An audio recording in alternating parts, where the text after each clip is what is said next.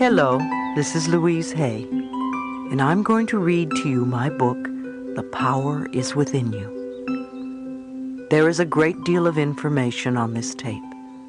Do not feel you have to absorb it all at once. Certain ideas will leap out at you. Work with those ideas first.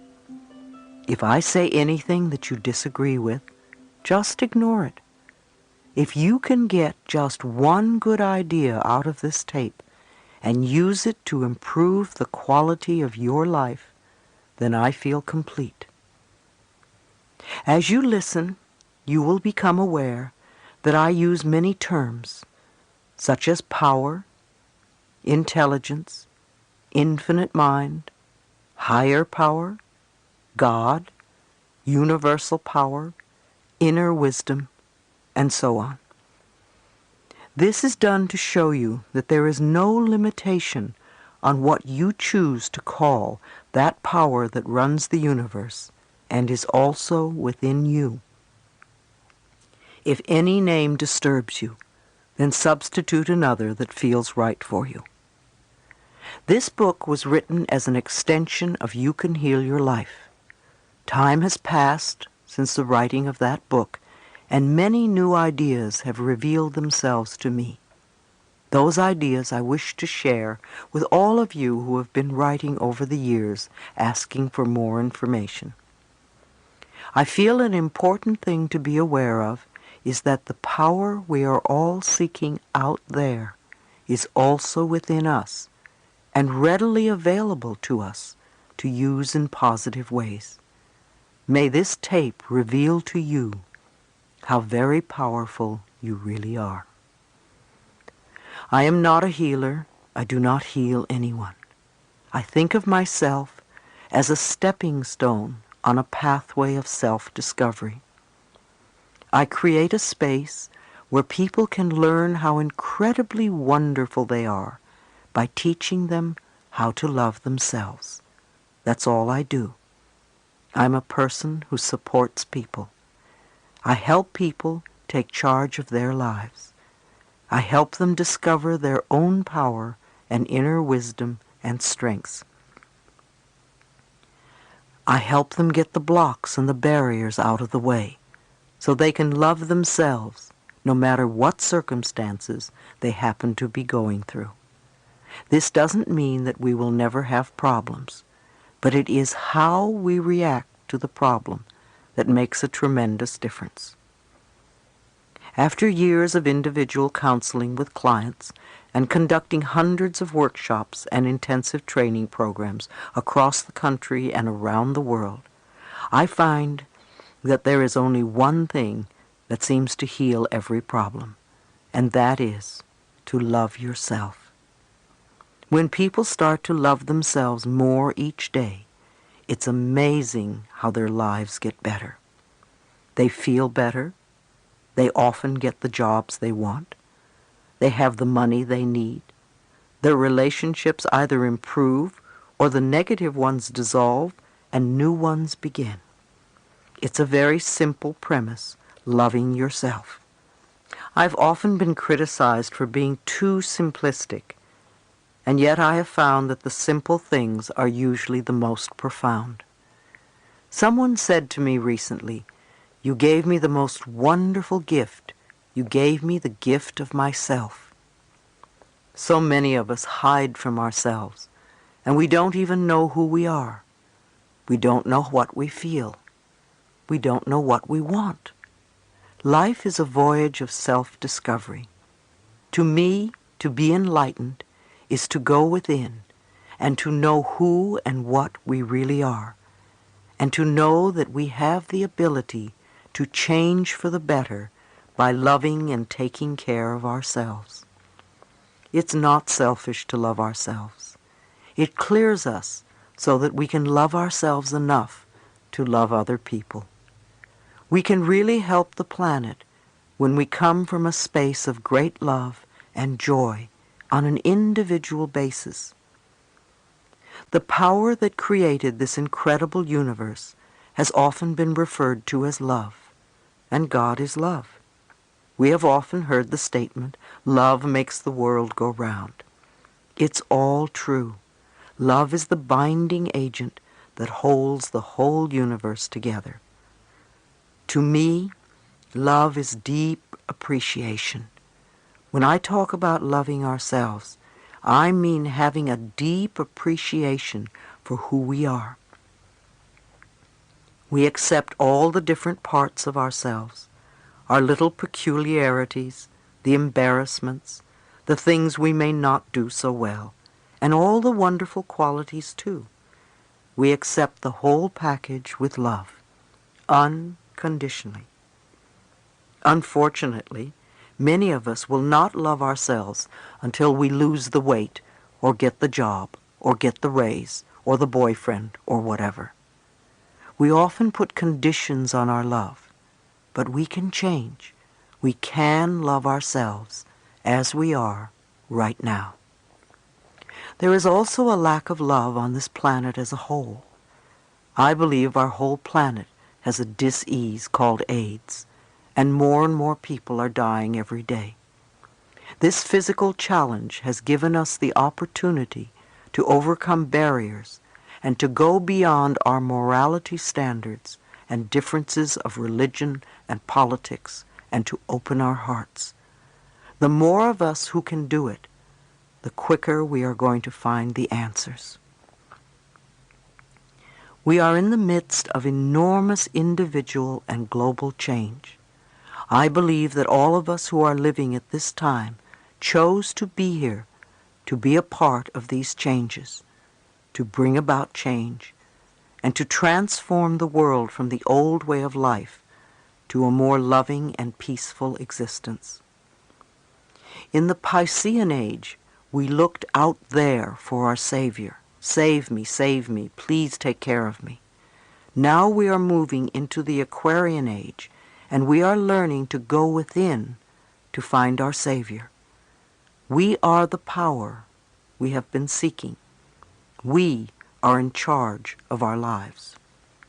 If you are not willing to love yourself today, then you are not going to love yourself tomorrow, because whatever excuse you have today, you'll still have tomorrow.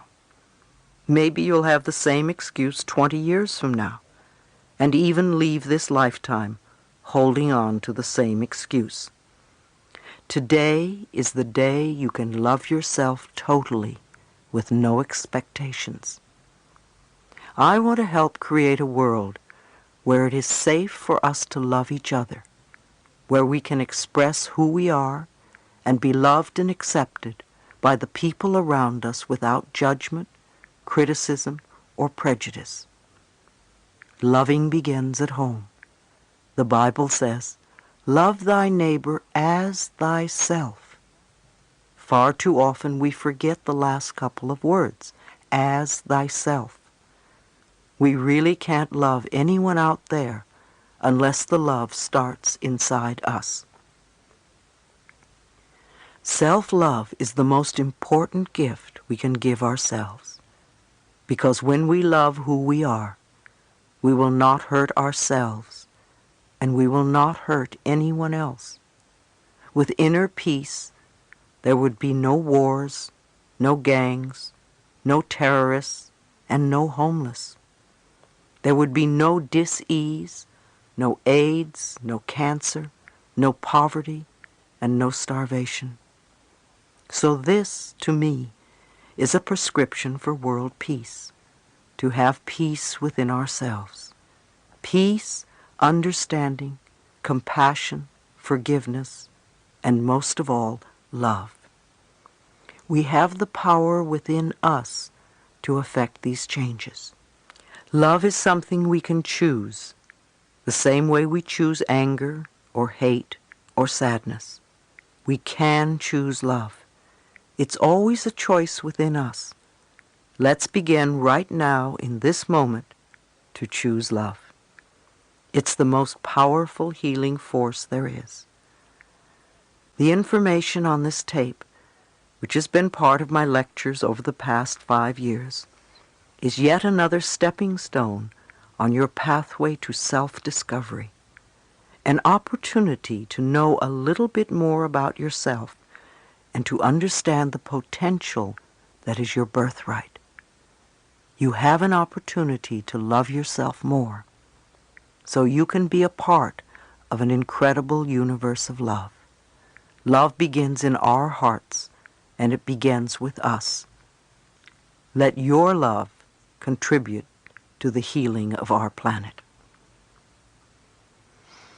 Part 1. Becoming Conscious. When we expand our thinking and beliefs, our love flows freely. When we contract, we shut ourselves off. Chapter 1. The Power Within. The more you connect to the power within you, the more you can be free in all areas of your life. Who are you? Why are you here? What are your beliefs about life? For thousands of years, finding the answers to these questions has meant going within. But what does that mean? I believe there is a power within each of us that can lovingly direct us to our perfect health, perfect relationships, perfect careers, and which can bring us prosperity of every kind. In order to have these things, we have to believe first that they are possible. Next, we must be willing to release the patterns in our lives that are creating conditions we say we do not want. We do this by going within and tapping the inner power that already knows what is best for us. If we are willing to turn our lives over to this greater power within us, the power that loves and sustains us, we can create more loving and prosperous lives. I believe that our minds are always connected to the one infinite mind, and therefore all knowledge and wisdom is available to us at any time. We are connected to this infinite mind, this universal power that created us, through that spark of light within, our higher self, or the power within. The universal power loves all of its creations. It is a power for good, and it directs everything in our lives. It doesn't know how to hate or lie or punish. It is pure love, freedom, understanding, and compassion. It is important to turn our lives over to our higher self, because through it we receive our good. We must understand that we have the choice to use this power in any way. If we choose to live in the past and rehash all of the negative situations and conditions that went on way back when, then we stay stuck where we are. If we make a conscious decision not to be victims of the past and go about creating new lives for ourselves, we are supported by this power within, and new, happier experiences begin to unfold. I don't believe in two powers. I think there is one infinite spirit. It's all too easy to say it's the devil or them. It really is only us. And either we use the power we have wisely, or we misuse the power. Do we have the devil in our hearts? Do we condemn others for being different than we are? What are we choosing? Responsibility versus blame. I also believe that we contribute toward the creation of every condition in our lives, good or bad, with our thinking, feeling patterns. The thoughts we think create our feelings, and then we begin to live our lives in accordance with these feelings and beliefs. This is not to blame ourselves for things going wrong in our lives. There is a difference between being responsible and blaming ourselves or others. When I talk about responsibility, I am really talking about having power. Blame is about giving away one's power. Responsibility gives us the power to make changes in our lives. If we play the victim role, then we are using our personal power to be helpless. If we decide to accept responsibility, then we don't waste time blaming somebody or something out there. Some people feel guilty for creating illness or poverty or problems. They choose to interpret responsibility as guilt. And some members of the media like to refer to it as New Age guilt.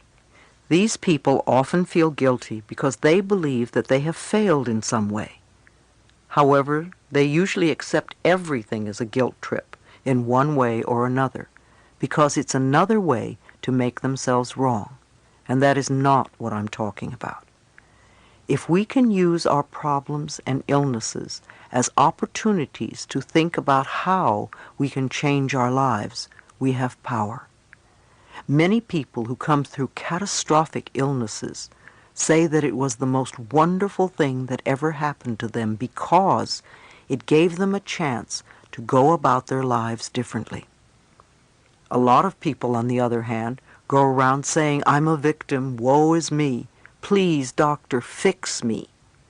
I think these people will have a difficult time even getting well or handling their problems.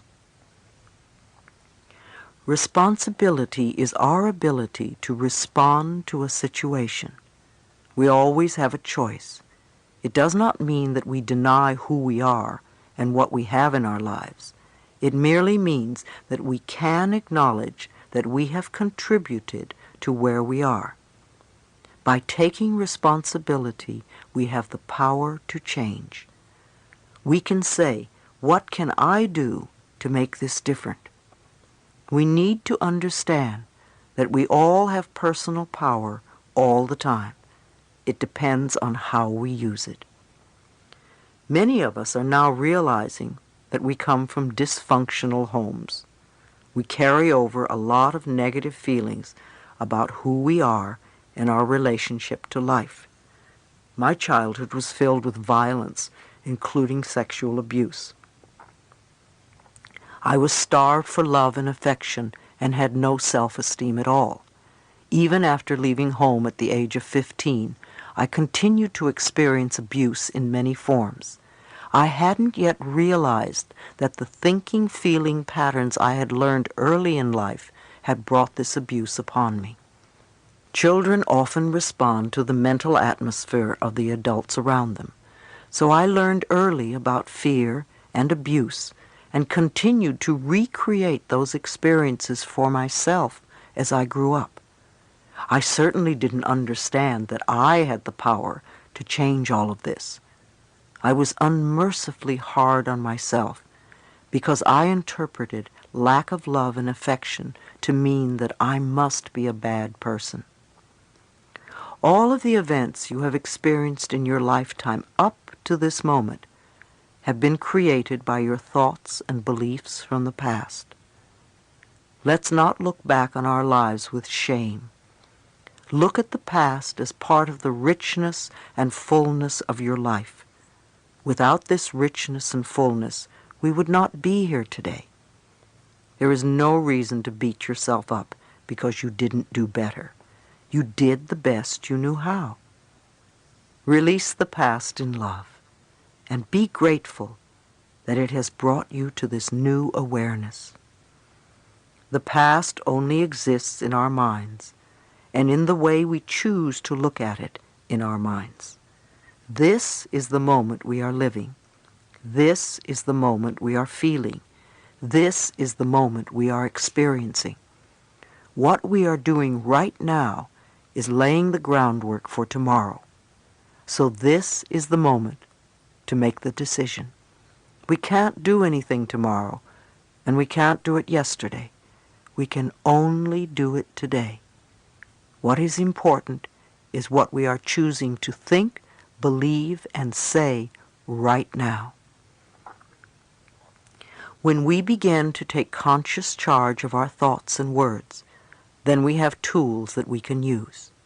I know this sounds simple, but remember, the point of power is always in the present moment. It is important for you to understand that your mind is not in control.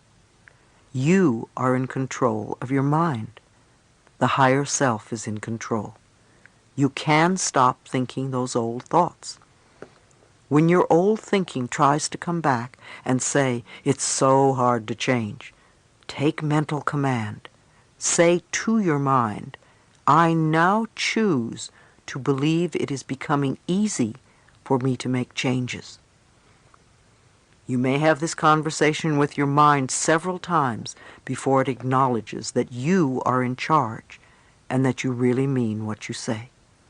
Imagine that your thoughts are like drops of water. One thought or one drop of water does not mean very much.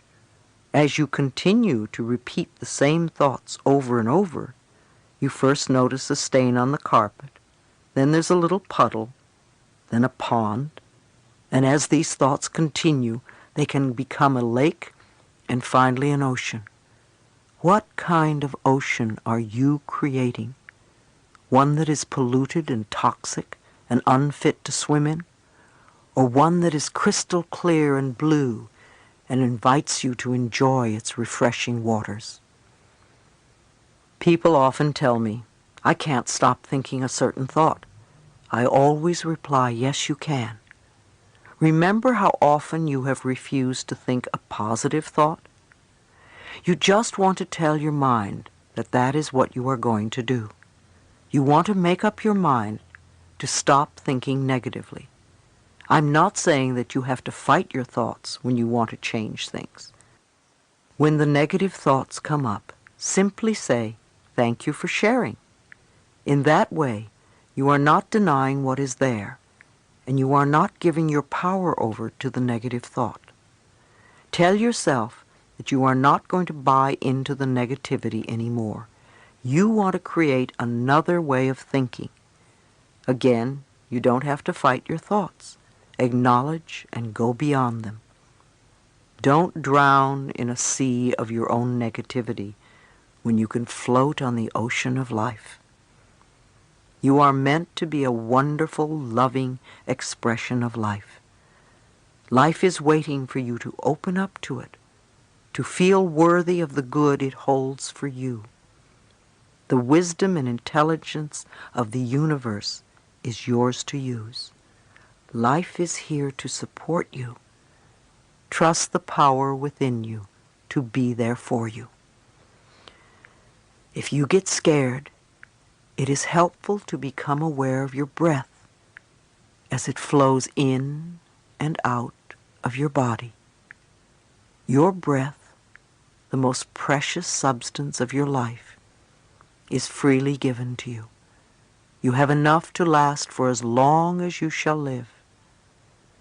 You accept this precious substance without even thinking, and yet you doubt that life can supply you with the other necessities. Now is the time for you to learn about your own power and what you are capable of doing.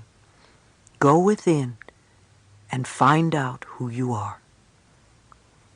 We all have different opinions. You have a right to yours, and I have a right to mine. No matter what goes on in the world, the only thing you can work on is what is right for you. You want to get in touch with your inner guidance because it is the wisdom that knows the answers for you. It's not easy to listen to yourself when your friends and family are telling you what to do. Yet all the answers to all the questions you are ever going to ask are within you now. And every time you say, I don't know, you shut the door to your own inner wisdom. The messages you get from your higher self are positive and supportive of you. If you start getting negative messages, then you are working from ego and your human mind level, and even perhaps your imagination. Although positive messages often come to us through our imagination and our dreams. Support yourself by making the right choices for you. When in doubt, ask yourself, is this a decision that is loving for me? Is this right for me now? You may make another decision at some later point, a day, a week, or a month later. but ask yourself these questions in each moment. As we learn to love ourselves and trust our higher power, we become co-creators with the infinite spirit of a loving world. Our love for ourselves moves us from being victims to being winners. Our love for ourselves attracts wonderful experiences to us. Have you ever noticed that people who feel good about themselves are naturally attractive? They usually have a quality about them that is just wonderful. They are happy with their lives. Things come to them easily and effortlessly. I learned a long time ago that I am a being of oneness with the presence and power of God. Knowing this, that the wisdom and understanding of Spirit resides within me, and I know that I am, therefore, divinely guided in all my dealings with others. Just as all the stars and planets are in their perfect orbit, I am also in my divine right order. I may not understand everything with my limited human mind. However, on the cosmic level, I know I am in the right place at the right time, doing the right thing. My present experience is a stepping stone to new awareness and new opportunities. Who are you? What did you come here to learn? What did you come here to teach? We all have a unique purpose. We are more than our personalities, our problems, our fears, and our illnesses. We are far more than our bodies. We are all connected with everyone on the planet and with all of life. We are all spirit, light, energy, vibration, and love. And we all have the power to live our lives with purpose and meaning. Chapter 2. Following my inner voice. The thoughts we choose to think are the tools that we use to paint the canvas of our lives. I remember when I first heard that I could change my life if I was willing to change my thinking. It was quite a revolutionary idea to me. I lived in New York and discovered the Church of Religious Science. Often people confuse the Church of Religious Science, or Science of Mind, which was founded by Ernest Holmes, with the Christian Science Church founded by Mary Baker Eddy. They all reflect New Thought, however they are different philosophies. The Science of Mind has ministers and practitioners who carry on the teachings of the Church of Religious Science. They were the very first people who told me that my thoughts shaped my future. Even though I didn't understand what they meant, this concept touched what I call the inner ding within me, that place of intuition that is referred to as the voice within. Over the years, I've learned to follow it because when that ding goes yes, even if it seems a crazy choice, I know that it is right for me. So these concepts struck a chord in me. Something said, yes, they are right. And then I began the adventure of learning how to change my thinking. Once I accepted the idea and said yes to it, I went through the hows. I read a lot of books, and my home became like many of yours, filled with masses of spiritual and self-help books. I went to classes for many years, and I explored everything related to the subject. I literally immersed myself in New Thought philosophy, a new way of thinking. It was the first time that I had really studied in my life. Up until then, I didn't believe in anything. My mother was a lapsed Catholic, and my stepfather was an atheist. I had some strange idea that Christians either wore hair shirts or were eaten by lions, and neither appealed to me. I really delved into Science of Mind, because that was an avenue that was open for me at the time, and I found it really wonderful. At first it was sort of easy. I grasped a few concepts, and I started to think and talk a little bit differently. In those days I was a constant complainer and full of self-pity. I just loved to wallow in the pits. I didn't know that I was continually perpetuating more experiences in which to pity myself. But then again, I didn't know any better in those days. Gradually, I found that I was no longer complaining quite so much. I started to listen to what I said. I became aware of my self-criticism, and I tried to stop it. I began to babble affirmations without quite knowing what they meant. I started with the easy ones, of course, and a few small changes began to take place. I got the green lights and the parking places, and boy, did I think I was hot stuff. Wow, I thought I knew it all, and I very soon became quite cocky and arrogant and dogmatic in my beliefs. I felt I knew all the answers. In hindsight, it was really my way of feeling safe in this new area. When we start to move away from some of our old rigid beliefs, especially if we've been previously in total control, it can be very scary. It was very frightening for me, so I would grasp onto whatever would make me feel safe. It was a beginning for me, and I still had a long way to go. And I still do. Like most of us, I didn't always find the pathway easy and smooth, because just babbling affirmations didn't work all the time, and I couldn't understand why. I asked myself, what am I doing wrong? See, immediately I blamed myself.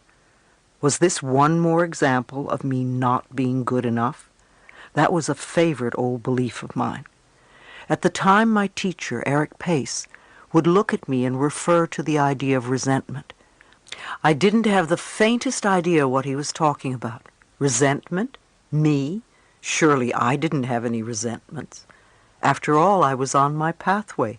I was spiritually perfect. How little I could see myself then. I continued doing the best I could in my life. I studied metaphysics and spirituality and learned about myself as much as possible. I grasped what I could, and sometimes I applied it. Often we hear a lot of things, and sometimes we grasp them, but we don't always practice them. Time seemed to go by very quickly, and at that point I had been studying science of mind for about 3 years and had just become a practitioner of the church. I began to teach the philosophy, but I wondered why my students seemed to be floundering. I couldn't understand why they were so stuck in their problems. I gave them so much good advice. Why weren't they using it and getting well? It never dawned on me that I was speaking the truth more than I was living it. I was like a parent who tells the child what to do, but then does exactly the opposite. Then one day, seemingly out of the blue, I was diagnosed with vaginal cancer. First I panicked like anyone else. Then I had doubts that all this stuff I was learning was valid. It was a normal and natural reaction. I thought to myself, if I was clear and centered, I wouldn't have the need to create the illness. In hindsight, I think when I was diagnosed, I felt safe enough at that point to let the illness surface so that I could do something about it, rather than having it be another hidden secret that I wouldn't know about until I was dead. I knew too much by then to hide from myself any longer. I knew that cancer was a dis-ease of resentment that is held for a long time until it eats away at the body. When we stifle our emotions inside of us, they have to go somewhere in the body.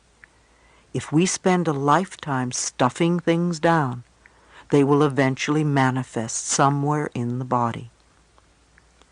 I became very aware that the resentment within me, which my teacher had referred to so many times, had to do with being physically, emotionally, and sexually abused as a child. Naturally, I would have resentment. I was bitter and unforgiving of the past. I had never done any work to change or release the bitterness and let it go. When I left home, it was all I could do to forget what had happened to me. I thought I had put it behind me, when in actuality I had simply buried it.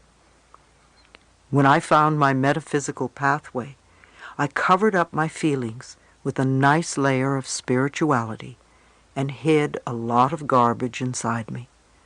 I put a wall around myself that kept me literally out of touch with my own feelings.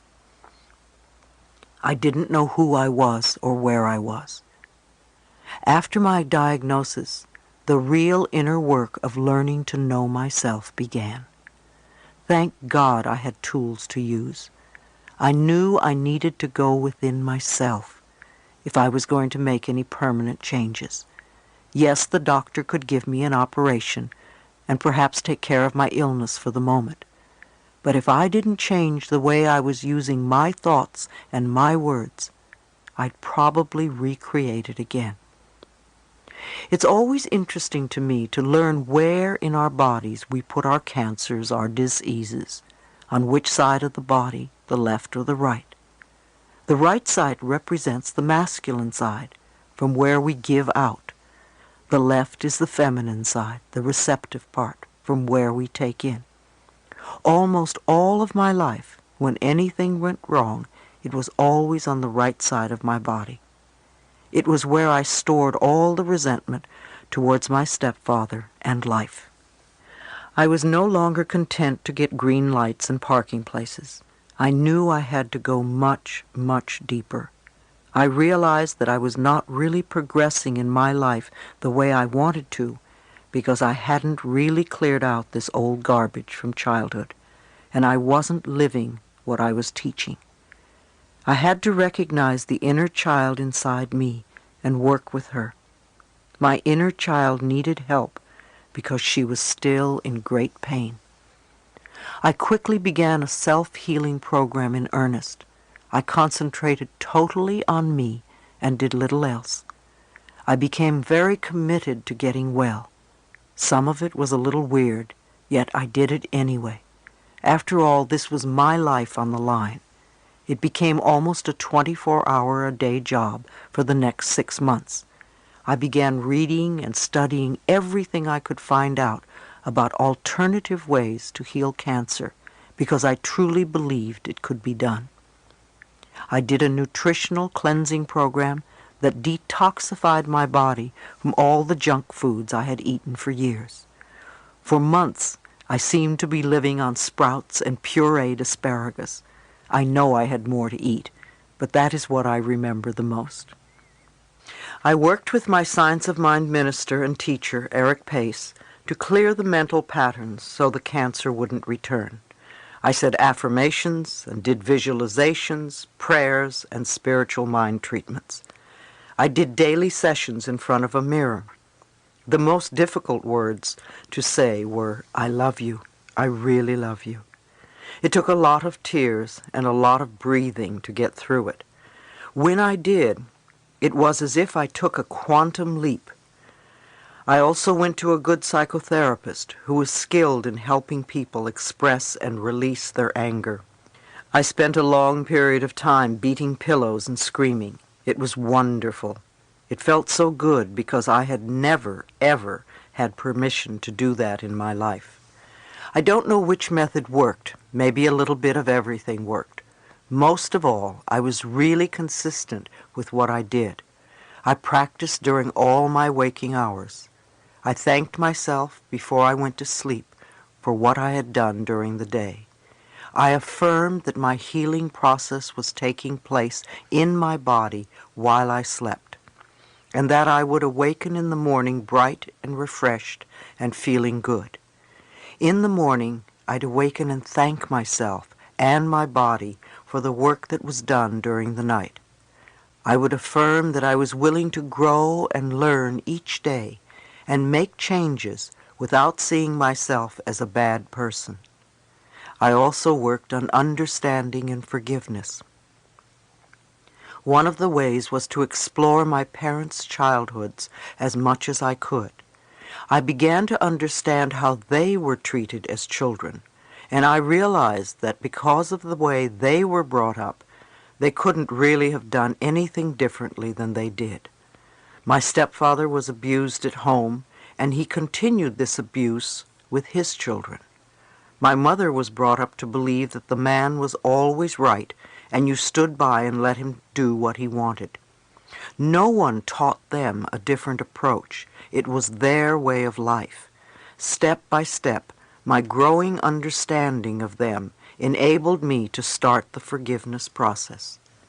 The more I forgave my parents, the more willing I was to forgive myself. Forgiveness of ourselves is enormously important. Many of us do the same damage to the inner child that our parents did to us. We just continue the abuse, and it's very sad. When we were children and the other people mistreated us, we didn't have many options. But when we grow up and we still mistreat the inner child, it's disastrous. As I forgave myself, I began to trust myself. I found that when we don't trust life or other people, it's really because we don't trust ourselves. We don't trust our higher selves to take care of us in all situations. So we say, I'll never fall in love again because I don't want to get hurt, or I'll never let this happen again. We are really saying to ourselves, I don't trust you enough to take good care of me, so I'm going to stay away from everything. Eventually, I began to trust myself enough to take care of me, and I found it easier and easier to love myself once I trusted myself. My body was healing, and my heart was healing. My real spiritual growth had come in such an unexpected way. As a bonus, I began to look younger. The clients I now attracted were almost all people who were willing to work on themselves. They made enormous progress without me really doing anything. They could sense and feel that I was living the concepts I was teaching, and it was easy for them to accept these ideas. Of course they had positive results. They began to improve the quality of their lives. Once we begin to make peace with ourselves on the inner level, life seems to flow much more pleasantly. So what did this experience teach me personally? I realized that I had the power to change my life if I was willing to change my thinking and release the patterns that kept me living in the past. This experience gave me the inner knowledge that if we are willing, really willing to do the work, the mental work, we can make incredible changes in our minds, our bodies, and our lives. No matter where you are in life, no matter what you've contributed to creating, no matter what's happening, you are always doing the best you can with the understanding and awareness and knowledge that you have. And when you know more, you will do it differently, as I did. Don't berate yourself for where you are. Don't blame yourself for not doing it faster or better. Say to yourself, I'm doing the best I can. And even though I'm in a mess now, I will get out of it somehow. So let's find the best way to do it. If all you do is tell yourself that you're stupid and no good, then you stay stuck. You need your own loving support if you want to make changes. The methods I use are not my methods. Most of them I learned at Science of Mind, which is what I basically teach. Yet these principles are as old as time. If you read any of the old spiritual teachings, you will find the same messages. I am trained as a minister of the Church of Religious Science. However, I do not have a church. I am a free spirit. I express the teachings in simple language so that they may reach many people. This path is a wonderful way of getting your head together and really understanding what life is all about, and how you can use your own mind to take charge of your life. When I started all this over 20 years ago, I had no idea that I would be able to bring hope and help to the number of people that I do today. Chapter 3. The Power of Your Spoken Word. Every day, declare for yourself what you want in life. Declare it as though you have it. The law of mind. There is a law of gravity, and there are several other physical laws, like physics and electricity, most of which I don't understand. There are also spiritual laws, like the law of cause and effect. What you give out comes back. There is also a law of mind. I don't know how it works, in much the same way that I don't know how electricity works. I only know that when I flick the switch, the light comes on. I believe that when we think a thought, or when we speak a word or a sentence, it somehow goes out from us into a law of mind and comes back to us as experience. We are now beginning to learn the correlation between the mental and the physical. We are beginning to understand how the mind works and that our thoughts are creative. Our thoughts speed through our minds very quickly, so it is difficult to shape them at first.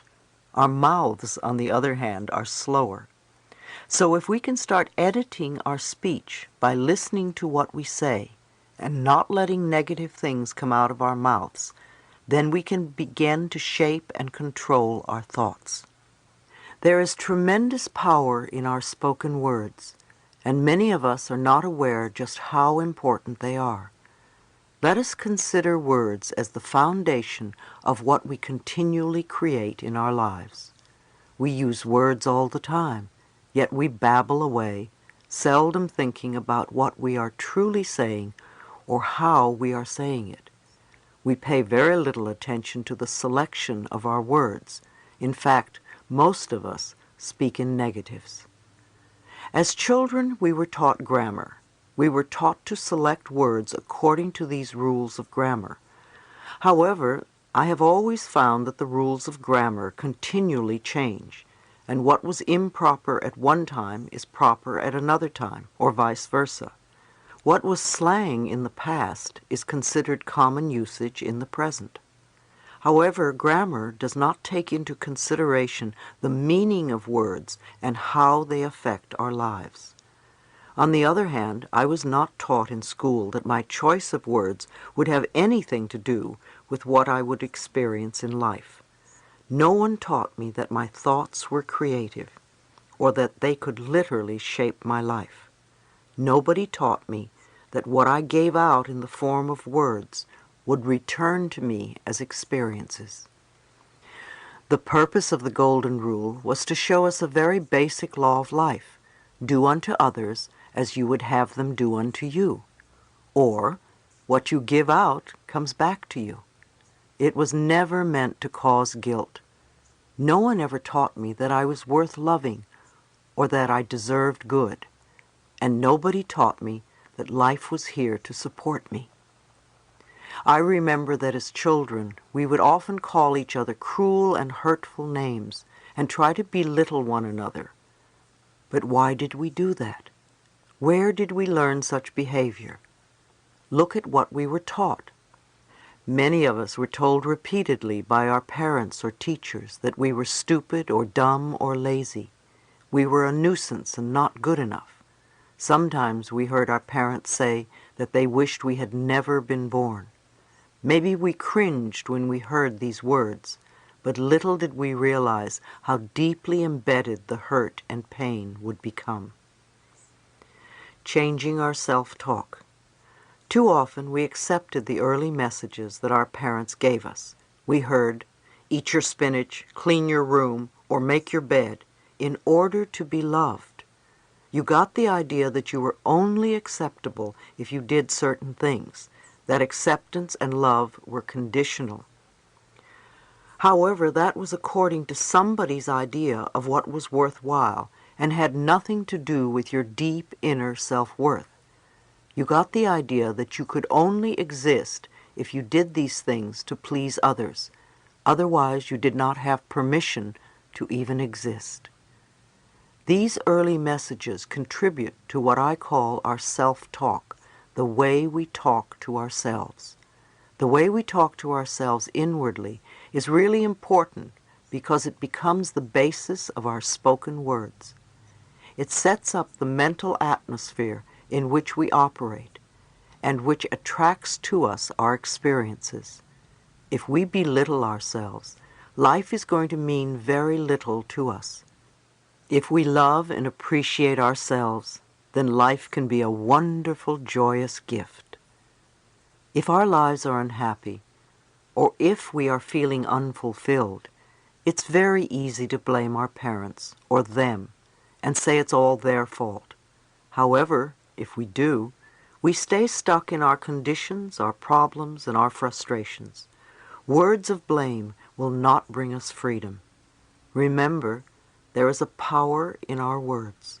Again, our power comes from taking responsibility for our lives. I know it sounds scary to be responsible for our lives, but we really are, whether we accept it or not. If we want to be responsible for our lives, we've got to be responsible for our mouths. The words and phrases we say are only extensions of our thoughts. Start to listen to what you say. If you hear yourself using negative or limiting words, change them. If I hear a negative story, I don't go around repeating it to everyone. I think it has gone far enough and I let it go. If I hear a positive story, however, I will tell everyone.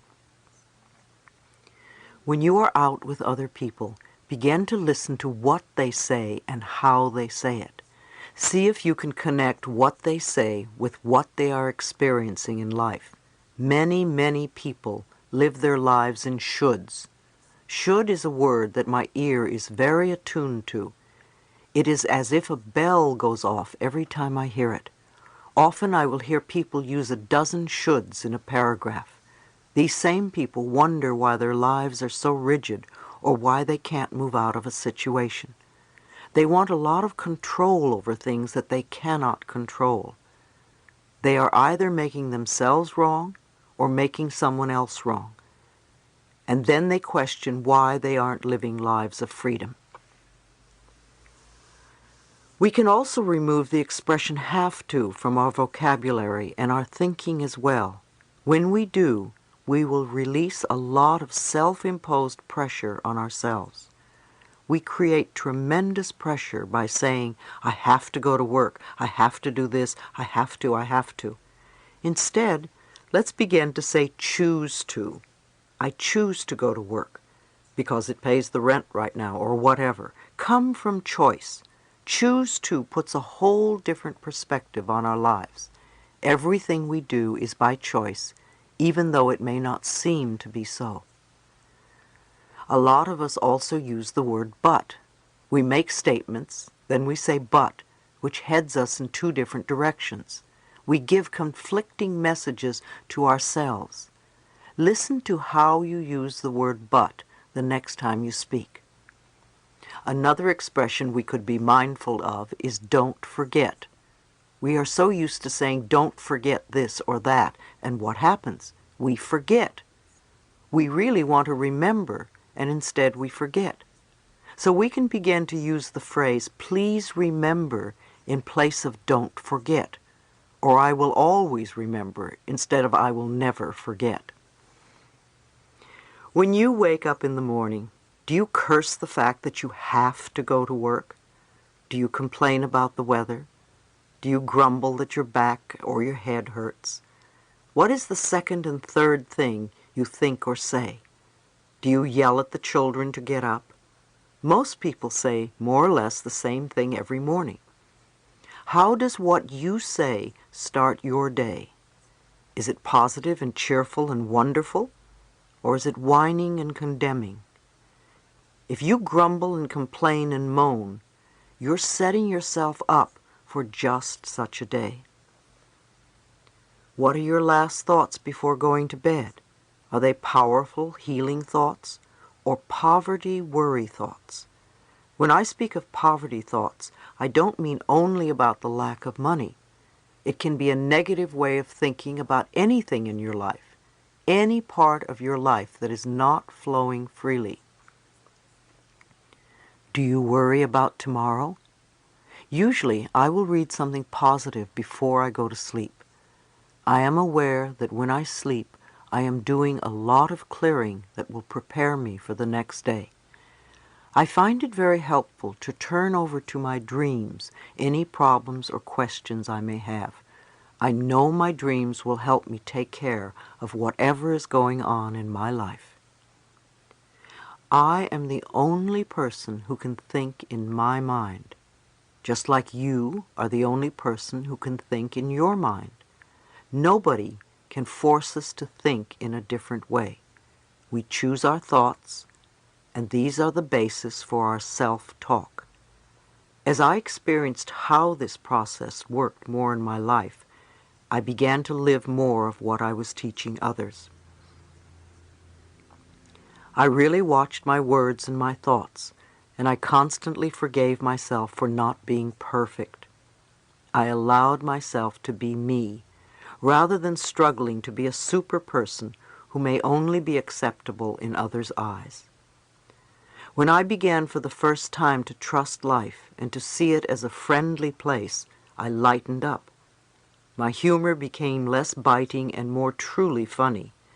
I worked on releasing criticism and judgment of myself and other people. And I stopped telling disaster stories. We are so quick to spread bad news. It's just amazing. I stopped reading the newspaper and gave up the 11 o'clock news at night because all the reports were concerned with disaster and violence and very little good news. I realized that most people don't want to hear good news. They love to hear bad news so that they have something to complain about. Too many of us keep recycling the negative stories until we believe that there is only bad in the world. For a while there was a radio station that broadcast only good news, but it went out of business. When I had my cancer, I decided to stop gossiping, and to my surprise I found I had nothing to say to anyone. I became aware that whenever I met a friend, I would immediately dish the latest dirt with them. Eventually I discovered there were other ways of talking, although it wasn't an easy habit to break. Nonetheless, if I gossiped about other people, then other people probably gossiped about me, because what we give out, we get back. As I worked more and more with people, I really began to listen to what they said. I really began to hear the words, not just get the general drift. Usually after 10 minutes with a new client, I could tell exactly why they had a problem, because I could hear the words they were using. I could understand them by the way they were talking. I knew that their words were contributing to their problems. If they were talking negatively, imagine what their self-talk was like. It must be more of the same negative programming, poverty thinking, as I called it. A little exercise I suggest you do is to put a tape recorder by your telephone, and every time you make or get a call, push the record button. When the tape is full on both sides, listen to what you've been saying and how you say it. You will probably be amazed. You will begin to hear the words you use and the inflection of your voice. You will begin to become aware. If you find yourself saying something 3 times or more, write it down because it is a pattern. Some of the patterns may be positive and supportive, and you may also have some very negative patterns that you repeat over and over and over again. The power of the subconscious mind. In light of what I've been speaking of, I want to discuss the power of our subconscious minds. Our subconscious minds make no judgments. The subconscious mind accepts everything we say and creates according to our beliefs. It always says yes. Our subconscious minds love us enough to give us what we declare. We have choice, though. If we choose these poverty beliefs and concepts, then it is assumed that we want them. It will continue to give us these things until we are willing to change our thoughts and words and beliefs for the better. We are never stuck because we can always choose again. There are billions and billions of thoughts from which to choose. Our subconscious minds don't know true from false or right from wrong. We don't want to deprecate ourselves in any way. We don't want to say something like, "Oh, stupid old me," because the subconscious mind will pick up this self-talk and after a while you will feel that way. If you say it enough times, it will become a belief in your subconscious. The subconscious mind has no sense of humor, and it is important for you to know and understand this concept. You cannot make a joke about yourself and think it doesn't mean anything. If it is a put-down about yourself, even if you're trying to be cute or funny about it, the subconscious mind accepts it as true. I don't let people tell put-down jokes in my workshops. They can be raunchy but not put-downs of a nationality or sex or whatever. So don't joke about yourself and make derogatory remarks about yourself, because they will not create good experiences for you. Don't belittle others either. The subconscious mind doesn't distinguish between you and the other person. It hears the words, and it believes you are talking about yourself. The next time you want to criticize someone, ask why you feel that way about yourself. You only see in others what you see in yourself. Instead of criticizing others, praise them, and within a month, you will see enormous change within you. Our words are really a matter of approach and attitude. Notice the way that lonely, unhappy, poor, sick people talk. What words do they use? What have they accepted as the truth for themselves? How do they describe themselves? How do they describe their work, their lives, their relationships? What do they look forward to? Be aware of their words, but please don't run around telling strangers that they are ruining their lives by the way they talk. Don't do it to your family and friends either, because the information will not be appreciated. Instead, use this information to begin to make the connection for yourself and practice it if you want your life to change. Because even on the smallest level, if you change the way you talk, your experiences are going to change. If you are a person with an illness who believes that it is fatal and that you're going to die and that life is no good because nothing ever works for you, then guess what?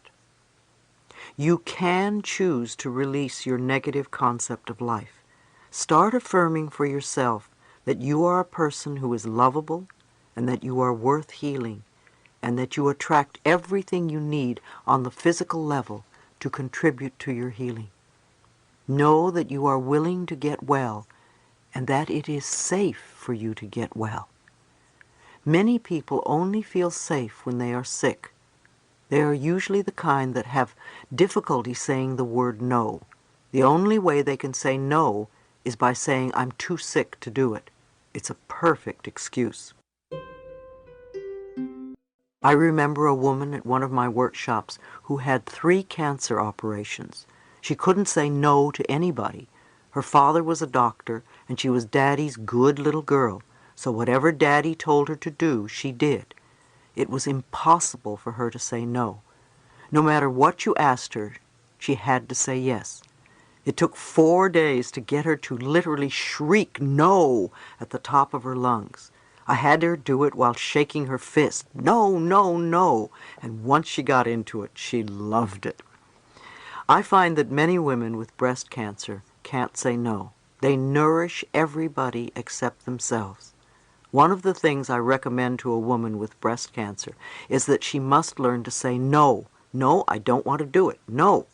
2 or 3 months of saying no to everything and everyone will begin to turn things around. She needs to nourish herself by saying, "This is what I want to do, not what you want me to do." When I used to work with clients privately, I would hear them argue on behalf of their limitations, and they would always want me to know why they were stuck because of one reason or another. If we believe we are stuck and accept that we are stuck, then we are stuck. We get stuck because our negative beliefs are being fulfilled. Instead, let's begin to focus on our strengths. Many of you tell me that my tapes saved your lives. I want you to realize that no book or tape is going to save you. A little piece of tape in a plastic box is not saving your life. What you are doing with the information is what matters. I can give you plenty of ideas, yet what you do with them is going to count. I suggest that you listen to a particular tape over and over again for a month or more so that the ideas become a new habit pattern. I'm not your healer or savior. The only person who's going to make a change in your life is you. Now, what are the messages you want to hear? I know I say this over and over again. Loving yourself is the most important thing you can do, because when you love yourself, you're not going to hurt yourself or anyone else. It's my prescription for world peace. If I don't hurt me and I don't hurt you, how can we have war? The more of us who can get to that place, the better the planet will be. Let's begin to be conscious of what is going on by listening to the words we speak to ourselves and to others.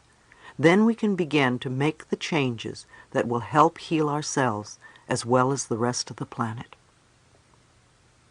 Chapter 4. Reprogramming Old Tapes. Be willing to take the first step, no matter how small it is. Concentrate on the fact that you are willing to learn. Absolute miracles will happen. Affirmations do work. Now that we understand a little bit more about how powerful our thoughts and words are, we can choose to retrain our thinking and speaking into positive patterns if we're going to get beneficial results. Are you willing to change your self-talk into positive affirmations? Remember, every time you think a thought and every time you speak a word, you are saying an affirmation. An affirmation is a beginning point. It opens the way to change. In essence, you are saying to your subconscious mind, I am taking responsibility. I am aware that there is something I can do to change. When I talk about doing affirmations, I mean to consciously choose sentences or words that will either help to eliminate something from your life or help to create something new in your life. And you do this in a positive way. If you say, I don't want to be sick anymore, the subconscious mind hears sick more. Now you want to tell it clearly what you do want. That is, say, I am a healthy person. I radiate good health. The subconscious mind is very straightforward. It has no strategy or designs. What it hears is what it does. If you say, I hate this car, it doesn't give you a wonderful new car because it doesn't know what you want. Even if you get a new car, you will probably hate it soon because that is what you've been saying about it. The subconscious only hears, hate this car. You need to clearly declare your desires in a positive way, as in, I have a beautiful new car that suits all my needs, or I always have a car that I love. If there is something in your life that you really dislike, I have found one of the quickest ways to release it is to bless it with love. I bless you with love, and I release you and let you go. This works for people, situations, objects, and living quarters. You could even try it on a habit you would like to be free of and see what happens. I knew one man who said, I bless you with love and release you from my life to every cigarette he smoked. After a few days, his desire for smoking was considerably less, and in a few weeks the habit was gone. You deserve good. Think for a moment. What is it you really want right now? What is it you want today in your life? Think about it, and then say, I accept for myself whatever it is that you want. This is where I find that most of us get stuck. The bottom line is the belief that we don't deserve to have what we want. Our personal power lies in the way we perceive our deservability. Our not deserving comes from childhood messages. Again, we don't have to feel that we cannot change because of these messages. Often people will come to me and say, Louise, affirmations don't work. It really has nothing to do with affirmations. It is the fact that we don't believe we deserve the good. The way to find out if you believe that you deserve something is to say an affirmation and notice the thoughts that come up as you say it.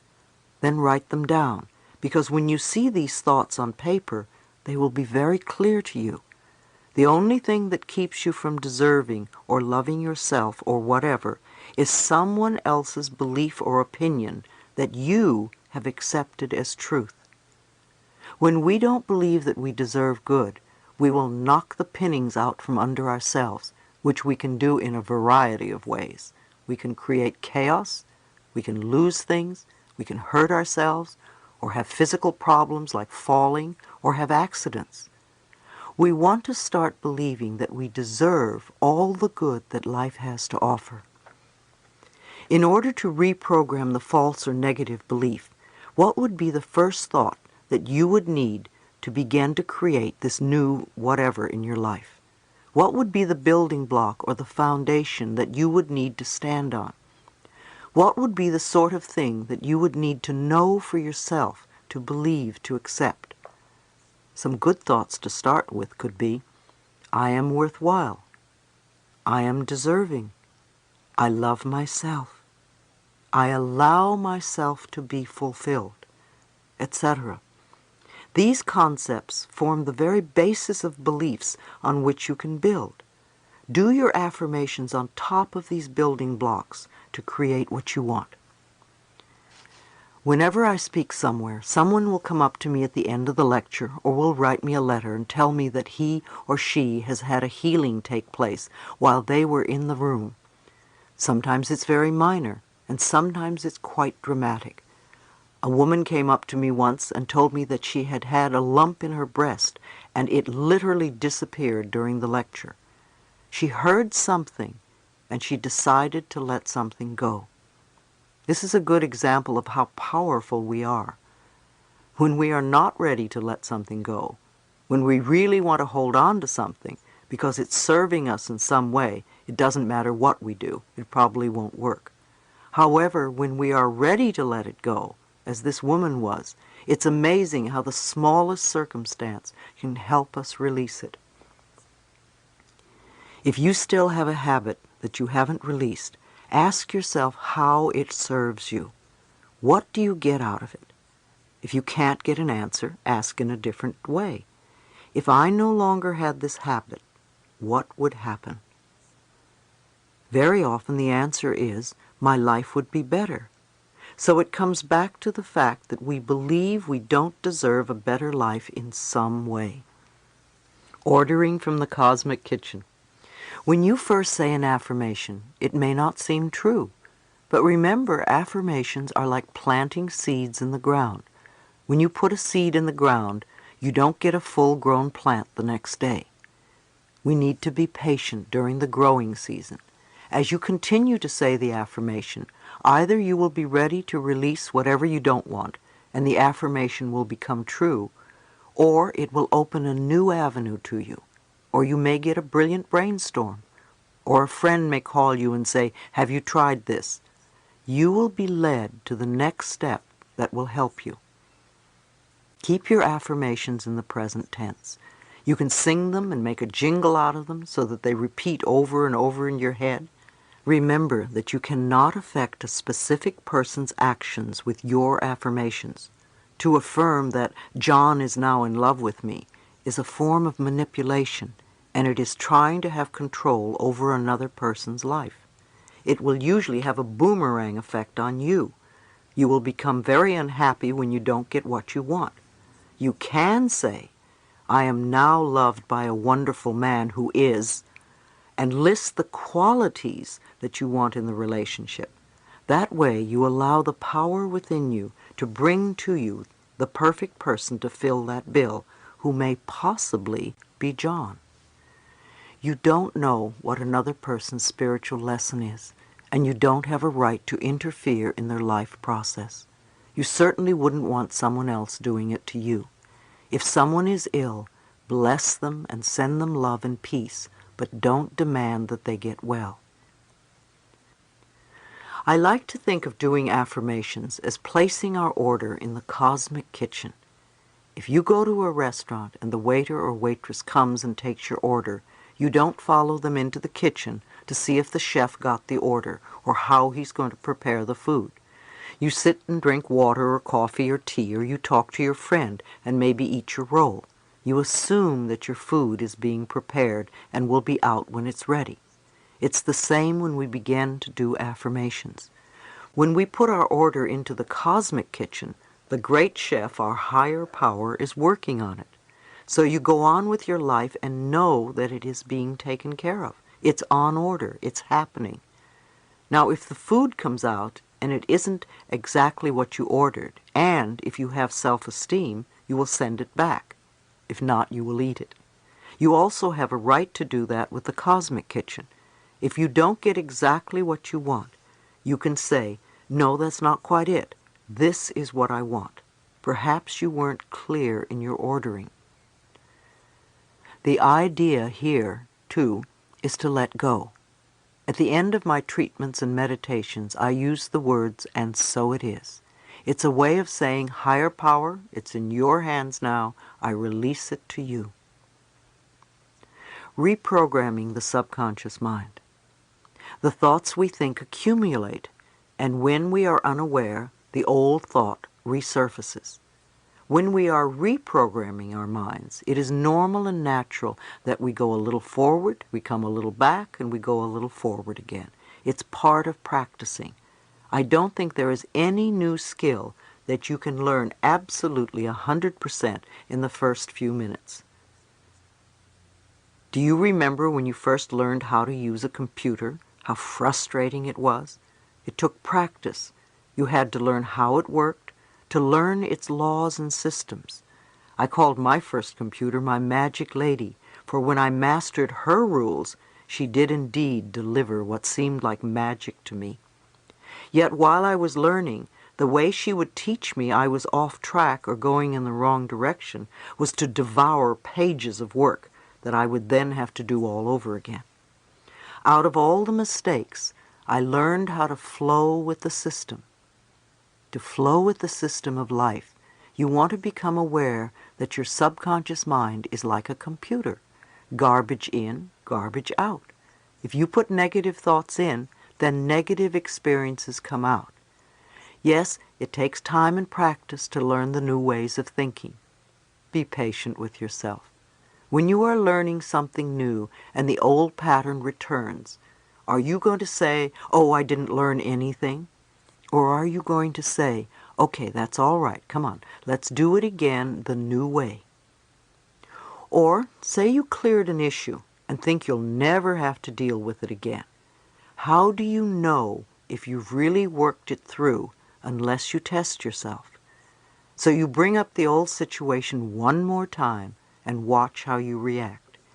If you jump right back into the old way of reacting to it, then you know you haven't really learned that particular lesson, and you need to do more work on it. That's all it means. You want to realize it's only a little test to see how far you've come. If you begin to repeat your affirmations, the new statements of truth about yourself, you give yourself an opportunity to react differently. Whether it's a health problem, a financial one, or a relationship difficulty, if you react in a new way to the situation, then you're on your way to having another issue handled, and you can move on to other areas. Remember, too, that we work on layers at a time. You can reach a plateau and think, "I've done it," and then later on some old issue resurfaces and you may injure yourself or get sick and you don't get better for some time. Look to see what the underlying beliefs are. It may mean that you have some more work to do because you are going to the next deeper layer. Don't feel that you're not good enough because something you've worked to clear comes up again. When I discovered that I was not a bad person because once again I was facing an old issue, it became much easier for me to keep going. I learned to say to myself, "Louise, you're doing very well. Look how far you have come. You just need more practice. And I love you."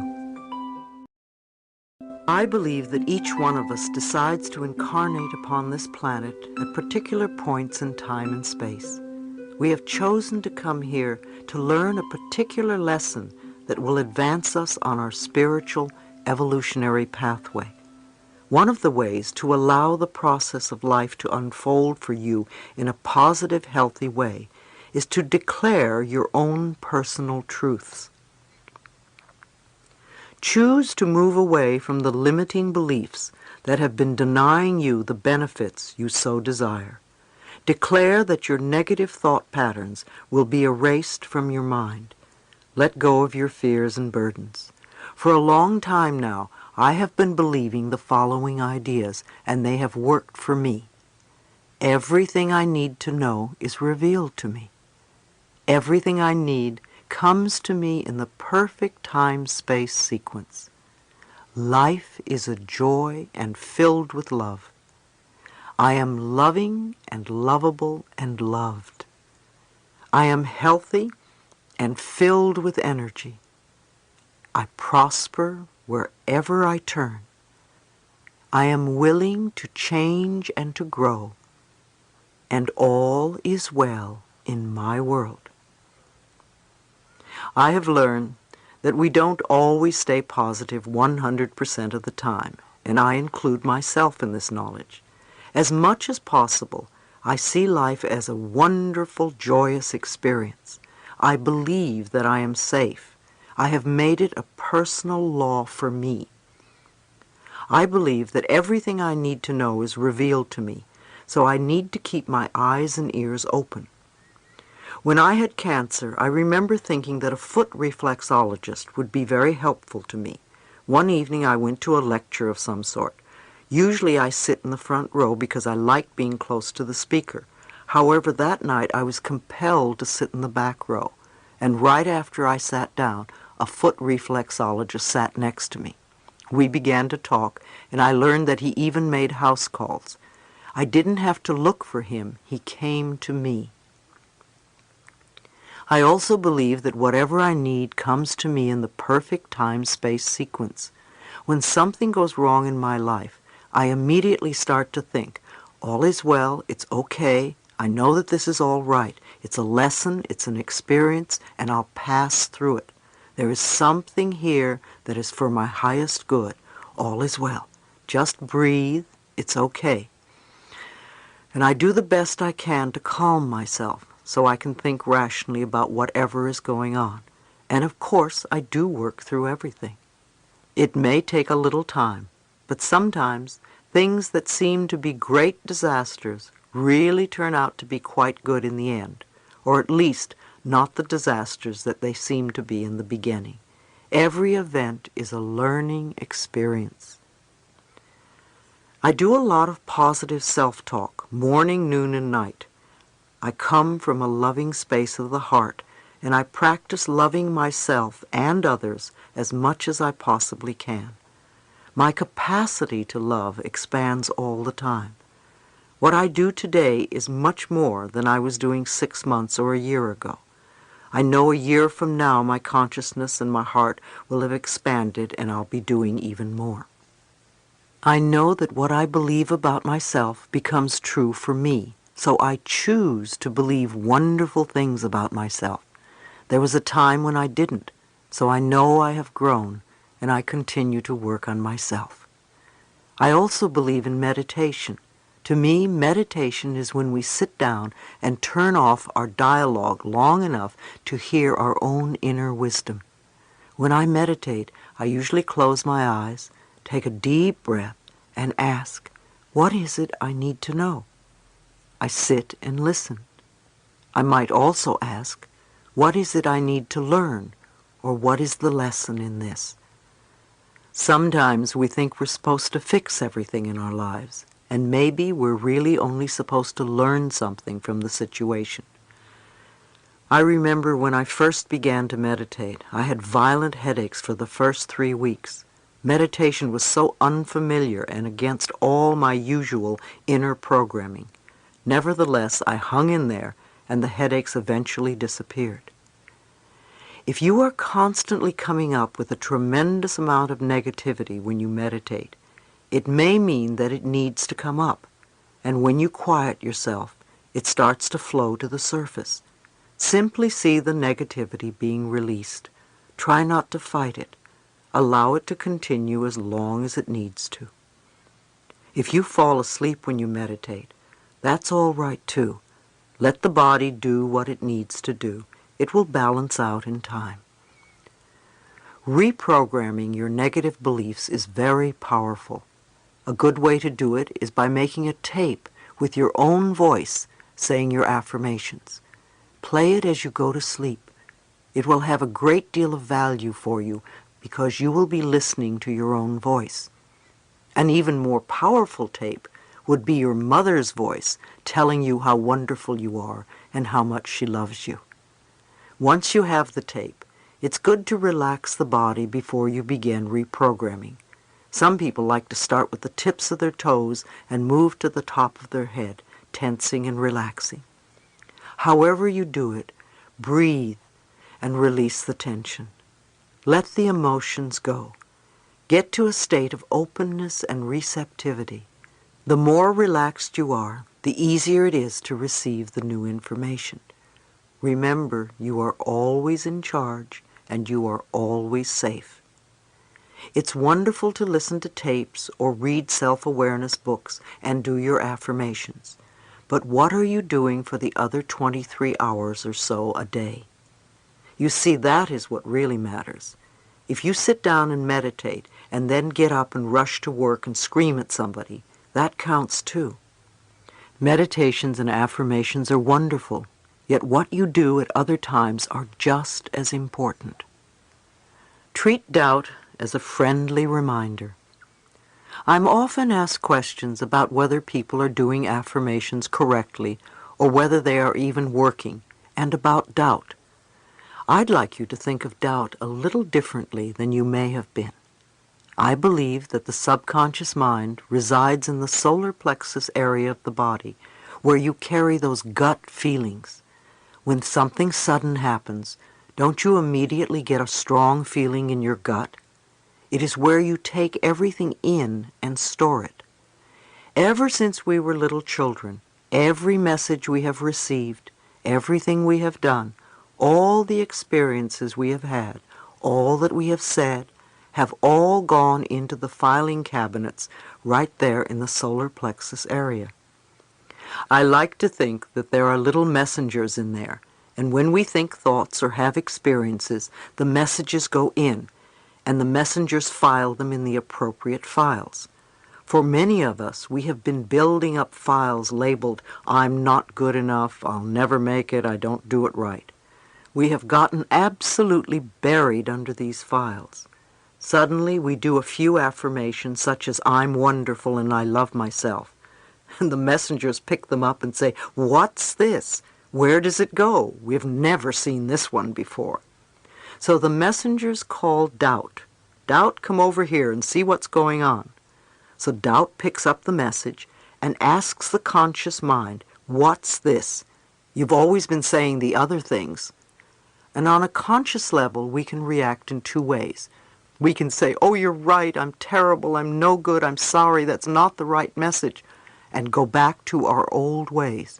Or we can say to doubt, "That was the old message. I have no need for it now. This is the new message."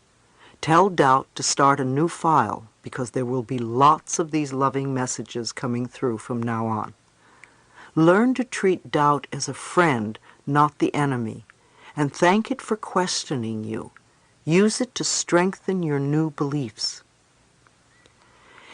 It doesn't matter what work you do in this world. It doesn't matter if you are a bank president or a dishwasher, a housewife, or a sailor. You have wisdom inside of you that is connected to universal truth. When you are willing to look within and ask a simple question such as, "What is this experience trying to teach me?"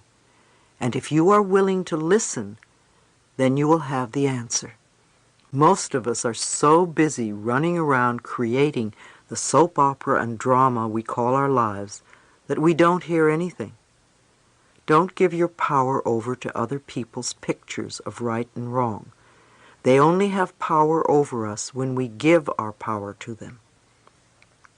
Groups of people give their power over to others. It happens in a lot of cultures. Women in our culture often give their power to men. They say things like, "My husband won't allow me to." Well, that's certainly giving your power away. If you believe it, you box yourself into a place where you can't do anything unless you are given permission by another person. Who do you give your power to? The more open-minded you are, the more you learn, and the more you can grow and change.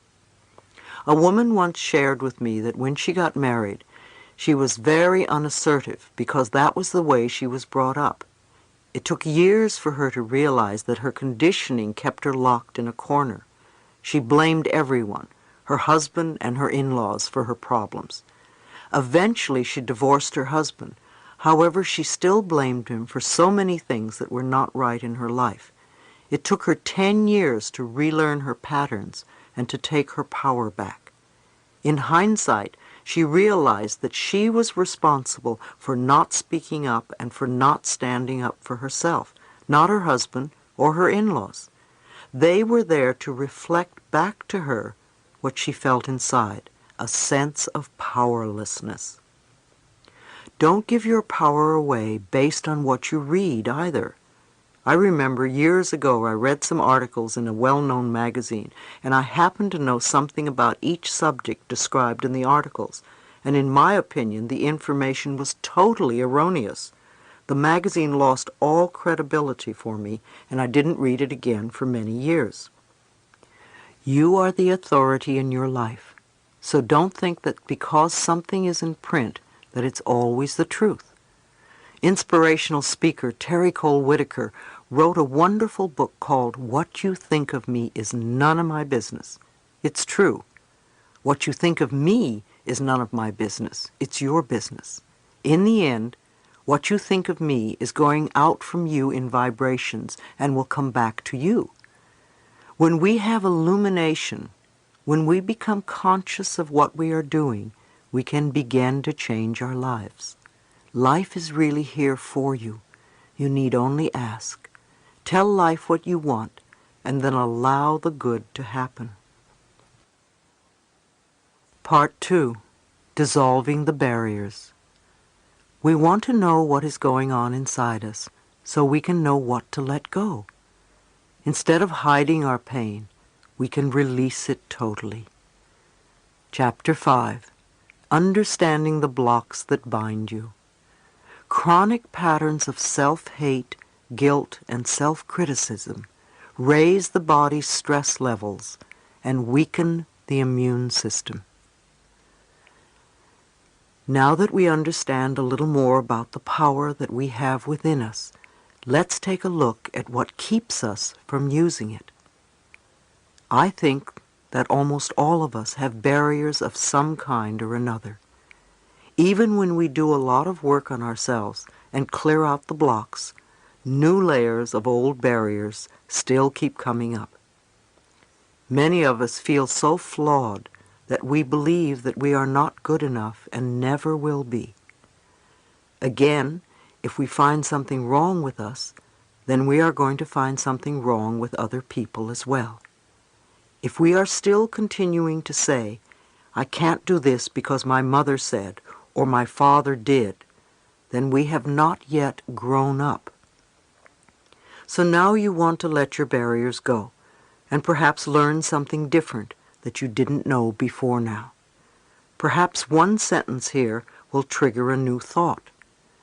Can you imagine how wonderful it would be if every day you learned a new idea that would help you let go of the past and create harmony in your life? When you become aware and understand the individual process of life, you will know what direction to take. If you put your energies into learning something about yourself, you will eventually see those problems and issues that you need to dissolve. We all have challenges in life. Everybody does. Nobody goes through life without them. Otherwise, what would be the purpose of coming to this particular school called Earth? For some, there are health challenges, and for other people there are relationship challenges, or career, or financial challenges. Some have a little or a lot of everything. I think one of our biggest problems is that most of us haven't the faintest idea of what it is we want to let go. We know that it's not working, and we know what we want in our life, yet we don't know what's holding us back. So let's take time to look at the blocks that bind us. If you think for a moment about your own patterns and problems and the things that hold you back, which categories do they fall into? Criticism, fear, guilt, or resentment? I call these categories the Big Four. Which is your favorite one? Mine was a combination of criticism and resentment. Maybe you are like me and have two or three. Is it fear that always comes up, or guilt? Are you very, very critical or resentful? Let me point out that resentment is anger that is stuffed down.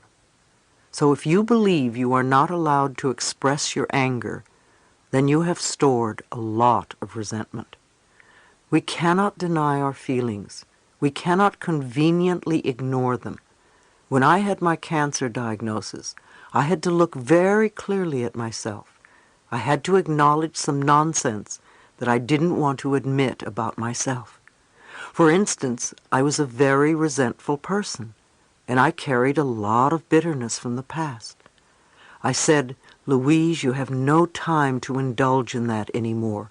You really must change." Or, as Peter McWilliams says, you can no longer afford the luxury of a negative thought. Your experiences always reflect your inner beliefs. You can literally look at your experiences and determine what your beliefs are. Maybe it's disturbing to consider, but if you look at the people in your life, they are all mirroring some belief you have about yourself. If you are always being criticized at work, it is probably because you are critical and have become the parent who once criticized the child. Everything in our lives is a mirror of who we are. When something is happening out there that is not comfortable, we have an opportunity to look inside and say, how am I contributing to this experience? What is it within me that believes I deserve this? We all have family patterns, and it is very easy for us to blame our parents, or our childhood, or our environment, but that keeps us stuck. We don't become free. We remain victims, and we perpetrate the same problems over and over again. So it really doesn't matter what anybody else did to you or what they taught you in the past. Today is a new day. You are now in charge. Now is the moment in which you are creating the future in your life and your world. It really doesn't matter what I say either, because only you can do the work.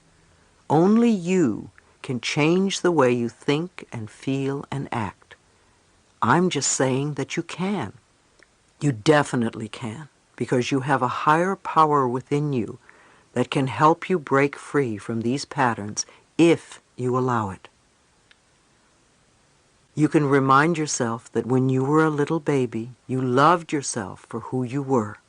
There is not one little baby who criticizes its body and thinks, "Oh, my hips are too big." Babies are thrilled and delighted just because they have bodies. They express their feelings.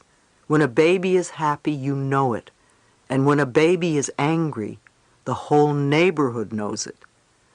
They are never afraid to let people know how they feel. They live in the moment. And you were like that once. As you grew up, you listened to people around you, and you learned about fear and guilt and criticism from them. If you grew up in a family where criticism was the norm, then you are going to be critical as an adult. If you grew up in a family where you were not allowed to express anger, then you are probably terrified of anger and confrontation, and you swallow it and let it reside in your body. If you were raised in a family where everybody was manipulated by guilt, then you are probably going to be the same way as an adult. You are probably a person who runs around saying, "I'm sorry," all the time, and can never ask for anything outright. You feel you have to be manipulative in some way in order to get what you want. As we grow up, we begin to pick up these false ideas and lose touch with our inner wisdom. So we really need to release these ideas and return to the purity of spirit where we truly love ourselves. We need to reestablish the wonderful innocence of life and the moment-by-moment joy of existence, the same joy that a baby feels in its blissful state of wonder. Think of what you want to become true for yourself. State them in positive, not negative affirmations. Now go to the mirror, look in your eyes, and repeat your affirmations. See what obstacles are in your way. When you begin to state an affirmation like, "I love and approve of myself," really pay attention to what negative messages come up, because as you recognize them, they become the treasures that will unlock the door to your freedom. Usually the messages are one of the four I mentioned earlier: criticism, fear, guilt, or resentment. And most likely you learn these messages from people back there. Some of you have chosen some difficult tasks to handle in this lifetime, and it is my belief that we really come here to love ourselves in spite of what they say or do. We can always go beyond our parents' or our friends' limitations. If you were a good little girl or boy, you learned your parents' limited way of looking at life. You see, you're not bad. You are good children. You learned exactly what your parents taught you. Now that you are grown up, you're doing the same thing. How many of you hear yourself saying what your parents used to say? Congratulations. They were very good teachers and you were very good students. But now it is time for you to begin to think for yourself. A lot of us may face resistance when we look in the mirror and repeat our affirmations. However, resistance is the first step to change. Most of us want our lives to change, but when we are told that we have to do something different, we say, "Who, me? Oh, I don't want to do that." Others may experience feelings of despair. Often if you look in the mirror and say, "I love you," the little child inside says, "Where have you been all this time? I've been waiting for you to notice me." And waves of sadness come up because you've been rejecting the little child for a long, long time. When I did this exercise in one of my workshops, a woman said she was very, very scared. I asked her what frightened her, and she shared the fact that she was an incest survivor. Many of us have had this experience called incest, and we are learning to come through it. It's interesting that it occurs so often on our planet. We read so much about incest these days, yet I don't think it is happening any more now than it ever did. We have advanced to a state where we now feel that children have rights, and we are allowing ourselves to see this ugly sore in society. In order to release the problem, we have to first recognize it, and then we can work through it. Therapy is so important for incest survivors. We need a safe space where we can work through these feelings. When we have let the anger and the rage and the shame out, then we can move to the space where we can love ourselves. No matter what we are working on, we want to remember that the feelings that come up are just feelings. We are not in the experience anymore. We need to work on making the inner child feel safe. We want to thank ourselves for having had the courage to survive this experience. Sometimes when we're dealing with an issue such as incest, it's difficult to accept that the other person was doing the best he or she could at the time with the understanding and awareness and knowledge that they had. Acts of violence always come from people who were violated themselves. We all need healing. When we learn to love and cherish who we are, we will no longer harm anyone. Stop all criticism. When we are dealing with criticism, we are usually criticizing ourselves all the time for the same things over and over. When are we going to wake up and learn that criticism doesn't work? Let's try another tactic. Let's approve of ourselves as we are right now. Critical people often attract a lot of criticism because it is their pattern to criticize. What we give out, we get back. They may also need to be perfect at all times. Who's perfect? Have you ever met a perfect person? I haven't. If we complain about another person, we are really complaining about some aspect of ourselves. Everyone is a reflection of us, and what we see in another person, we see in ourselves. Many times we don't want to accept parts of who we are.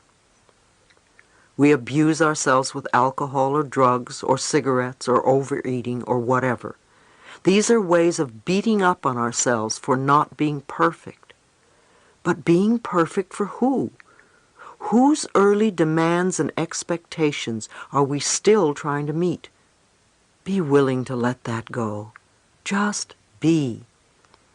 You will find that you are wonderful just as you are this very moment. If you have always been a critical person who sees life through very negative eyes, it is going to take time for you to turn yourself around to be more loving and accepting. You will learn to be patient with yourself as you practice letting go of the criticism, which is only a habit, not the reality of your being. Can you imagine how wonderful it would be if we could live our lives without ever being criticized by anyone? We would feel totally at ease, totally comfortable. Every morning would be a wonderful new day because everyone would love you and accept you, and nobody would criticize you or put you down. You can give this happiness to yourself by becoming more accepting of the things that make you unique and special. The experience of living with yourself can be the most wonderful experience imaginable. You can wake up in the morning and feel the joy of spending another day with you. When you love who you are, you automatically bring out the best in you. I'm not saying that you will be a better person, because that implies that you're not good enough now. However, you will find more positive ways to fulfill your needs and to express more of who you really are. Guilt makes us feel inferior. Many times people give you negative messages because it is the easiest way to manipulate you. If someone is trying to make you feel guilty, ask yourself, what do they want? Why are they doing this? Ask these questions instead of inwardly agreeing, oh yes, I'm guilty, I must do what they say. Many parents manipulate their children with guilt because they were raised that way. They tell lies to the children to make them feel less than. Some people are still manipulated by their relatives and friends when they grow up because, first of all, they don't respect themselves. Otherwise, they wouldn't let it happen. Secondly, they are manipulative themselves. Many of you live under a cloud of guilt. You always feel wrong, or that you are not doing the right thing, or apologizing to someone for something. You will not forgive yourself for something you did in the past. You berate yourself for a lot that goes on in your life. Let these clouds dissipate. You don't need to live that way any longer. Those of you who feel guilty can now learn to say no and call people on their nonsense. I'm not saying to be angry with them, but you don't have to play their game anymore. If saying no is new to you, say it very simply. No, I cannot do that. Don't give excuses, or the manipulator will have ammunition to talk you out of your decision. When people see that manipulating you doesn't work, they will stop. People will only control you as long as you allow them to. You may feel guilty the first time you say no. However, it gets easier the next few times. A woman at one of my lectures had a baby who was born with a congenital heart disease. She felt guilty because she'd believed that it was her fault. She did something to the baby. Unfortunately, guilt does not solve anything. In her case, no one did anything wrong. I told her that I thought it could have been a soul choice for the baby and a lesson for both the mother and baby. My answer for her was to love the baby and love herself and stop feeling that she did something wrong. That sort of guilt would not heal anyone. If you do something that you are sorry about, stop doing it. If you did something in the past that you still feel guilty about, forgive yourself. If you can make amends, do it, and don't repeat the action again. Every time guilt comes up in your life, ask yourself, what do I still believe about myself? Who am I trying to please? Notice the childhood beliefs that come up. When somebody comes to me who's been involved in a car accident, there is usually guilt on a deep-seated level and a need for punishment. There can also be a lot of repressed hostility because we feel we don't have the right to speak up for ourselves. Guilt seeks punishment, so we can literally become our own judge, jury, and executioner, condemning ourselves to a self-imposed prison. We punish ourselves, and there is no one around to come to our defense. It's time to forgive ourselves and set ourselves free. One elderly lady at one of my seminars felt enormous guilt about her middle-aged son. He was an only child who grew up to be a very withdrawn person. She felt guilty because she was very strict with him while he was growing up. I explained that she had done the best she knew how to do at the time. I believe he chose her as a mother before he incarnated into this lifetime, so on a spiritual level he knew what he was doing. I told her that she was wasting all her energy feeling guilty about something that she couldn't change. She sighed and said, "It's such a shame that he's this way, and I'm sorry I did a bad job." Now you see, that's wasted energy because it doesn't help her son now, and it certainly doesn't help her. Guilt becomes a very heavy burden and makes people feel inferior. Instead, I told her that every time the feeling came up, she could say something like, "No, I don't want to feel that way anymore. I'm willing to learn to love myself. I accept my son exactly as he is." If she continued to do this, the pattern would start to shift, and she would free both of them. Even if we don't know how to love ourselves, the fact that we are willing to love ourselves will create the difference. It's just not worth it to hold on to these old patterns. The lesson is always love yourself. Her lesson was not to heal her son, but to love herself. He came into this life to love himself. She can't do it for him, and he can't do it for her. Organized religions are often really good at making people feel guilty. Many of them do some heavy numbers to keep people in line, especially when they are young.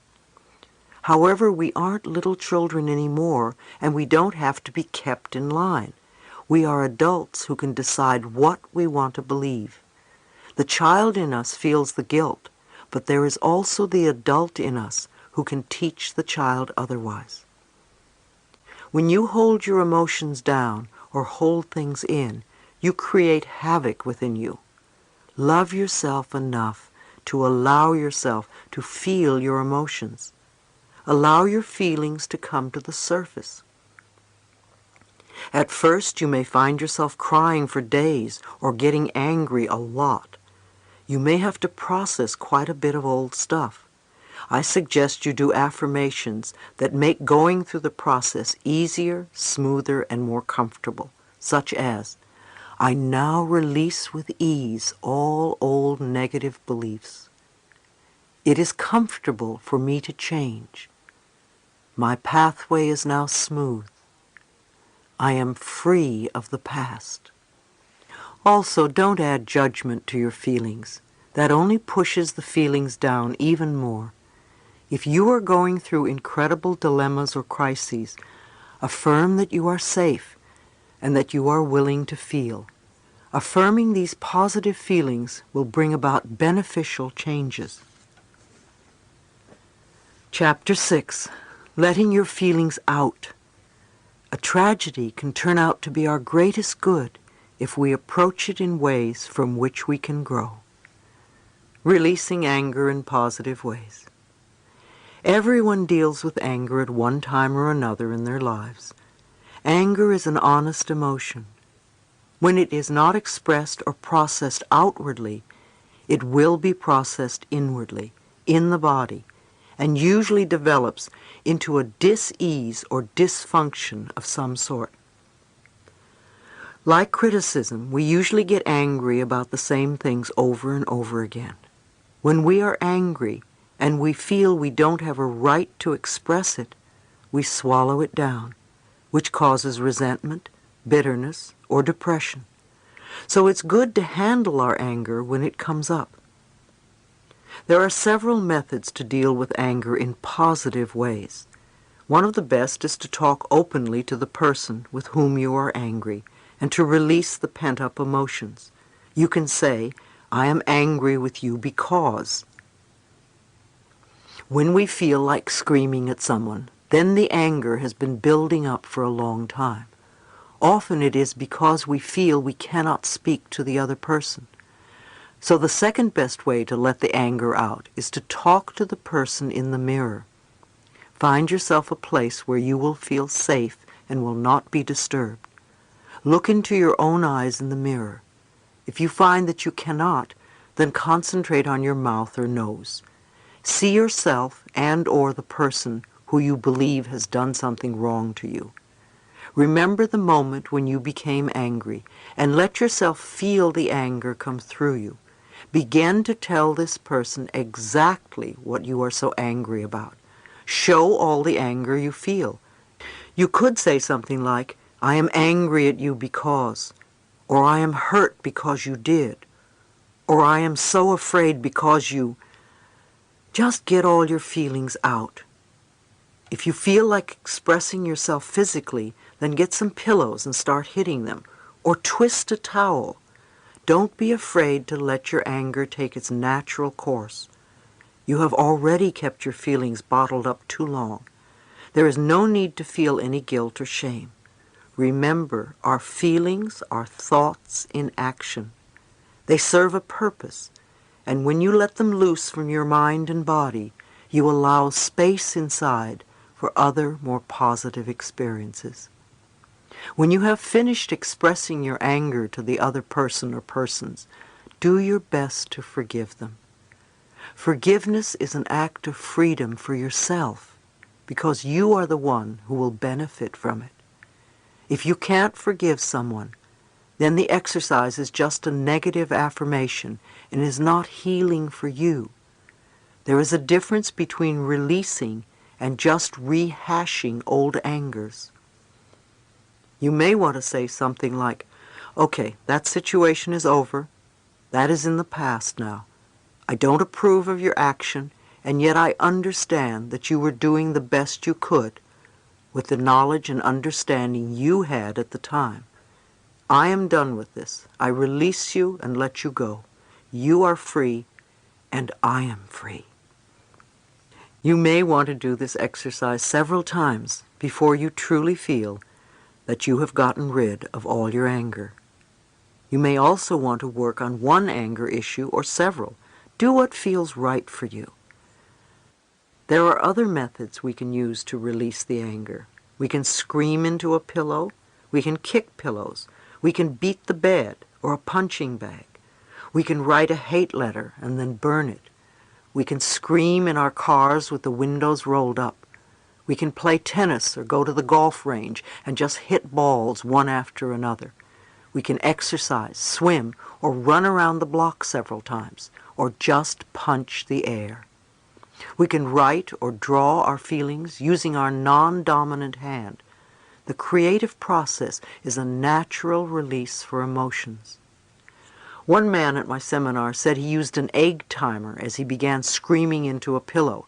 He gave himself 10 minutes to let out all his frustrations and anger about his father. After 5 minutes, he was exhausted, and every 30 seconds he would look at the egg timer and realize he still had a few more minutes to go. I used to beat the bed and make a lot of noise. I can't do that now because my dogs get frightened and think I'm angry at them. Now I find it very effective to scream in the car or dig a hole in the garden or bat a ball around. As you can see, you can become quite creative when releasing your feelings. I recommend that you do something physically to release charged up emotions in a safe way. Don't be reckless or dangerous to yourself or others. Remember also to communicate with your higher power. Go within and know that there is an answer to your anger and that you will find it. It is very healing to meditate and visualize your rage flowing freely out of your body. Send love to the other person and see your love dissolve whatever disharmony there is between you. Be willing to become harmonious. Perhaps the anger you feel is reminding you that you aren't communicating well with others.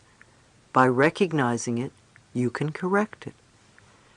It's amazing how many people tell me how much happier they have become once they release anger towards another person. It's as though a huge burden has been dropped.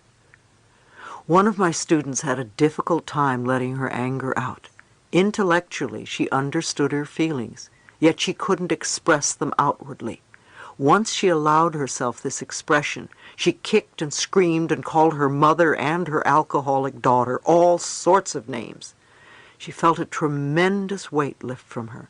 When her daughter visited her afterwards, she couldn't stop hugging her. She had allowed room for love to come inside where all the repressed anger had been. Maybe you have been a person who's been angry for a major part of your life. You have what I call habitual anger. Something happens and you get angry. Something else happens and you get angry again. Once more it happens and you keep getting angry. But you never go beyond getting angry. Habitual anger is childish. You always want your own way. It would be helpful to ask yourself, why am I choosing to be angry all the time? What am I doing to create situation after situation that angers me? Is this the only way I can react to life? Is this what I want? Who am I still punishing or loving? Why do I want to be in this state? What am I believing that causes all these frustrations? What am I giving out that attracts in others the need to irritate me? In other words, why do you believe that to get your way, you need to get angry? I'm not saying that there are no injustices, and there aren't times when you have a right to feel angry. However, habitual anger is not good for your body because it lodges in there. Notice what you focus on most of the time. Sit in front of a mirror and look at yourself and ask, who are you? What is it that you want? What makes you happy? What can I do to make you happy?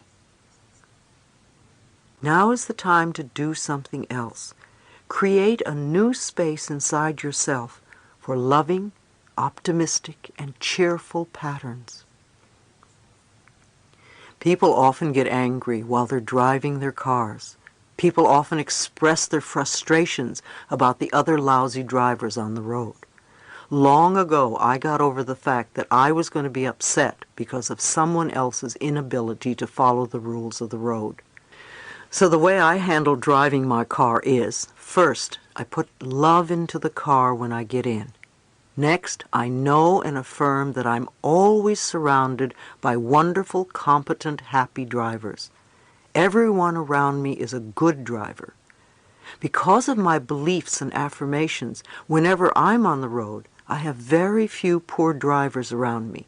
They're off bothering the person who's shaking his fist and screaming.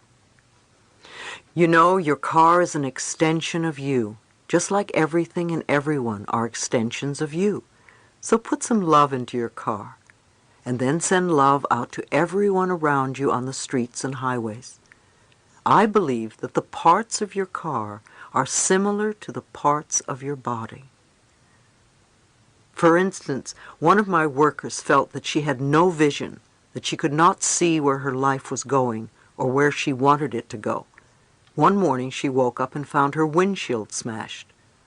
Another person, an acquaintance of mine, felt that he was stuck in his life. He was not moving forward or moving backward, but was not moving at all. And his tire became flat and he couldn't move anywhere. I know it may sound silly at first, but it's fascinating to me that the terminology that these two people used to describe their current mental state also related to their car. Having no vision means that you can't see in front of you. The windshield is a perfect metaphor. Likewise, being stuck is a perfect example of a flat tire. The next time something happens to your car, make a note as to what you feel the broken parts represents, and see if you can connect it to how you are feeling at that particular moment or what is going on in your life. You may be surprised at the results. One day I will write a little book and call it Heal Your Automobile. There was a time when people did not understand the body-mind connection. Now it is time for us to expand our thinking even more and to understand the machinery-mind connection. Every situation in your life is a learning experience and can be handled so that it works for you. There is nothing new or unique about anger. No one escapes the experience. The key is in recognizing it for what it is and taking that energy in a healthier direction. If you get sick, don't get angry over it. Instead of putting anger into your body, fill it with love and forgive yourself. Those of you who are caretakers for sick people can also remember to take care of yourselves too. If you don't, you won't be any good to yourself or your friends or family. You will burn out. Do something to let your feelings out as well. Once you learn to deal with anger in a positive way that readily benefits you, you will find many wonderful changes occurring in the quality of your life. Resentment causes a variety of ills. Resentment is anger that has been buried for a long time. The main problem with resentment is that it lodges in the body, usually in the same place, and in time it seethes and eats away at the body and often turns into tumors and cancers. Therefore, repressing anger and letting it settle in our bodies is not conducive to good health. Again, it's time to let those feelings out. Many of us were raised in families where we weren't allowed to be angry. Women, in particular, were taught that to be angry was something bad. Anger was not acceptable, except for one person, usually a parent. So we learned to swallow our anger rather than express it. Again, we can now realize that we are the ones who are holding on to it. Nobody else is involved at all. An oyster takes a grain of sand, and it builds layer after layer after layer of calcite over it until it becomes a beautiful pearl. In the same way, we take our emotional hurts and nurse them over and over again by what I call running the old movie over and over in our minds. If we want to be free from our hurts, if we want to get out of them, then it's time to go beyond them. One of the reasons women create cysts and tumors in the uterus is through what I call the he done me wrong syndrome. The genitals represent either the most masculine part of the body, the masculine principle, or the most feminine part of the body, the feminine principle. When people have emotional episodes, usually in relationships, they take it to one of those areas. With women, they may take it to their female organs, their most feminine part, and nurse the hurt until it becomes a cyst or tumor. Since resentment is buried deeply inside us, we may have to do a lot of work to dissolve it. I received a letter from a woman who was working on her third cancer tumor. She still had not dissolved the resentment pattern and kept creating new tumors in her body. I could tell she felt very self-righteous about her bitterness. It was easier for her to let the doctor remove the latest tumor than to work on forgiveness. It would have been good if she had been able to do both. Doctors are good at removing growths. Only we can keep them from reappearing. Sometimes we would rather die than change our patterns, and we do. I have noticed that many people would rather die than change their eating habits, and they do. This is very disturbing when it happens to someone we love and we are aware of alternative choices they could make. No matter what choices we make, they are always right for us, and there is no blame, even if we leave the planet. We will all leave the planet in time, and we will all find a way to do it at the right time for us. Again, we don't have to blame ourselves for failing or doing it wrong. We don't have to feel guilty. There is no blame. No one does it wrong. A person does the best he or she knows how to do with the understanding and awareness that is available. Remember, we all have the power within us, and we all come here to learn certain lessons. Our higher selves know our destiny in this lifetime and what we must learn in order to move forward in our evolutionary process. There is never any wrong way. There just is. We are all on an endless journey through eternity, and we have lifetime after lifetime. What we don't work out in this life, I believe we will work out in another. Suppressed feelings lead to depression. Depression is anger turned inward. It is also anger that you feel you do not have a right to have. For instance, you may feel it's not okay to be angry at your parent or spouse or employer or best friend, and yet you are angry and you feel stuck. That anger becomes depression. Far too many people today suffer from depression, even chronic depression. By the time we feel that depressed, it's very difficult to get out of it. It feels so hopeless that it becomes an effort to do anything. I don't care how spiritual you are. You have got to wash your dishes every now and then. You can't let the sink pile up with dirty dishes and say, "Oh, I'm metaphysical." The same with your feelings. If you want to have a mind that flows freely, then clean up your inner mental dirty dishes. One of the best ways is to give yourself permission to express some of your anger so that you won't have to stay so depressed. There are now therapists that specialize in anger releasing. Having a session or two with one of them could be most helpful. It's my personal opinion that we all need to beat the bed once a week, whether we feel angry or not. There are some therapies that encourage you to get into your anger. However, I think that they often keep you immersed in the anger process too long. Anger, like any emotion that surfaces, lasts only a few minutes. Babies move in and out of their emotions very quickly. It is our reaction to the emotion that causes us to hold and repress it. Author Elizabeth Kubler-Ross uses a wonderful exercise in her seminars, which she calls externalization. She has you take a piece of rubber hose and some old phone books, and you beat them over and over again, letting all sorts of emotions emerge. When you're releasing anger, it's okay to be embarrassed about it. especially if it was against your family rules to get angry. It will be embarrassing the first time you do it, but when you get into it, it can be such fun and very powerful. God is not going to hate you for being angry. Once you have released some of this old anger, you will be able to see your situation in a new light and find new solutions. Another one of the suggestions I would make for a person who is depressed is to work with a good nutritionist and really get your diet cleaned up.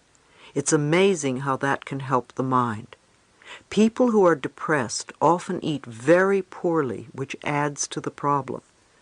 We all want to make the best choices so that the food we are taking in is good for our body. Also, many times we find there is a chemical imbalance in the body that is further aggravated by the intake of medication of some sort. Now, rebirthing is another wonderful process for releasing your feelings because it goes beyond the intellect. If you have never had a rebirthing session, I recommend that you try one. It has been very helpful for many people. It's a breathing modality that helps you connect with old issues so that you can release them in a positive way.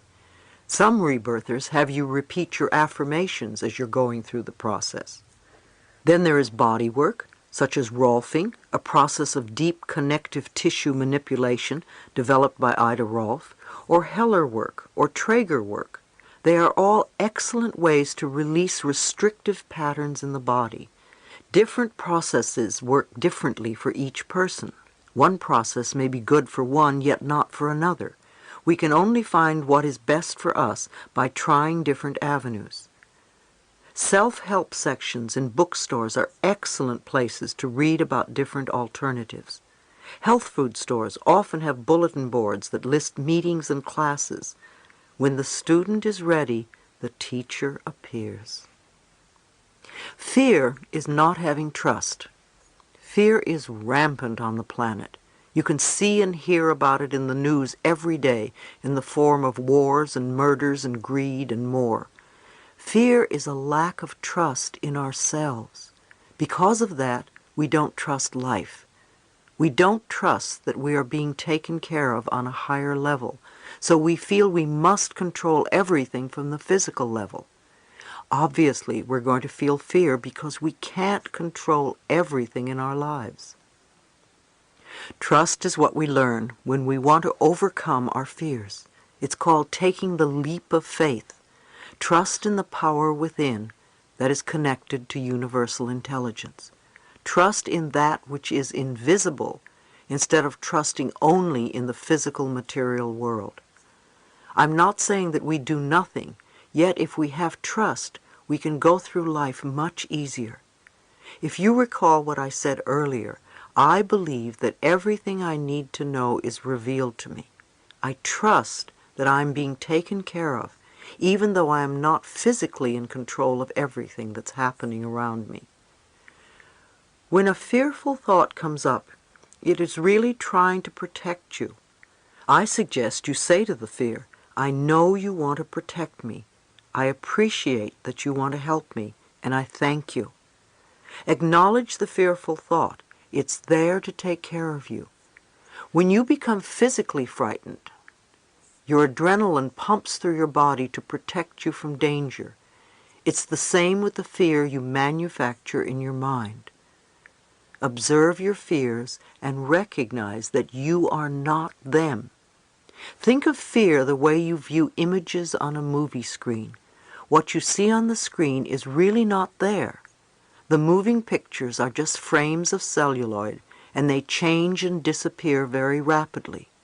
Our fears will come and go as rapidly as those pictures, unless we insist on holding on to them. Fear is a limitation of our minds. People have so much fear about getting sick or old or about becoming homeless or whatever. Anger is fear that becomes a defense mechanism. It protects you, and yet it would be so much more powerful for you to do affirmations so you can stop recreating fearful situations in your mind and love yourself through the fear. Again, Nothing comes from outside of us. We are at the center of everything that happens in our lives. Everything is inside. Every experience, every relationship is a mirror of a mental pattern that we have inside us. Fear is the opposite of love. The more we are willing to love and trust who we are, the more we attract these qualities to ourselves. When we are on a streak of really being frightened or upset or worried or not liking ourselves, isn't it amazing how everything goes wrong in our lives? One thing after another. It seems it will never stop. Well, it is the same when we really love ourselves. Everything starts to go on a winning streak, and we get the green lights in the parking places. All of the things that make life so wonderful, the big and the little. We get up in the morning and the day flows beautifully. Love yourself so that you can take care of yourself. Do everything you can to strengthen your heart, your body, and your mind. Turn to the power within you. Find a good spiritual connection and really work on maintaining it. If you are feeling threatened or fearful, consciously breathe. We often hold our breath when we are frightened, so take a few deep breaths. Breathing opens the space inside you that is your power. It straightens your spine, it opens your chest, and gives your heart room to expand. By breathing, you begin to drop the barriers and open up. You expand rather than contract. Your love flows. You could say, I am one with the power that created me. I am safe and all is well in my world. Cleaning up our addictions. One of the primary ways we mask our fear is through addictions. Addictions suppress the emotions so that we don't feel. However, there are many kinds of addictions besides the chemical ones. There are also what I call pattern addictions, patterns we adopt to keep ourselves from being present in our lives. If we don't want to deal with what's in front of us, or if we don't want to be where we are, we have a pattern that keeps us out of touch with our lives. For some people, it's a food addiction or a chemical addiction. There may be a genetic disposition for alcoholism, however. The choice to stay sick is always an individual one. So often when we talk about something being hereditary, it is really the little child's acceptance of the parent's ways of handling fear. For others, there are emotional addictions. You can be addicted to finding fault in people. No matter what happens, you will always find someone to blame. It's their fault, they did it to me. Maybe you are addicted to running up bills. There are many of you addicted to being in debt. You do everything you can to keep yourself head over heels in debt. It doesn't seem to have anything to do with the amount of money you have. You can be addicted to rejection. Everywhere you go, you attract others who reject you. You will find them. However, the rejection on the outside is a reflection of your own inner rejection. If you don't reject yourself, nobody else will either. Or if they do, it certainly won't matter to you. Ask yourself, what am I not accepting about myself? There are plenty of people addicted to illness. They are always catching something or worrying about getting sick. They seem to belong to the illness of the month club or illness of the week. If you're going to be addicted to anything, why not be addicted to loving yourself? You can be addicted to doing positive affirmations or doing something that is supportive of you. Compulsive overeating. I receive a lot of letters from people with weight problems. They go on diets that last 2 or 3 days or weeks, and then they stop. They feel guilty about falling off their diets. And instead of recognizing that they did what they could at the time, They get angry at themselves and feel guilty.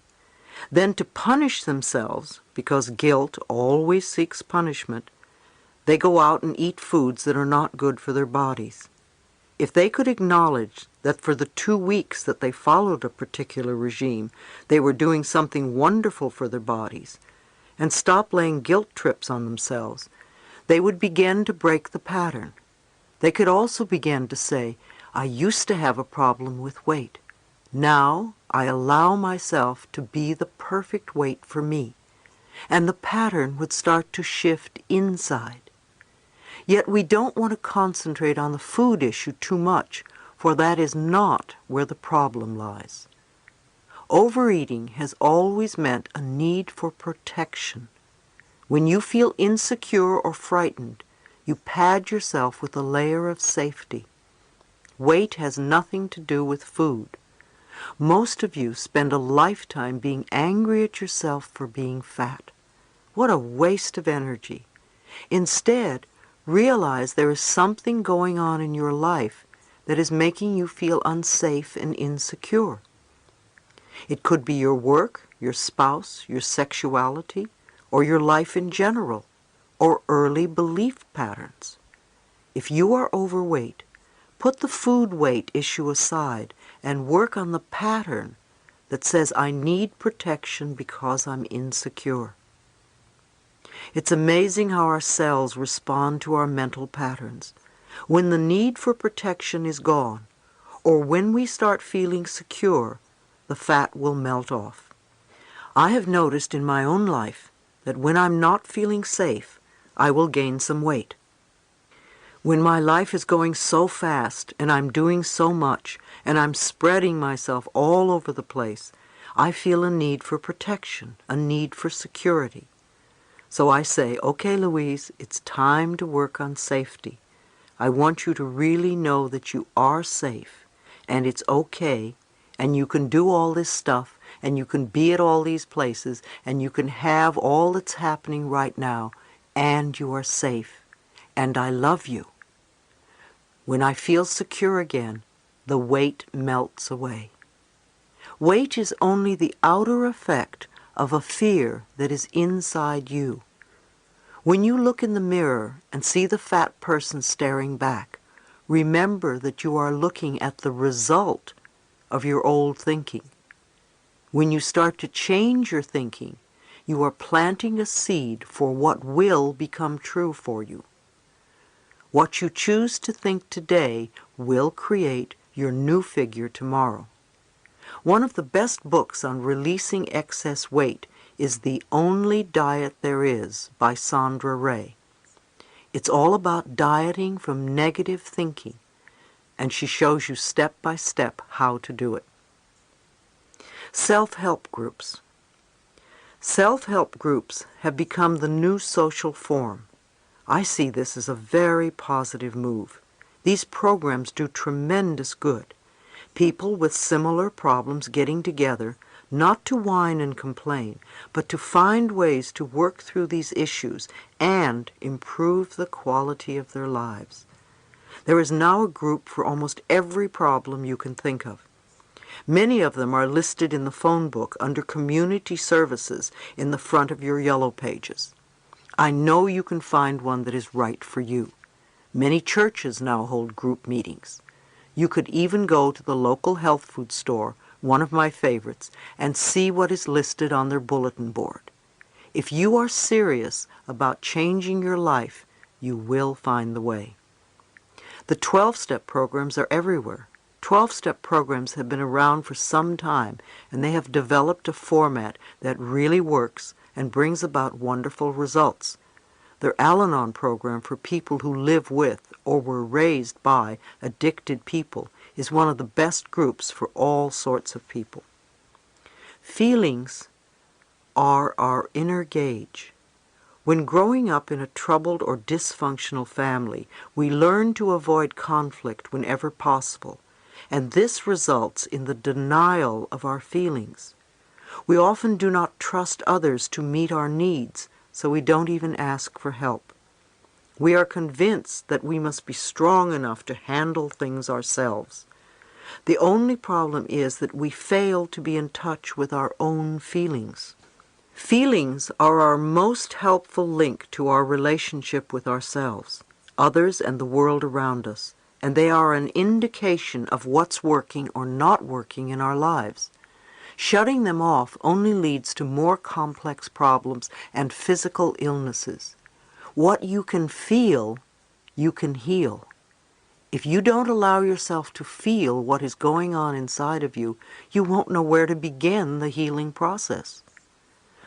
On the other hand, many of us seem to go through life always feeling guilty or jealous or fearful or sad.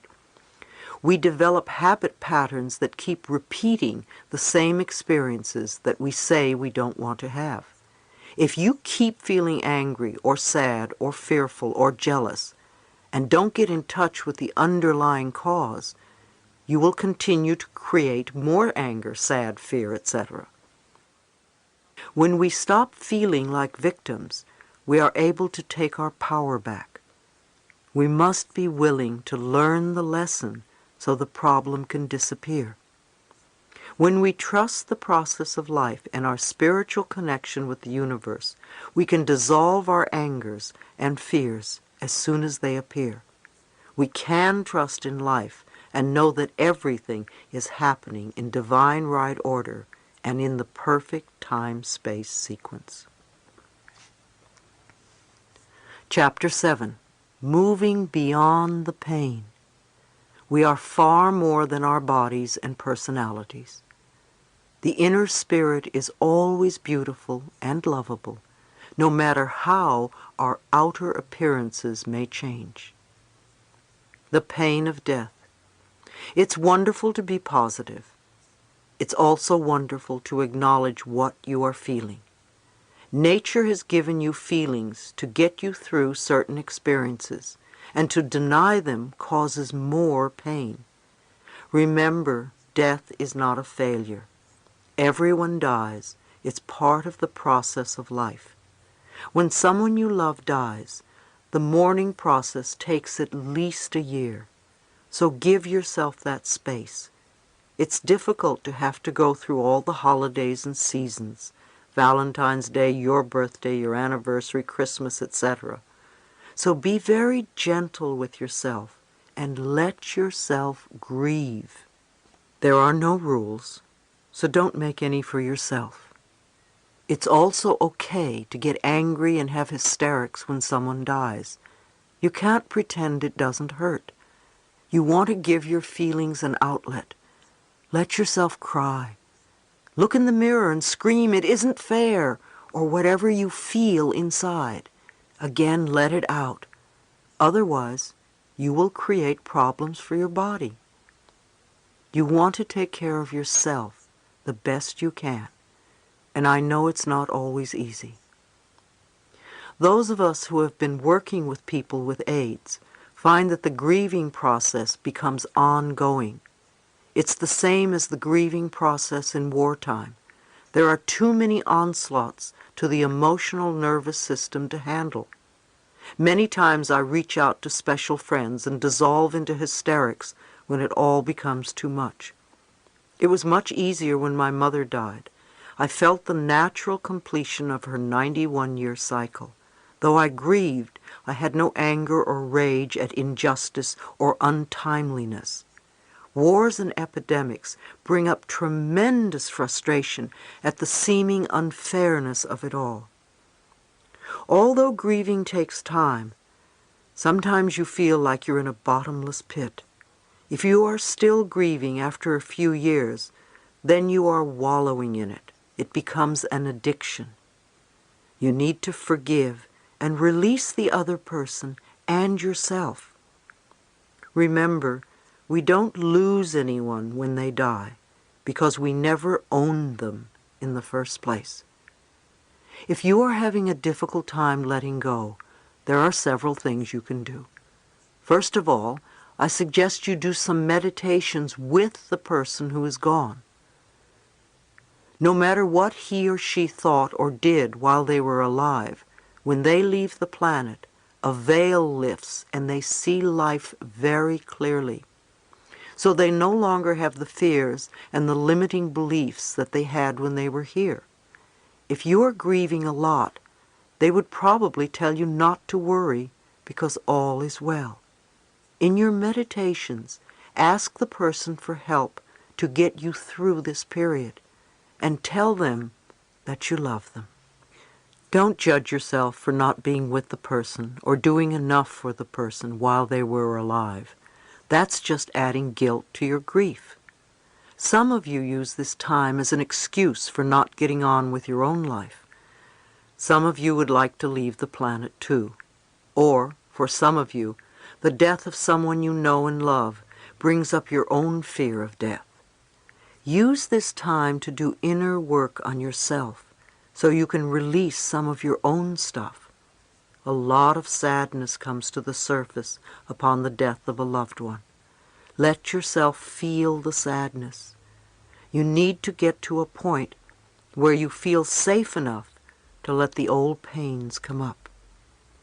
If you would allow yourself 2 or 3 days of crying, much of the sadness and guilt would disappear. If you need to, find a therapist or a group to help you feel safe enough so that you can release the emotions. Another suggestion is to say affirmations like, "I love you and I set you free. You are free and I am free." One woman was having a very difficult time letting go of the anger she felt towards an aunt who was very ill. She was terrified that her aunt would pass away and she would not be able to communicate how she really felt about the past. She didn't want to speak with the aunt because she felt all choked up inside. I suggested to her that she work with a therapist, for one-on-one work can be so helpful. When we are stuck in any area, it is an act of love for ourselves to reach out for help. There are many types of therapists all over who are experienced in these situations. You don't need to go for a long time, just a short while, so that you can get through your difficult period. There are also many grief support groups. It might be helpful for you to join one because it would assist you as you go through the process. Understanding our pain. Many of us live from day to day with unrelieved pain. It may be a small part of our lives, or it may take up a large, unbearable portion of it. But what is pain? Most of us agree that it is something we would like to be free of. Let's look at what we can learn from it. Where does it come from? What is it trying to tell us? The dictionary defines pain as an unpleasant or distressing sensation due to bodily injury or disorder, as well as a mental or emotional suffering or torment. Since pain is an outgrowth of both mental and physical dis-ease, it is clear that both the mind and the body are susceptible to it. I recently saw a wonderful example as I watched 2 little girls playing in a park. The first child raised her hand to playfully slap her friend on the arm. Before she was able to connect, the other little girl said, "Ow!" And the first little girl looked at her and said, "Why did you say ow? I haven't even touched you yet." To which her friend quickly replied, "Well, I knew it was going to hurt." In this instant, the mental pain presumed the expected physical pain.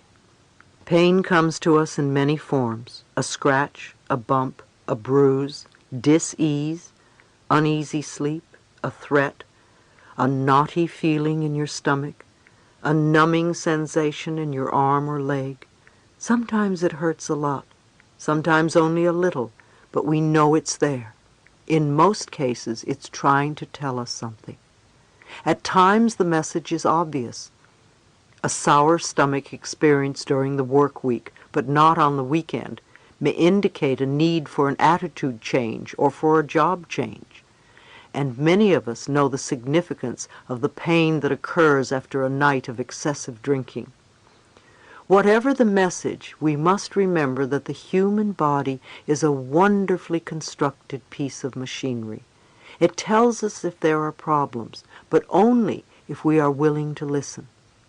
Unfortunately, many of us do not take or make the time to listen. Pain is actually one of the body's last resort messages to tell us that something is wrong in our lives. We are really off track somewhere. The body is always aspiring for optimum health, no matter what we do to it. However, if we abuse our bodies tremendously, we contribute to the conditions of our dis-ease. When we first feel pain, what do?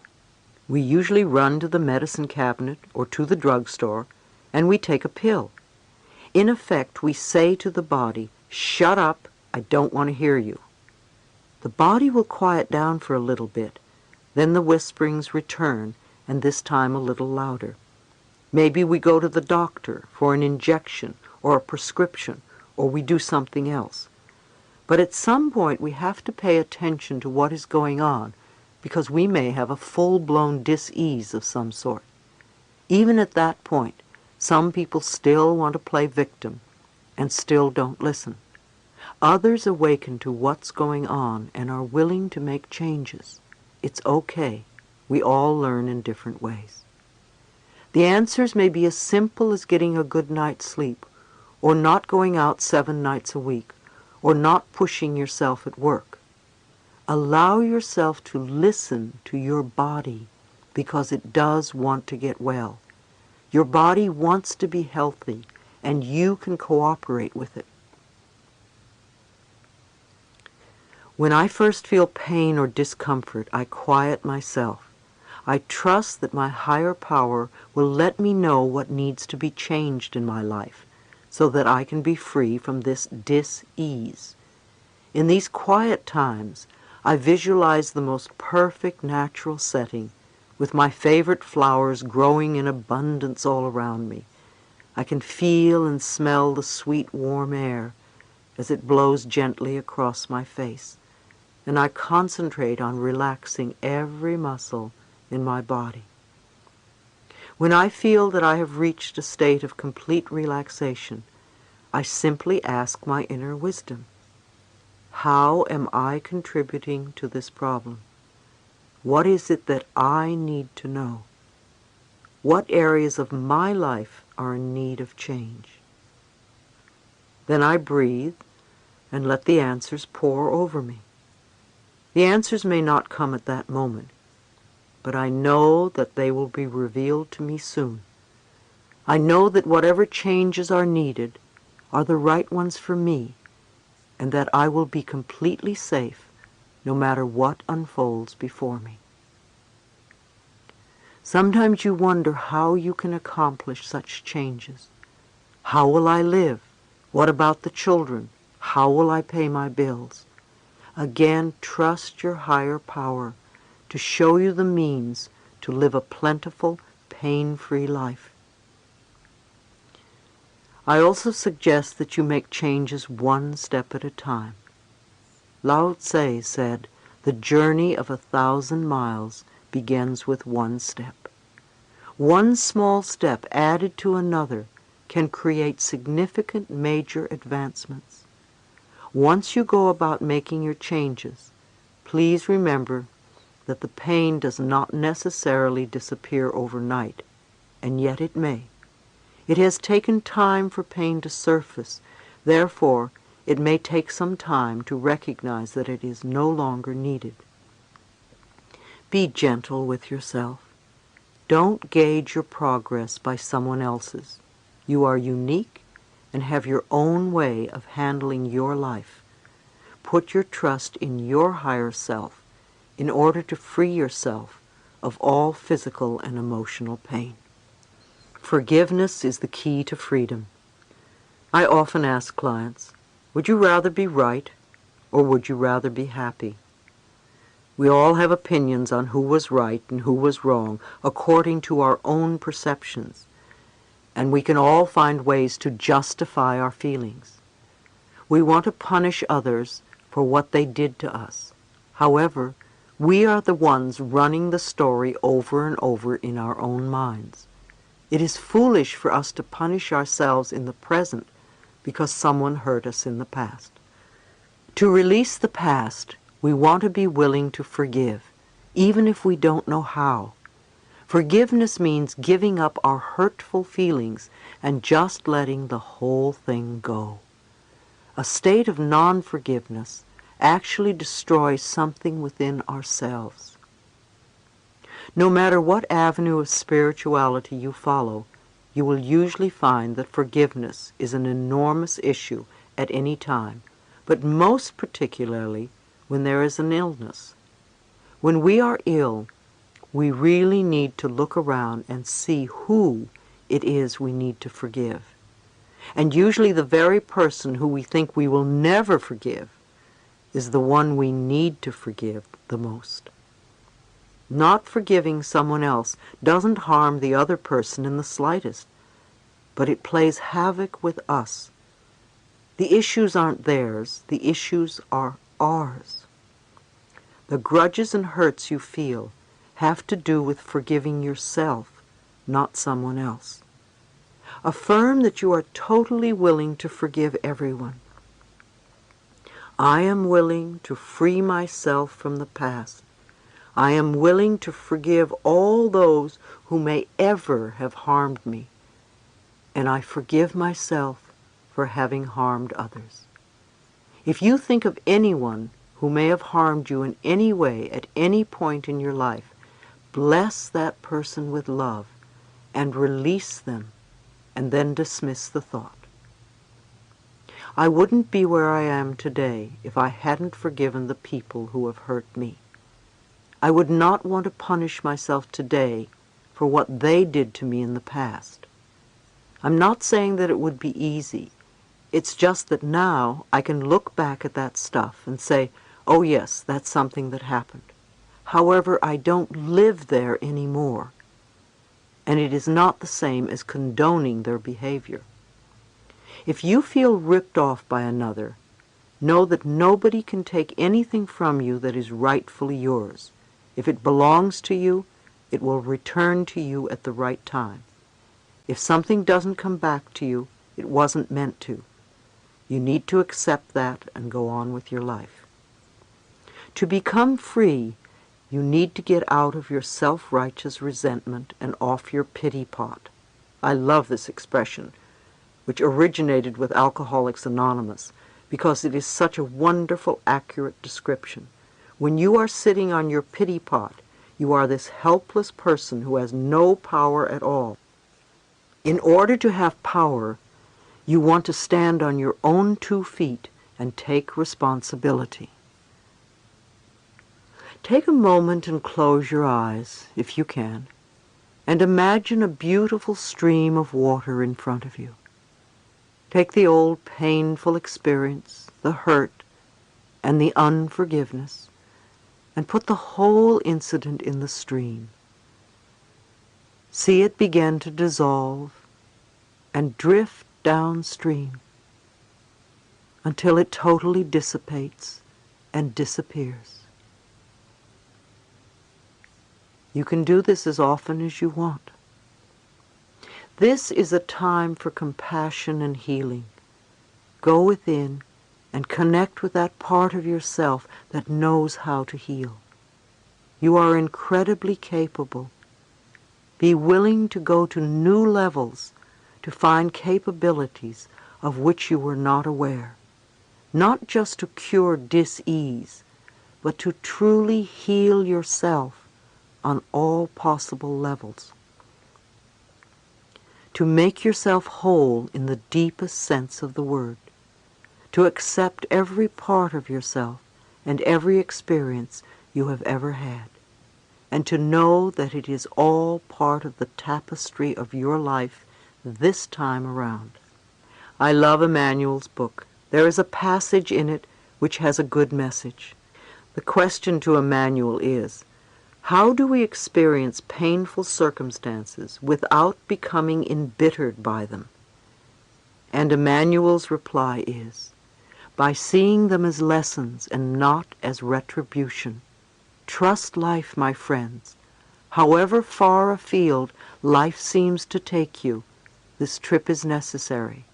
You have come to traverse a wide terrain of experience.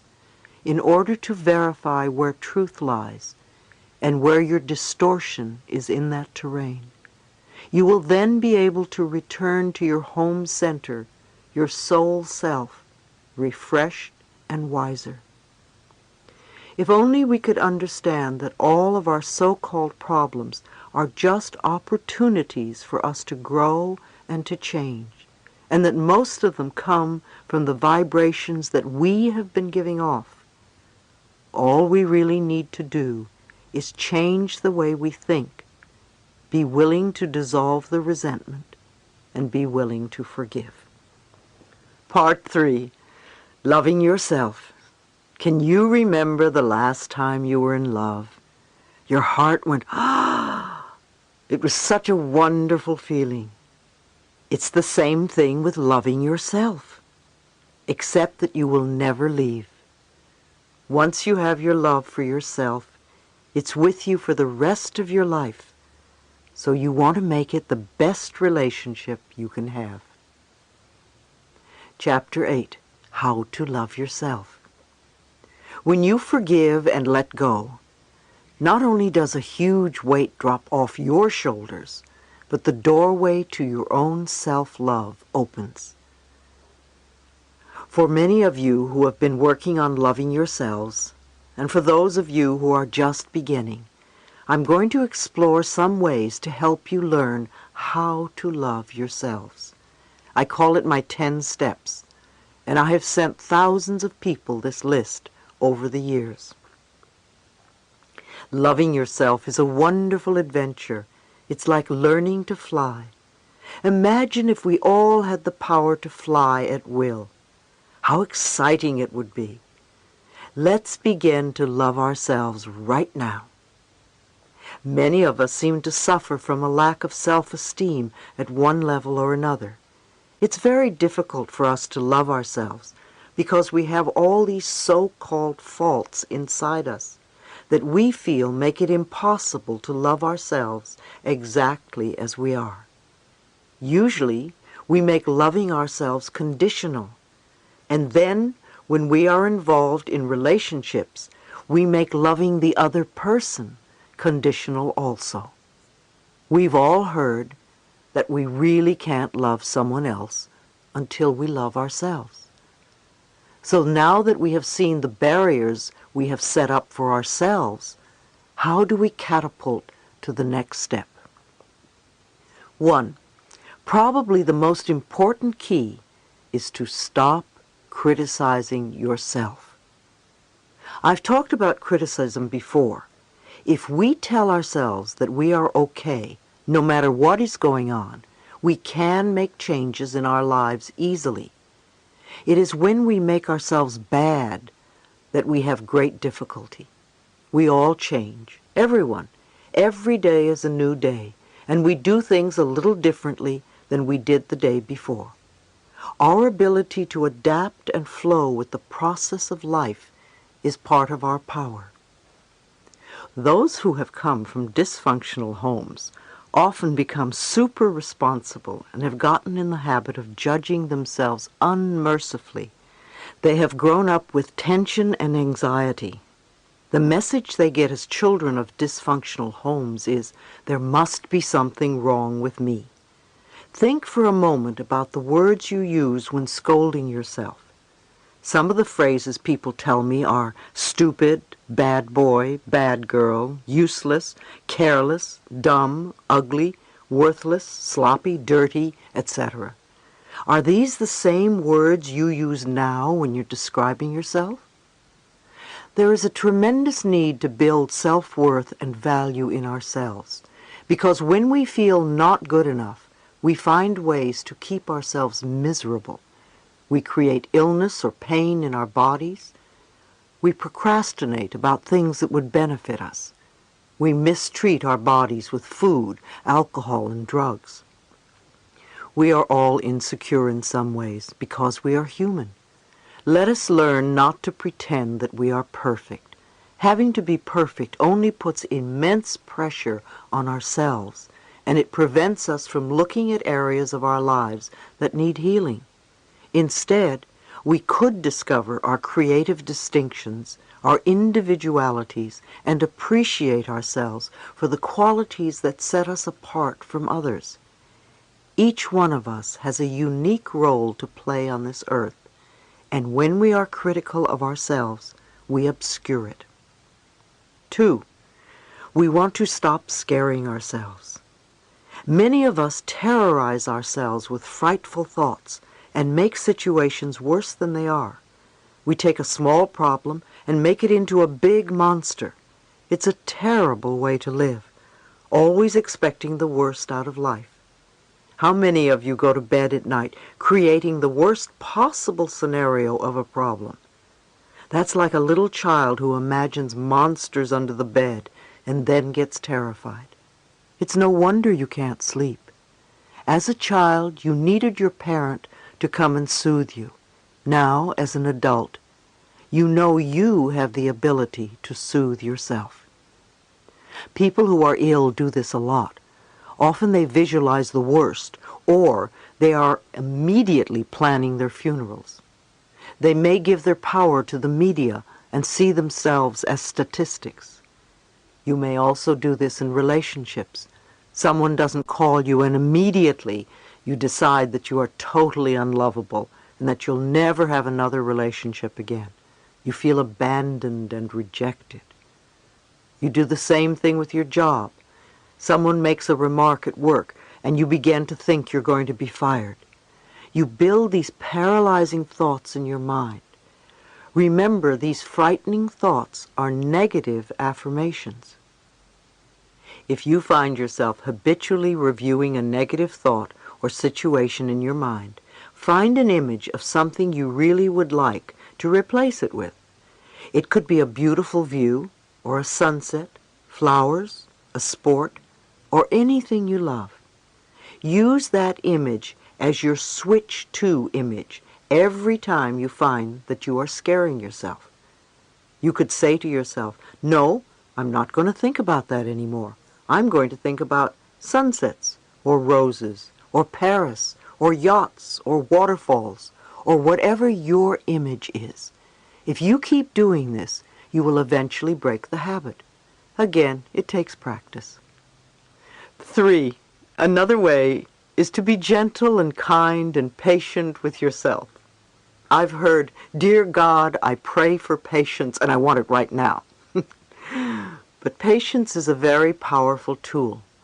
Most of us suffer from the expectation of immediate gratification. We must have it now. We don't have the patience to wait for anything. We get irritable if we have to wait in lines or are stuck in traffic. We want all the answers and all the goodies right now.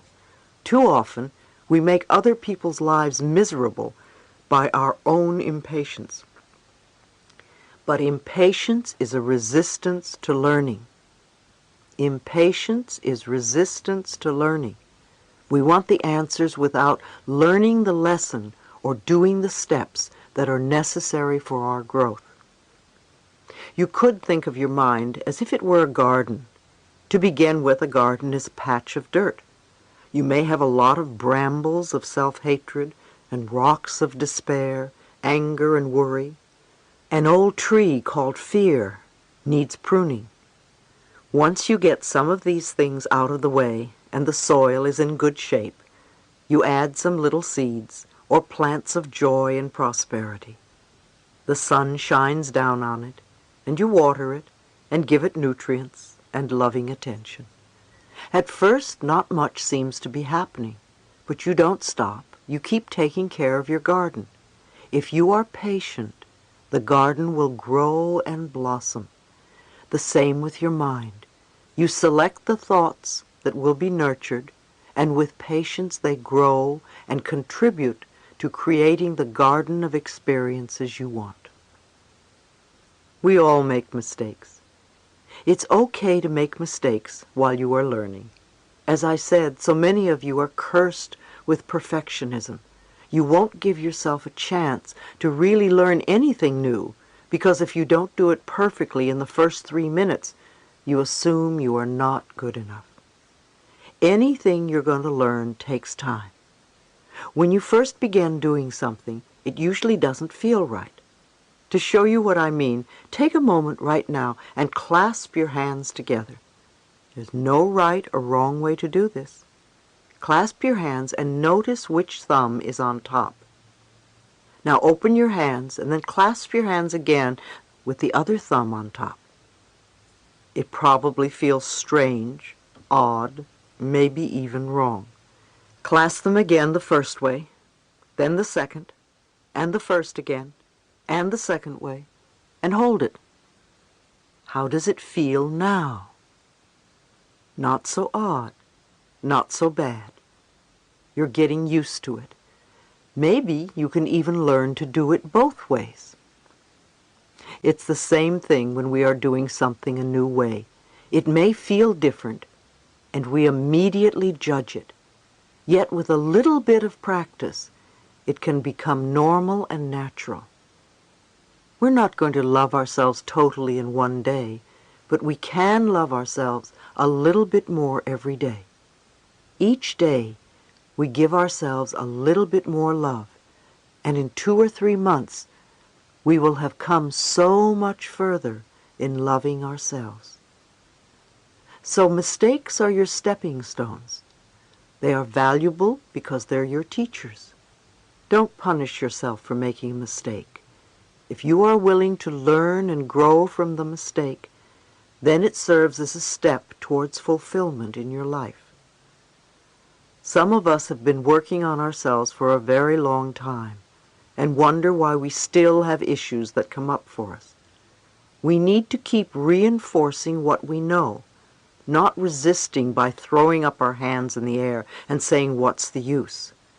As we learn new ways, we need to be gentle and kind to ourselves. Remember the garden. When the negative weeds grow, pluck them out as quickly as you can. Number 4, we must learn to be kind to our minds. Let's not hate ourselves for having negative thoughts. We can think of our thoughts as building us up rather than beating us up. We don't have to blame ourselves for negative experiences. We can learn from these experiences. Being kind to ourselves means we stop all blame, all guilt, all punishment, and all pain. Relaxation can help us as well. Relaxation is absolutely essential for tapping into the power within, because if you are tense and frightened, you shut off your energy. It only takes a few minutes a day to allow the body and the mind to let go and relax. At any moment, you can take a few deep breaths, close your eyes, and release whatever tension you're carrying. As you exhale, become centered and say to yourself silently, "I love you. All is well." You will notice how much calmer you feel. You are building messages that say you don't have to go through life tense and frightened all the time. Meditate on a daily basis. I also recommend quieting your mind and listening to your own inner wisdom. Our society has made meditation into something mysterious and difficult to achieve, and yet meditation is one of the oldest and simplest processes there is. All we need to do is get into a relaxed state and repeat silently to ourselves words like love or peace or anything meaningful to us. Om is an ancient sound that I often use at my workshops, and it seems to work very well. We could even repeat, "I love myself," or "I forgive myself," or "I am forgiven," and then just listen for a while. Some people think that if they meditate, they have to stop their minds from thinking. We really can't stop the mind, but we can slow down our thoughts and then just let them flow through. Some people sit with a pad and pencil and write down their negative thoughts. because they seem to dissipate more easily. If we can get to a state where we are watching our thoughts float by, oh, there's a fear thought, and some anger. Now there's a love thought, and now a disaster.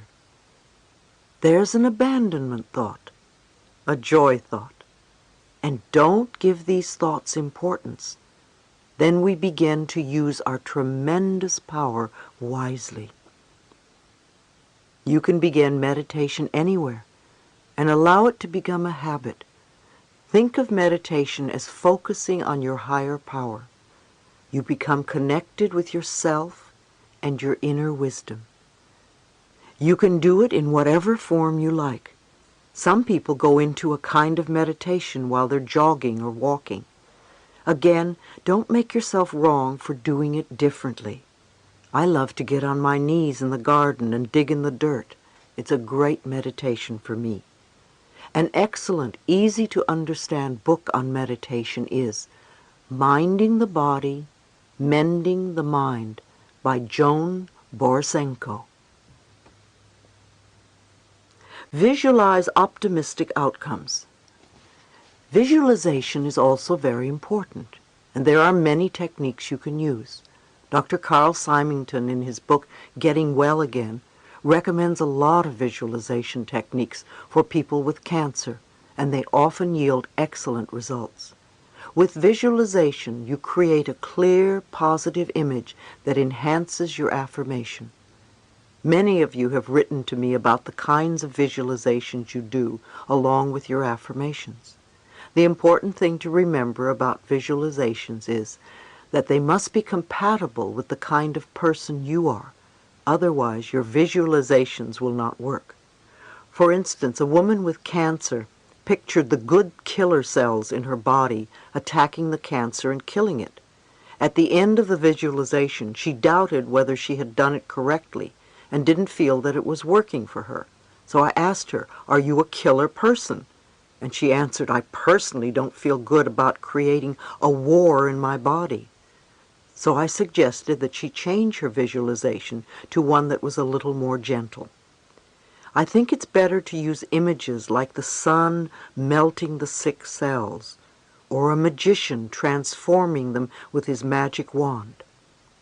When I had my cancer, I used the visualization of cool, clear water washing the diseased cells out of my body. We need to do visualizations that are not so offensive to us on the subconscious level.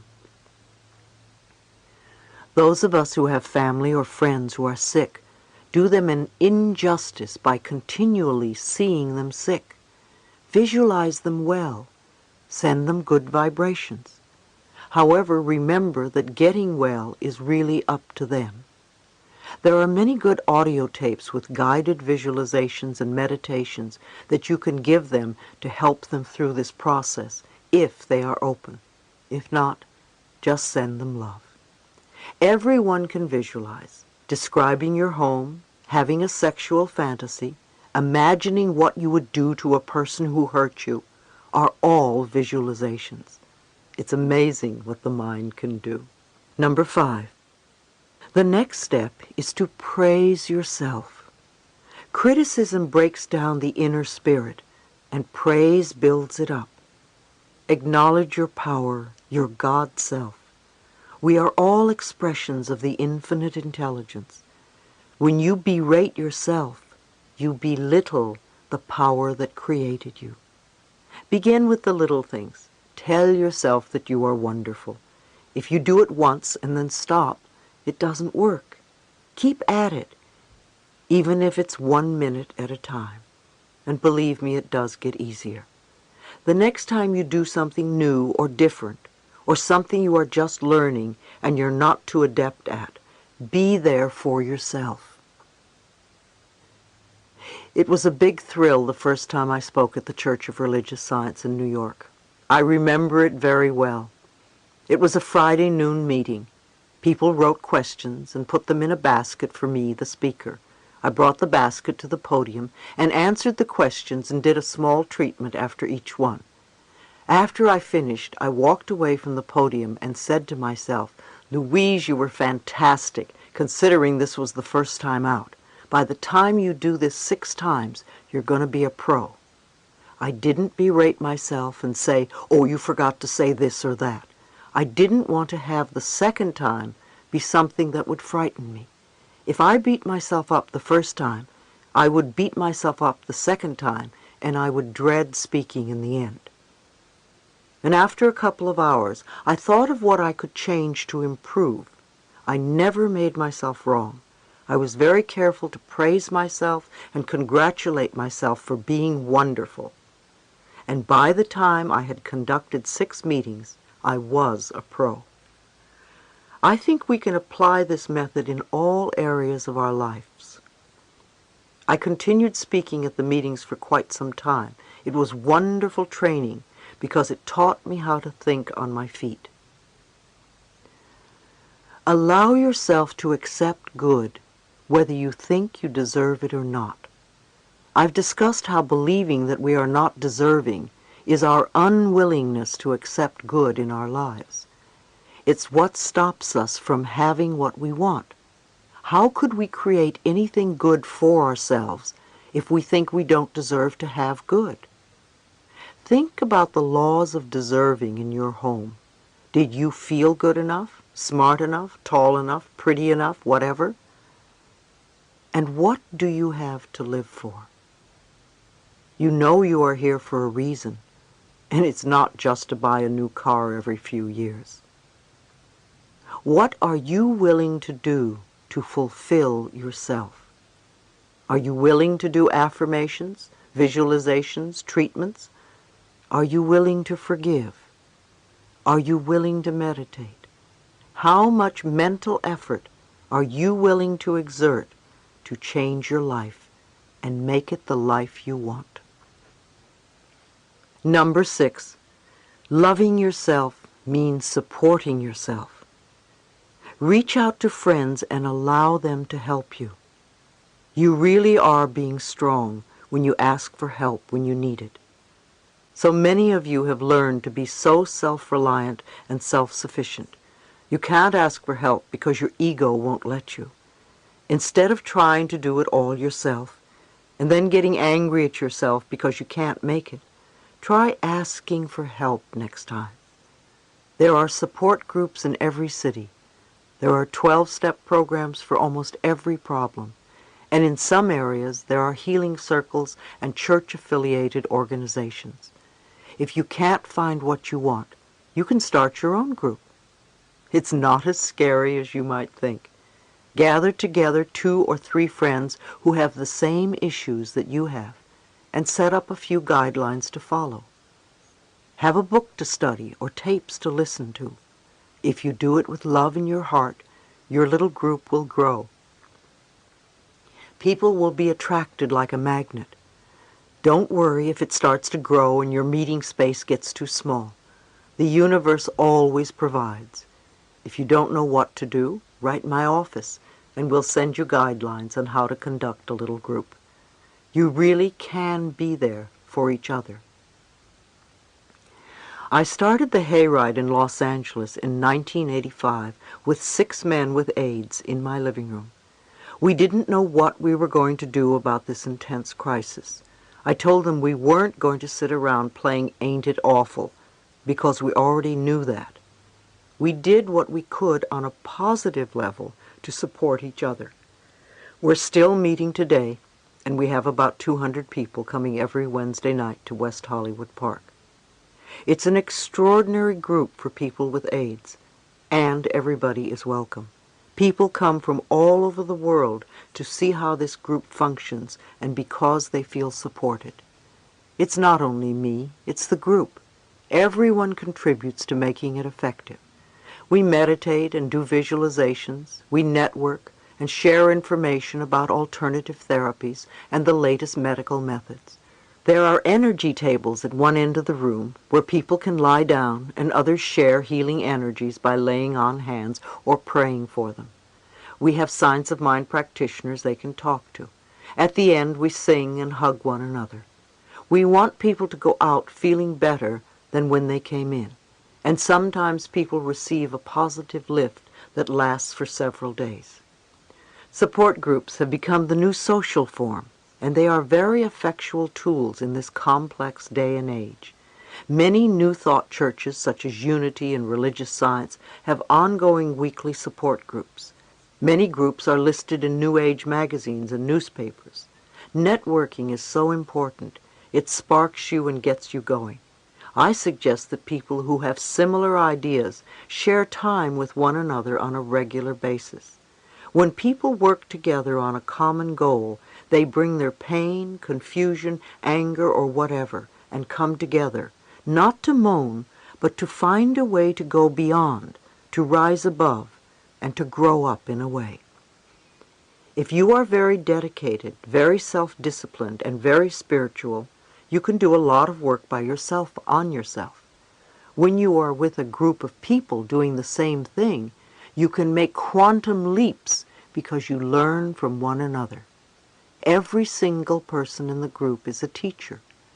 So if you have issues that need working on, I would suggest, if possible, that you get into a group of some sort where you can work them through.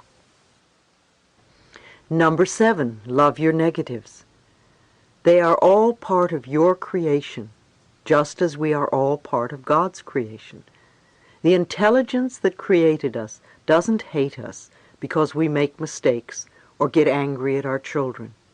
This intelligence knows that we are doing the best we can and loves all of its creation as we can love ours. You and I have all made negative choices, and if we keep punishing ourselves for them, it becomes a habit pattern, and we'll find it very tiresome to let them go and to move on to more positive choices. If you keep repeating, I hate my job, I hate my house, I hate my illness, I hate this relationship, I hate this, I hate that, very little new good can come into your life. No matter what negative situation you are in, it's there for a reason. Otherwise, you wouldn't have it in your life. Dr. John Harrison, the author of Love Your Disease, says that patients are never to be condemned for having multiple operations or illnesses. Actually, patients can congratulate themselves for finding a safe way to have their needs met. We want to understand that whatever issue or problem we have, we contributed to creating it in order to handle certain situations. Once we realize this, then we can find a positive way to fulfill our needs. Sometimes people with cancer or other so-called terminal illnesses have such a hard time saying no to an authoritative figure in their life that on an unconscious level they will create a major dis-ease to say no for them. I knew a woman who, when she realized the illness she was creating for herself was just to be able to refuse her father's demands, decided to begin to live for herself for once. She began to say no to him, and while it was difficult for her at first, as she continued to stand up for herself, she was delighted to find herself getting well. Whatever our negative patterns are, we can learn to fulfill those needs in more positive ways. That's why it's so important to ask yourself the question, what is the payoff from this experience? What am I getting that's positive? We don't like to answer that question. However, if we really look within and are honest with ourselves, we will find that answer.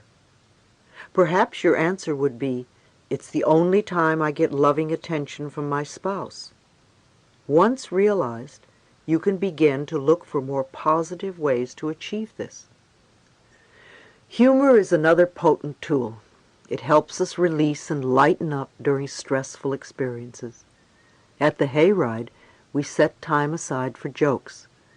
Sometimes we have a guest speaker called the Laugh Lady. She has a contagious laugh and puts everyone on a laughter cycle. We can't always take ourselves too seriously, and laughter is very healing. I also recommend watching old comedies, such as those of Laurel and Hardy, when you're feeling low or down. When I did private counseling, I would do my best to get people to begin to laugh at their problems. When we can see our lives as a stage play, With soap opera and drama and comedy, we get a better perspective, and we are on the way to healing. Humor enables us to pull back from the experience and to see it in a larger perspective. Number 8, take care of your body.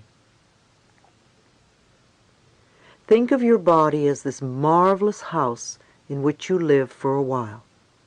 You would love your house and take care of it, wouldn't you? So watch what you put into your body. Drug and alcohol abuse is so prevalent because they are two of the most popular methods of escape. If you are into drugs, it doesn't mean that you are a bad person. It means you haven't found a more positive way of fulfilling your needs. Drugs beckon to us. Come and play with me and we'll have a good time. And it's true. They can make you feel wonderful. However, they alter your reality so much, and although it isn't evident at first, you have to pay a terrible price in the end. After taking drugs for a while, your health deteriorates immensely, and you feel awful most of the time. Drugs affect your immune system, which can lead to numerous physical ailments. Also, after repeated use, you develop an addiction, and you have to wonder what made you start taking drugs in the first place. Peer pressure may have compelled you to take them in the beginning, but continued and repeated use is another story. I have yet to meet anyone who really loves themselves and who is hooked on drugs. We use drugs and alcohol to escape our childhood feelings of not being good enough, and when they wear off, we feel worse than before. Then we usually have a load of guilt too. We can know that it's safe to feel our feelings and acknowledge them. The feelings pass, they don't stay. Stuffing food into our bodies is another way to hide our love. We can't live without food because it fuels our bodies and helps to create new cells.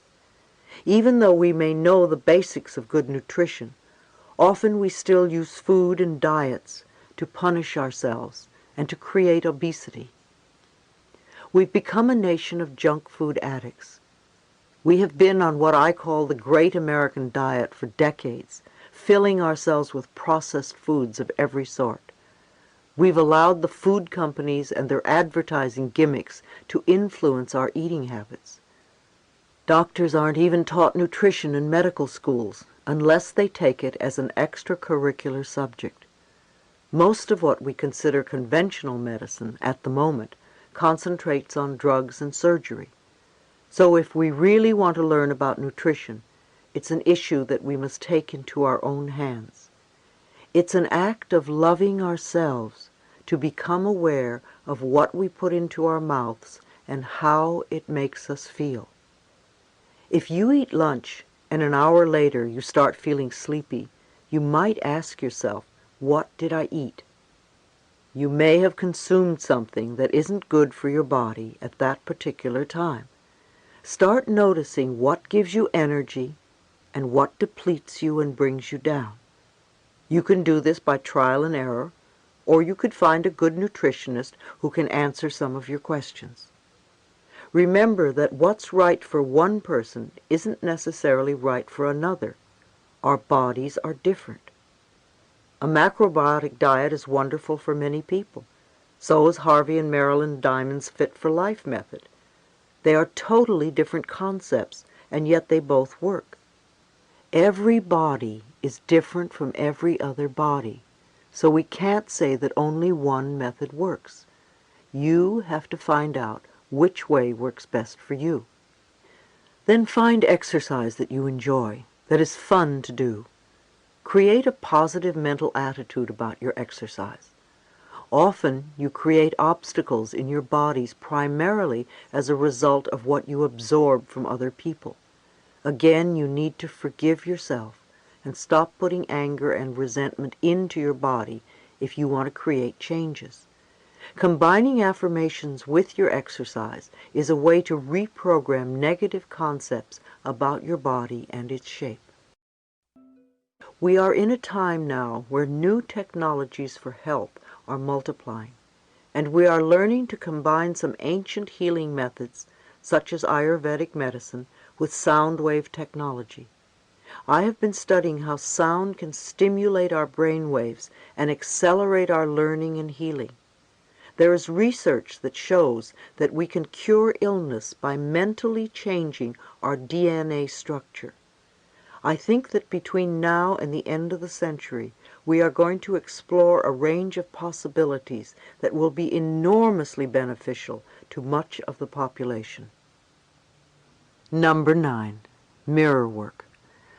I often emphasize the importance of mirror work in order to find out the cause of an issue that keeps us from loving ourselves. There are several ways that you can practice mirror work. I like to look in the mirror the first thing in the morning and say to myself, I love you. What can I do for you today?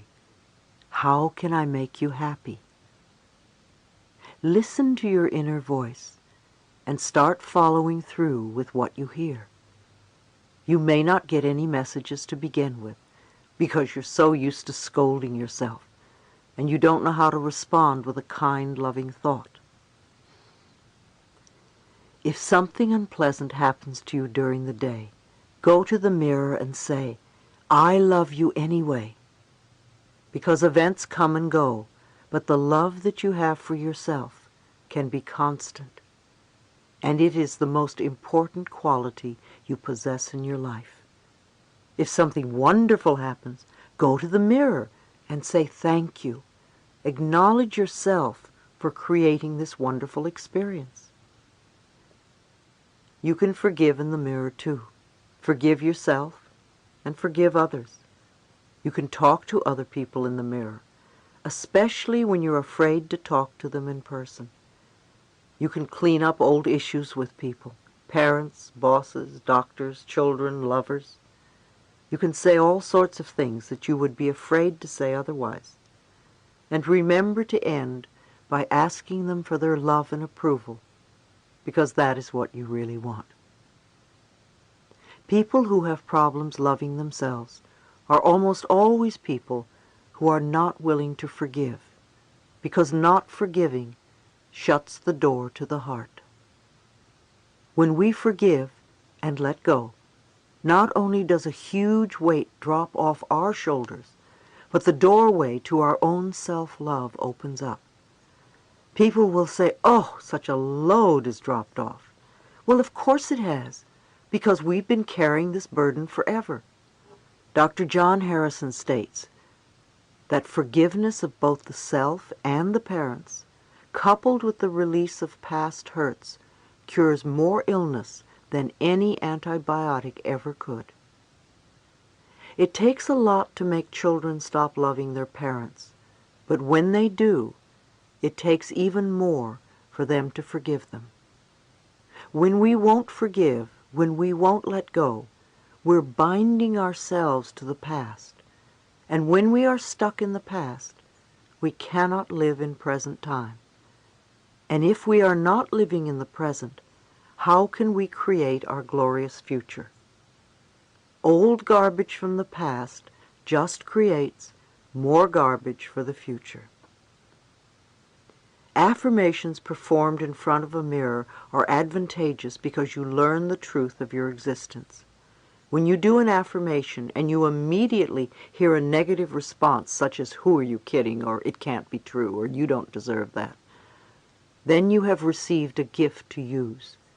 You cannot make the changes you want until you are willing to see what is holding you back. The negative response you have just discovered is like a gift in that it becomes the key to freedom. Turn that negative response into a positive affirmation, such as, I now deserve all good. I allow good experiences to fill my life. And repeat the new affirmation until it does become a new part of your life. I have also seen families change enormously when just one person does affirmations. Many people at the hayride come from estranged families. Their parents literally will not talk to them. and I've had them repeat the affirmation. I have wonderful, loving, warm, open communication with every member of my family, including my mother or including my father. Every time that person or the family comes to mind, I suggest that they go to the mirror and say the affirmation over and over again.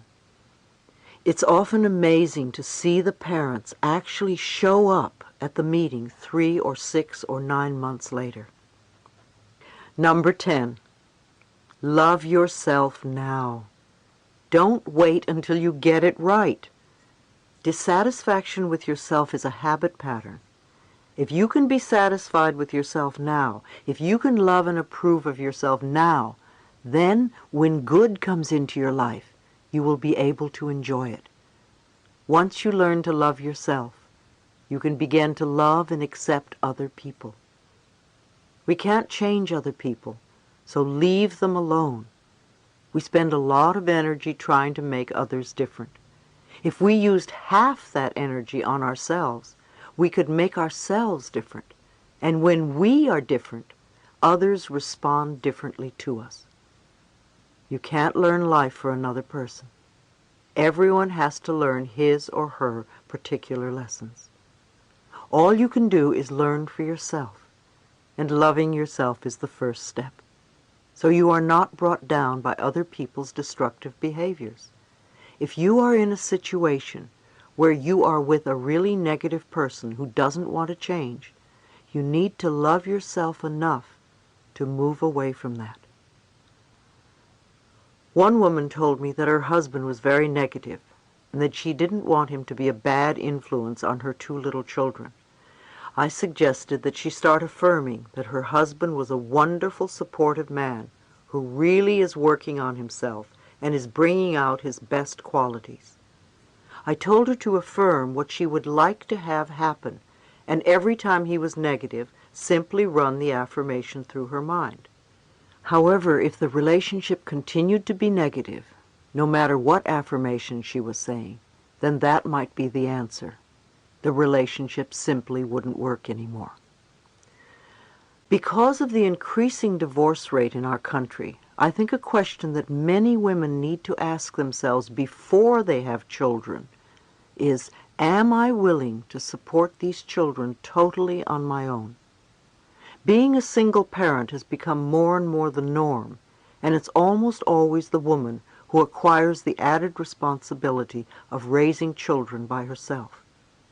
There was a time when marriages lasted a lifetime, but times have changed, so it's definitely a situation to be considered.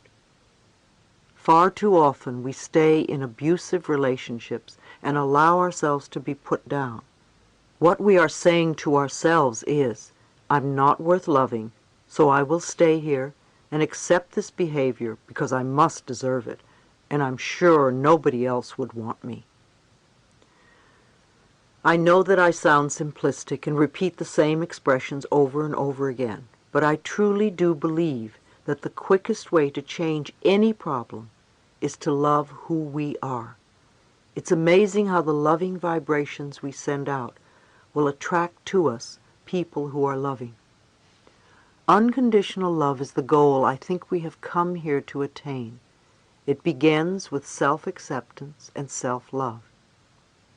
You are not here to please other people or to live your lives their way. You can only live it your own way and walk your own pathway. You have come to fulfill yourself and to express love on the deepest level. You are here to learn and grow and to absorb and project compassion and understanding. When you leave the planet, you don't take your relationship or your automobile or your bank account or your job with you. The only thing you take is your capacity to love. Chapter 9, Loving the Child Within. If you can't get close to other people, it's because you don't know how to be close to your own inner child. The child in you is scared and hurting. Be there for your child. One of the core issues that we want to explore is healing the forgotten child within. Most of us have ignored our inner child for far too long. Doesn't matter how old you are. There is a little child within you who needs love and acceptance. If you're a woman, no matter how self-reliant you are, you have a little girl who's very tender and needs help. And if you are a man, no matter how macho you are, no matter how old you are, you still have a little boy inside of you who craves warmth and affection. Every age that you have been is within you, within your consciousness and memory. As children, when something went wrong, you tended to believe that there was something wrong with you. Children develop the idea that if they could only do it right, then parents, or whoever, would love them, and they wouldn't beat them or punish them. So whenever the child wants something and doesn't get it, he or she believes, I'm not good enough, I'm defective. And as we grow older, we reject certain parts of ourselves. At this point in our lives right now, we need to begin to make ourselves whole and accept every part of who we are. The part that did all the stupid things, the part that was funny looking, the part that was scared, the part that was very foolish and silly, the part that had egg on its face, every single part of ourselves. I think that we often turn off or tune out around the age of 5. We make that decision because we think that there is something wrong with us, and we're not going to have anything to do with the child anymore. There is a parent inside as well. You have a child and you have a parent, and most of the time the parent scolds the child, almost on a non-stop basis. If you listen to your inner dialogue, you can hear the scolding. You can hear the parent tell you what you are doing wrong or how you are not good enough. Consequently, we begin a war with ourselves, and we start to criticize ourselves the way our parents have been criticizing us. You're stupid, you're not good enough, you don't do it right, screwed up again. It becomes a habit pattern. When we become adults, most of us totally ignore the child within us, or we criticize the child in the same way we used to be criticized. We continue the pattern over and over again. I once heard John Bradshaw, author of several marvelous books on healing the inner child, say that each of us has 25,000 hours of parent tapes within us by the time we are adults.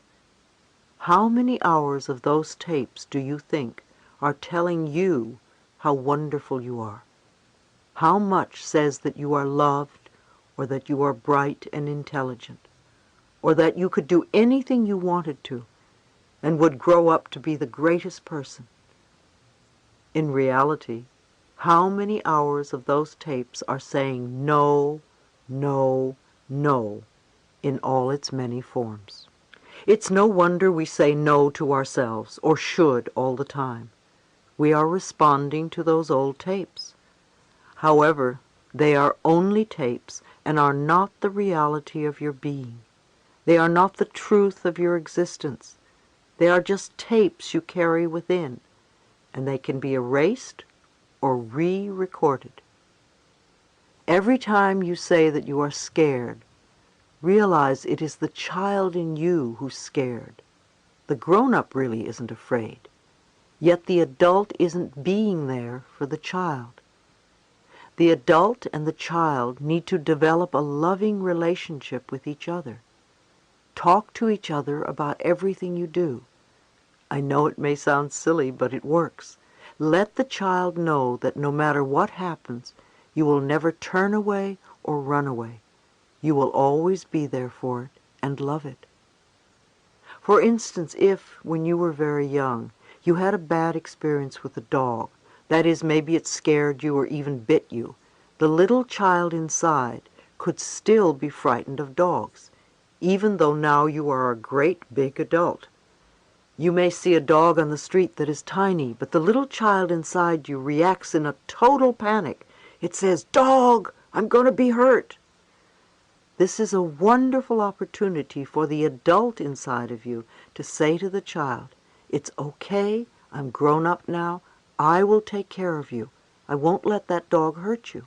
You don't have to be frightened anymore. Start comforting your own child in this way. Healing the hurts of the past. I have found that working with the inner child is most valuable in helping to heal the hurts of the past. We are not always in touch with the feelings of the frightened little child within us. If your childhood was full of fear and battling, and you now mentally beat yourself up, you are continuing to treat your inner child in much the same way. The child inside, however, has no place to go. You need to go beyond your parents' limitations. You need to connect with the little lost child inside. He or she needs to know that you care. Take a moment now and tell your child that you care. I care for you. I love you. I really love you. Maybe you've been saying this to the big person, the adult inside you. So start talking now to the little child. Visualize that you are taking him or her by the hand and go everywhere together for a few days. And see what wonderfully joyous experiences you can have together. You need to communicate with that part of yourself. What are the messages you want to hear? Sit down quietly, close your eyes, and talk to your child. If you haven't talked to them in 62 years, it may take a few times before the child will believe that you really want to talk to it. Be persistent. I want to talk to you. I want to see you. I want to love you. And you will eventually connect. You may see the child inside you, you may feel it, or you may hear it. One of the statements that you can make when you first talk to your child is an apology. Say that you are sorry that you haven't talked to it in all these years, or that you are sorry for scolding it for so long. Tell the child you want to make up for all the time spent apart from each other. Ask it how you can make it happy. Ask the child what frightens it. Ask how you can help. And ask what it wants from you. Start out with simple questions, and you will get the answers. What can I do to make you happy? What would you like today? For instance, you can say to the child, I'm going to work. What do you want to do? They may answer, go to the beach. The communication will have begun. In your mind's eye, see them going to the beach and having fun. Be consistent. If you can take just a few moments a day to begin to connect with the little person inside of you, life is going to be a lot better. Communicating with your inner child. Some of you may already be doing inner child work. There are many books on the subject, and many workshops and lectures are given about it. Self-Parenting by John Pollard III is excellent, and it's filled with wonderful exercises and activities that you can do with your inner child. If you are serious about doing practical work with your inner child, I recommend that you pick up this book. As I've said before, there is a lot of help offered in this area. You are not alone and helpless, but you need to reach out and ask for help so that you can get assistance. Another suggestion I have is to find a photograph of yourself as a child and really look at the photograph. Do you see a miserable little kid? Do you see a happy child? Whatever you see, connect with it. If you see a frightened child, ask why it was frightened and start doing something to make it feel better. Find several photos of your younger self and talk to the child in each photo. It also helps to talk to your child in the mirror. If you had a nickname as a child, use that name. Have a box of tissues handy. I suggest that you sit down in front of a mirror, because if you're standing, as soon as it gets difficult, you will run out the door. Instead, sit down with your box of tissues and start talking. Another exercise you can do is to communicate through writing. Again, lots of information will surface. Use 2 different colored pens or felt markers. With one colored pen in your dominant hand, write a question. With the other colored pen in your non-dominant hand, let your child write the answer. It's a very fascinating exercise. When you are writing the question, the adult thinks it knows the answer. But by the time you pick up the pen with the awkward hand, the answer often comes out quite differently than expected. You can draw together, too. Many of you probably loved drawing and coloring when you were little children, until you were told to be neat and not to draw outside of the lines. So begin drawing again. Use your non-dominant hand to draw a picture about an event that just happened, and notice how you feel. Ask your child a question, and just let it draw with the non-dominant hand and see what it shows. If you can get together with others in small core groups or support groups, you can work on these ideas together. You can all let your inner children draw pictures. Then you can sit around and discuss what the pictures mean. The information you receive can be surprisingly insightful. Play with your little child. Do things that your child likes to do. When you were little, what did you really like to do? And when was the last time you did it? Too often the parent inside us stops us from having fun because it's not the adult thing to do. So take the time to play and have fun. Do the silly things you did when you were young, such as jumping in piles of leaves and running under the hose spray. Watch other children at play.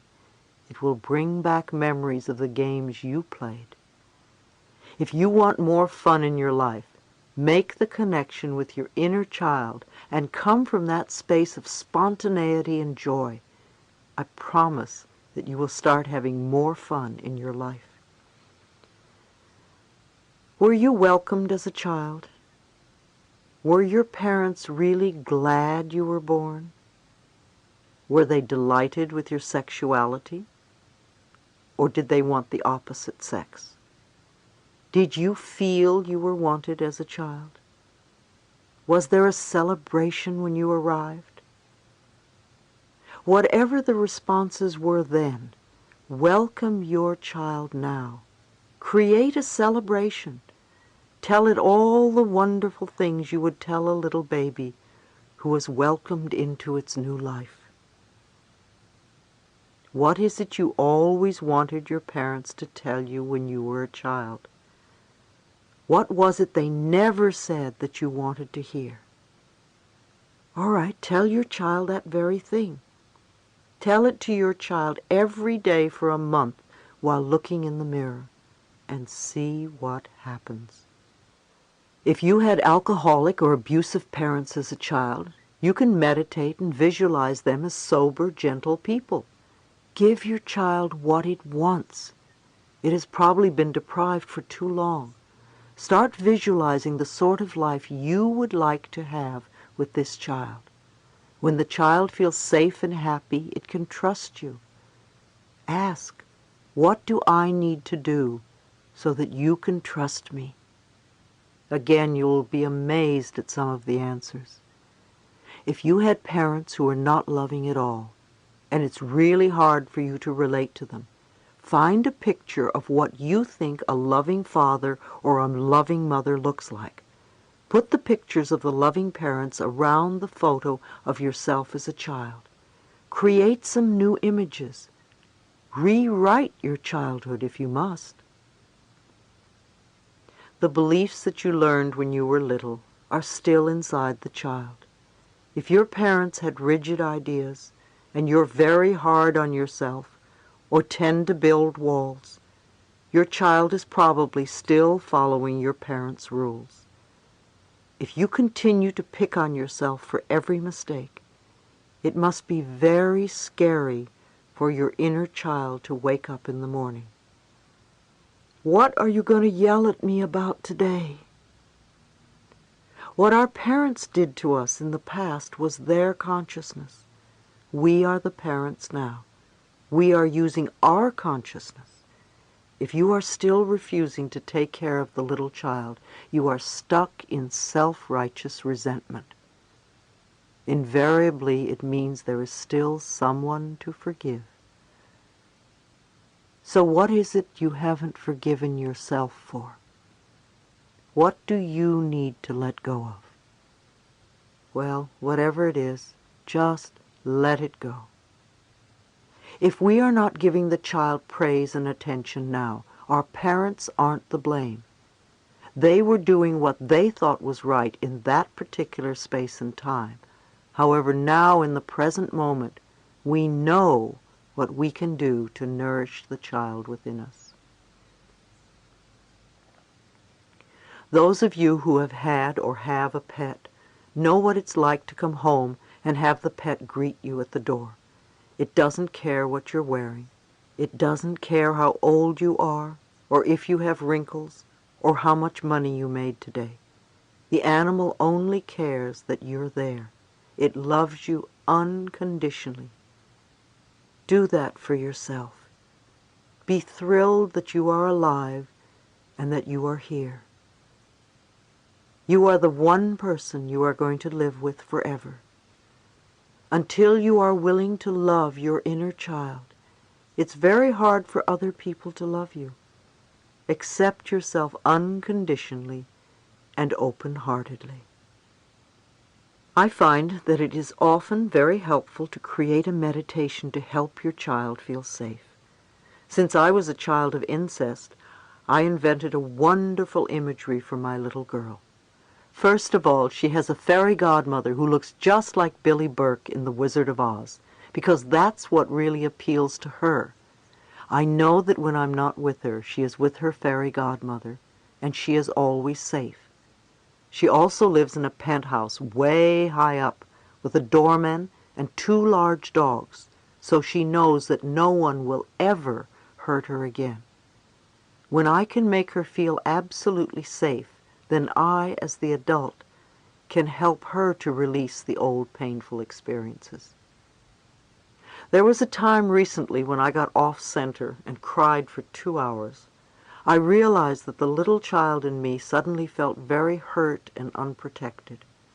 I had to tell her that she wasn't bad or wrong, rather that she was reacting to something that had happened. So as quickly as I was able to, I did some affirmations and meditated, knowing that there was a power far greater that would support and love me. After that, the little girl didn't feel so afraid and alone. I'm also a great believer in teddy bears. When you were very little, often your teddy bear was your very first friend. It was your confidant because you could tell it all your secrets and troubles, and it never snitched on you. It was always there for you. Take your teddy bear out of the closet now and let your child have it once again, or buy a new one.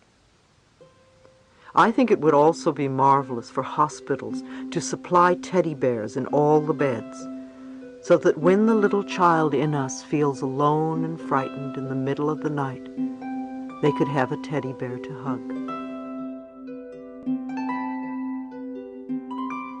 The many parts of you.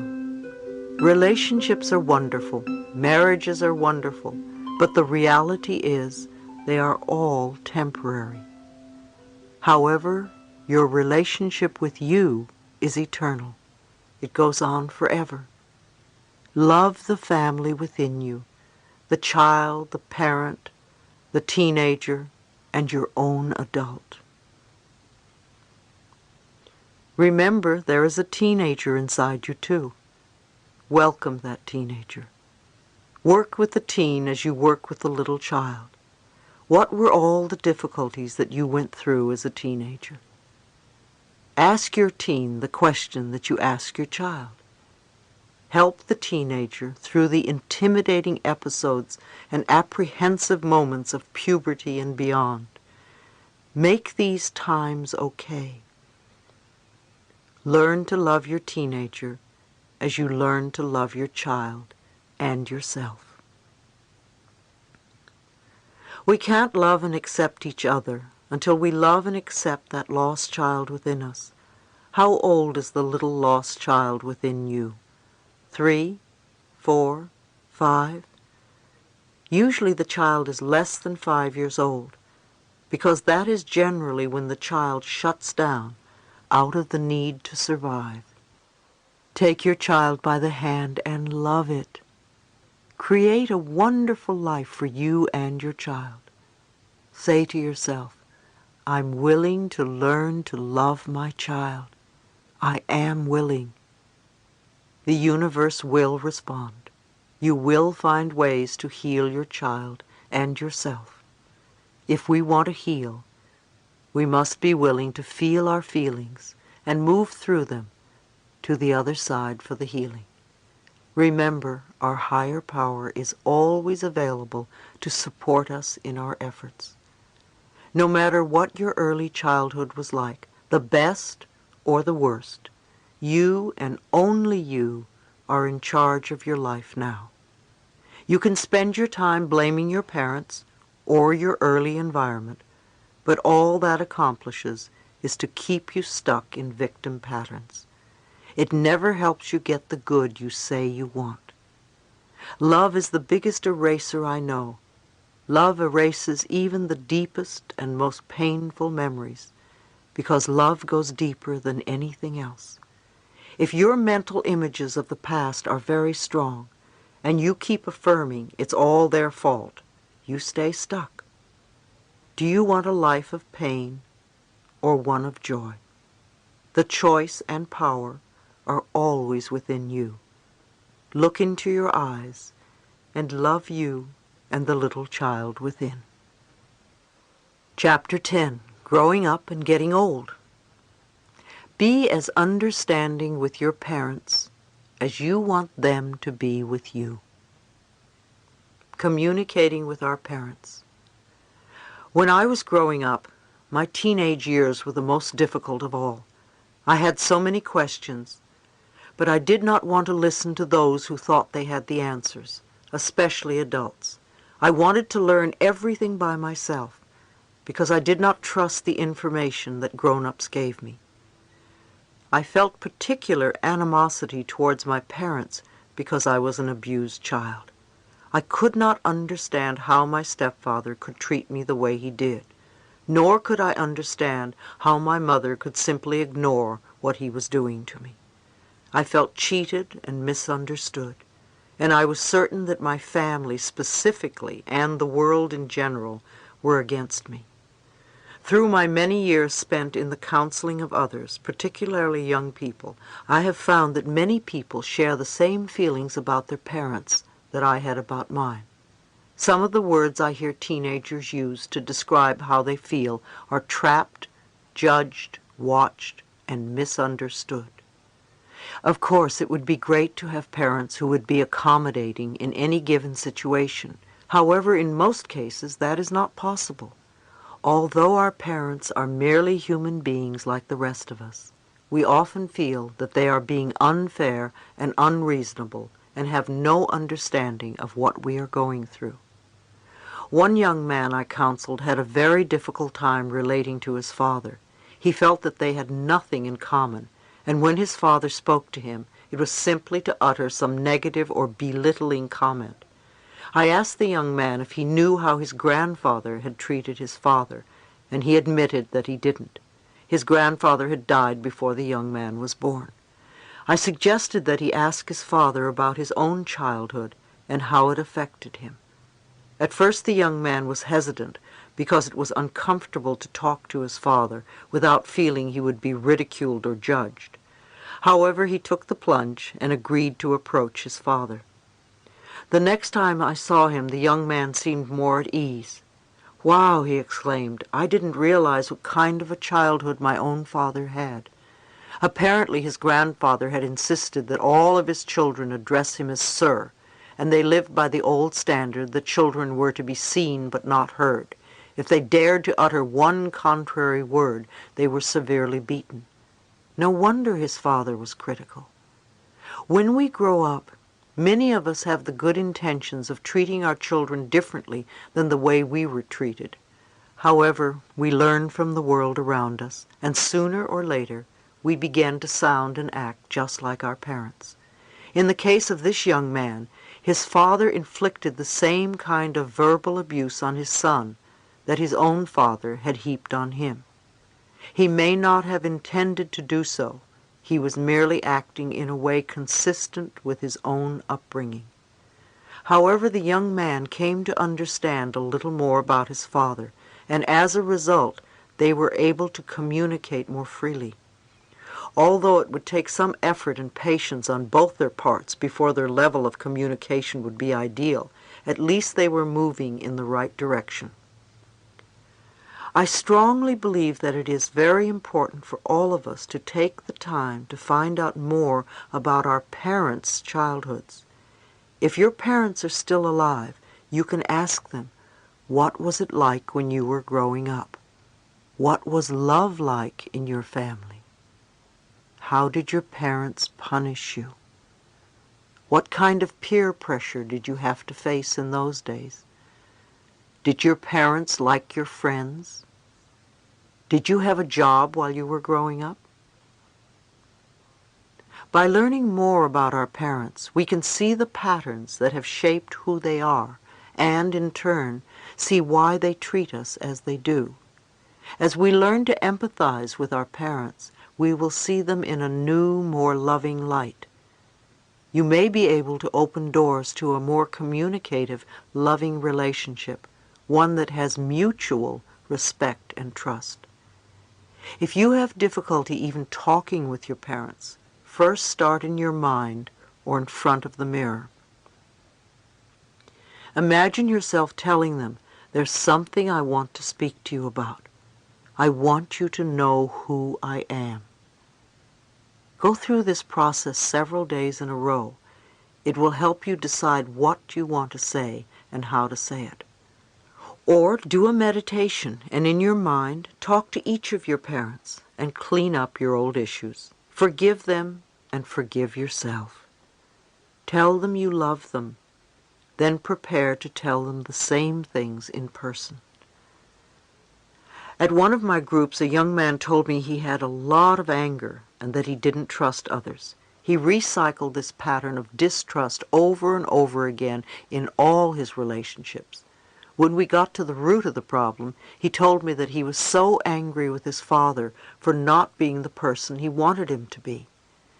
Again, when we are on a spiritual pathway, it's not up to us to change the other person. First of all, we need to release all the pent-up feelings we harbor against our parents. And then we need to forgive them for not being who we wanted them to be.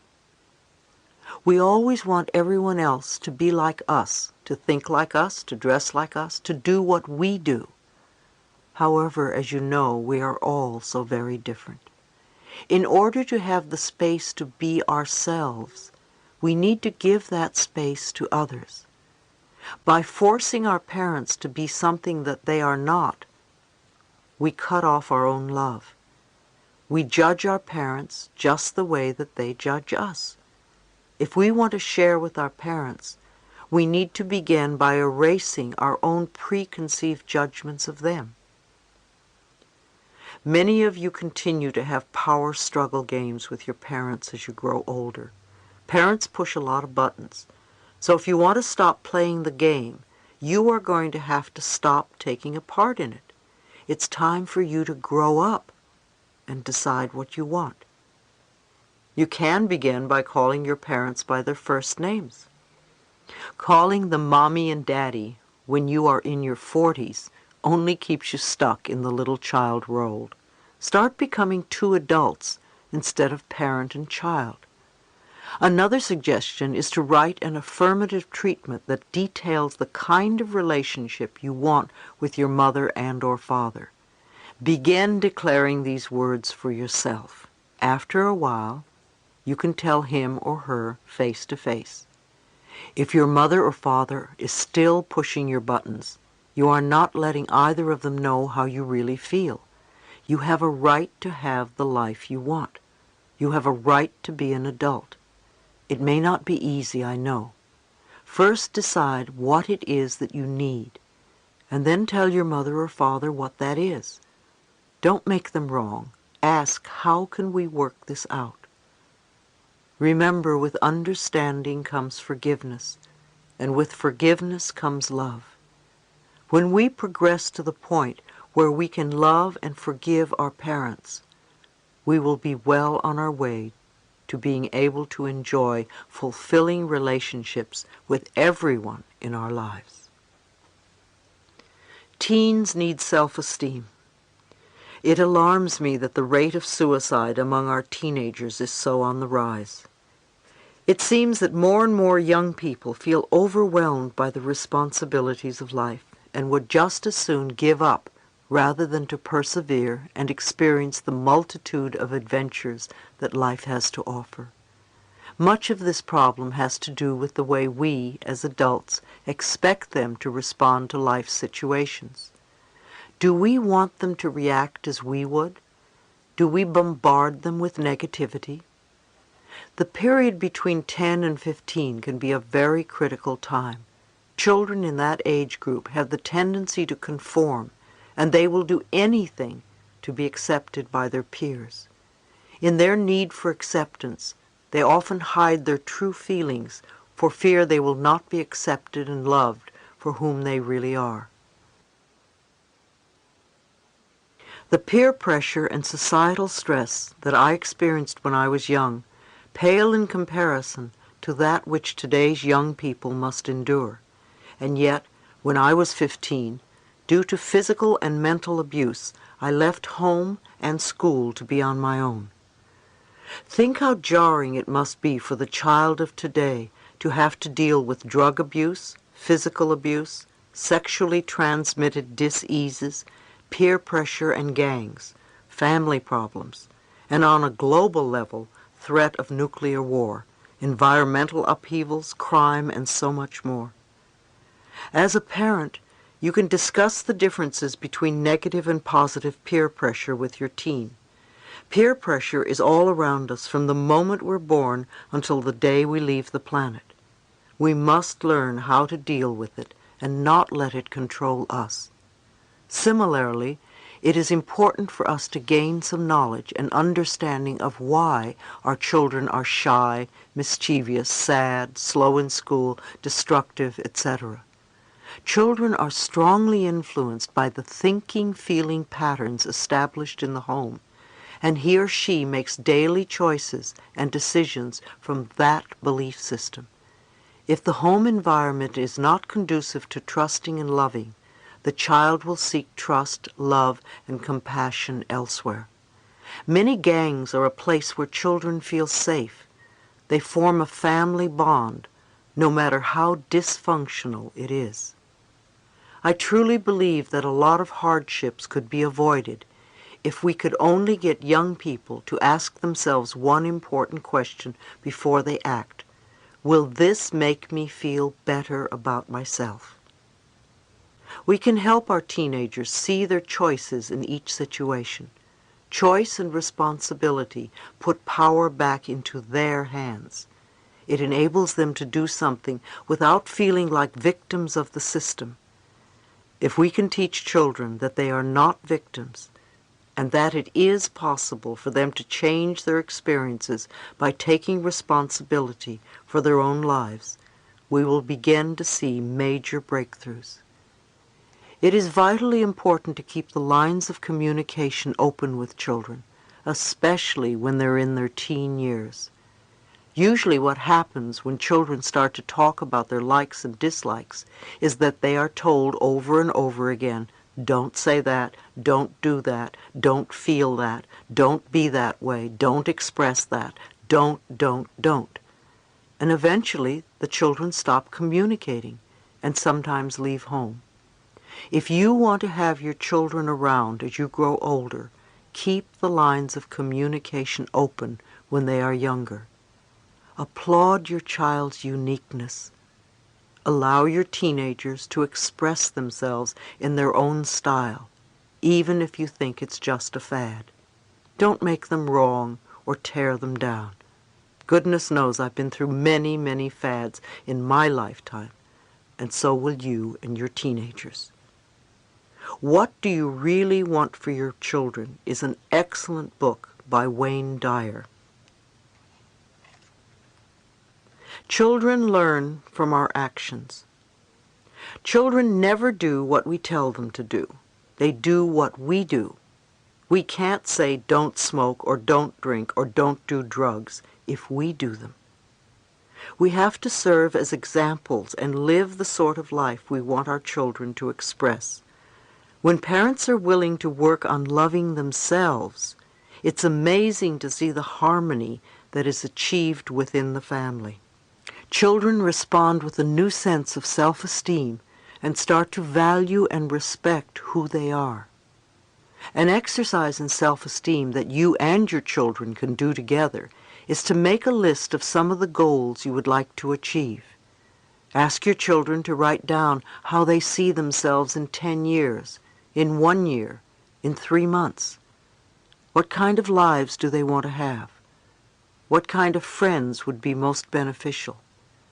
Have them list their goals with short descriptions of each, as well as how they can make their dreams come true. And you do the same. All of you might keep the lists nearby to remind yourself of your goals. In 3 months' time, go over the lists together. Have the goals changed. Don't let your children beat themselves up if they didn't get as far as they wanted. They can always revise their lists. What is most important to give young people is something positive to look forward to. Separation and divorce. If there is separation and or divorce in the family, it is important that each parent be supportive. It's very stressful for a child to be told that the other parent is no good. As the parent, you want to love yourself through the fears and anger as much as possible. The children will pick up feelings from you. If you're going through a lot of turmoil and pain, they will surely pick that up from you. Explain to your children that your stuff has nothing to do with them and their inner worth. Don't let them get the idea that anything that's happened is their fault, because that's what most children think. Let them know that you love them very much and will always be there for them. I suggest you do mirror work with your children every morning. Do affirmations that will get you through the trying times easily and effortlessly so that everyone will be okay. Release your painful experiences with love and affirm happiness for all concerned. There's a wonderful group called the California State Task Force to promote self-esteem and personal and social responsibility. It was created in 1987 by Assemblyman John Vasconcellos. Among the appointed members are Jack Canfield and Dr. Emmett Miller. I support its efforts in researching and making recommendations to the government to bring self-esteem programs into the schools. Other states are following suit by including self-esteem curriculum in the classroom. Look into these groups. I believe that we are on the brink of some major changes in our society, especially with regard to understanding our own self-worth. If teachers especially can get their own self-worth on the right track, they will help our children tremendously. Children reflect the social and economic pressures with which we are faced. Any program having to do with self-esteem will need to encompass students, parents, and teachers, as well as businesses and organizations. Growing older graciously. So many of us fear growing old and looking old. We make growing old so terrible and unattractive. Yet it is a normal and natural process of living. If we can't accept our inner child, and be comfortable with who we were and who we are, how can we accept the next stage? If you don't grow old, what is the alternative? You leave the planet. As a culture, we have created what I call youth worship. It's all very well and good to love ourselves at certain ages, but why can't we love ourselves as we get older? We will eventually go through every age of life. Many women feel a lot of anxiety and fear when they think about getting old. The gay community also deals with a lot of issues having to do with youth and looks and loss of beauty. Getting old may mean getting wrinkles and gray hair and saggy skin. And yes, I want to grow old. It's all part of being here. We are on this planet to experience every part of life. I can understand that we don't want to get old and sick, so let's separate those two ideas. Let's not imagine or envision ourselves getting sick as a way to die. I do not personally believe that we have to die with illness. Instead, when it is our time to leave, when we have accomplished what we came here to do, we can take a nap or go to bed at night and leave peacefully. We don't have to become deathly ill. We don't have to be hooked to machines. We don't have to lie suffering in a nursing home in order to leave the planet. There's a tremendous amount of information available on how to stay healthy. Don't put it off. Do it now. When we get older, we want to feel wonderful so we can continue to experience new adventures. I read something a while ago that intrigued me. It was an article about a San Francisco medical school that had discovered that the way we age is not determined by genes, but by something they call the aging set point, a biological time clock that exists in our minds. This mechanism actually monitors when and how we begin to age. The set point or aging clock is regulated in great part by one important factor, our attitudes towards getting old. For instance, if you believe that 35 is middle-aged, that belief triggers biological changes in your body that cause it to accelerate the aging process when you reach 35. Isn't that fascinating? Somewhere, somehow, we decide what is middle age and what is old age. Where are you setting that aging set point within you? I have this image in my mind that I'm going to live to be 96 years and still be active, so it's very important that I keep myself healthy. Remember, too, what we give out, we get back. Be aware of how you treat older people, because when you get old, that will be the way you are treated. If you believe certain concepts about old people, again, you are forming ideas that your subconscious will respond to. Our beliefs, our thoughts, our concepts about life and about ourselves always become true for us. Remember, I believe that you choose your parents before you were born in order to learn valuable lessons. Your higher self knew the experiences that were necessary for you to proceed on your spiritual course. So whatever you came to work out with your parents, get on with it. No matter what they say or do or said or did, you are here ultimately to love yourself. As parents, allow your children to love themselves by giving them the space to feel safe and to express themselves in positive, harmless ways. Remember, too, just as we choose our parents, our children also chose us. There are important lessons for all of us to work out. Parents who love themselves will find it easier to teach their children about self-love. When we feel good about ourselves, we can teach our children self-worth by example. The more we work on loving ourselves, the more our children will realize that it's an okay thing to do. Part 4. Applying your inner wisdom. All the theories in the world are useless unless there is action, positive change, and finally, healing. Chapter 11, Receiving Prosperity. When we get frightened, we want to control everything, and then we shut off the flow of good. Trust life. Everything we need is here for us. The power within us is willing to give us our fondest dreams and enormous plenty instantaneously. The problem is that we are not open to receiving it. If we want something, our higher power doesn't say, "I'll think about it." It readily responds and sends it through. But we have to be ready for it.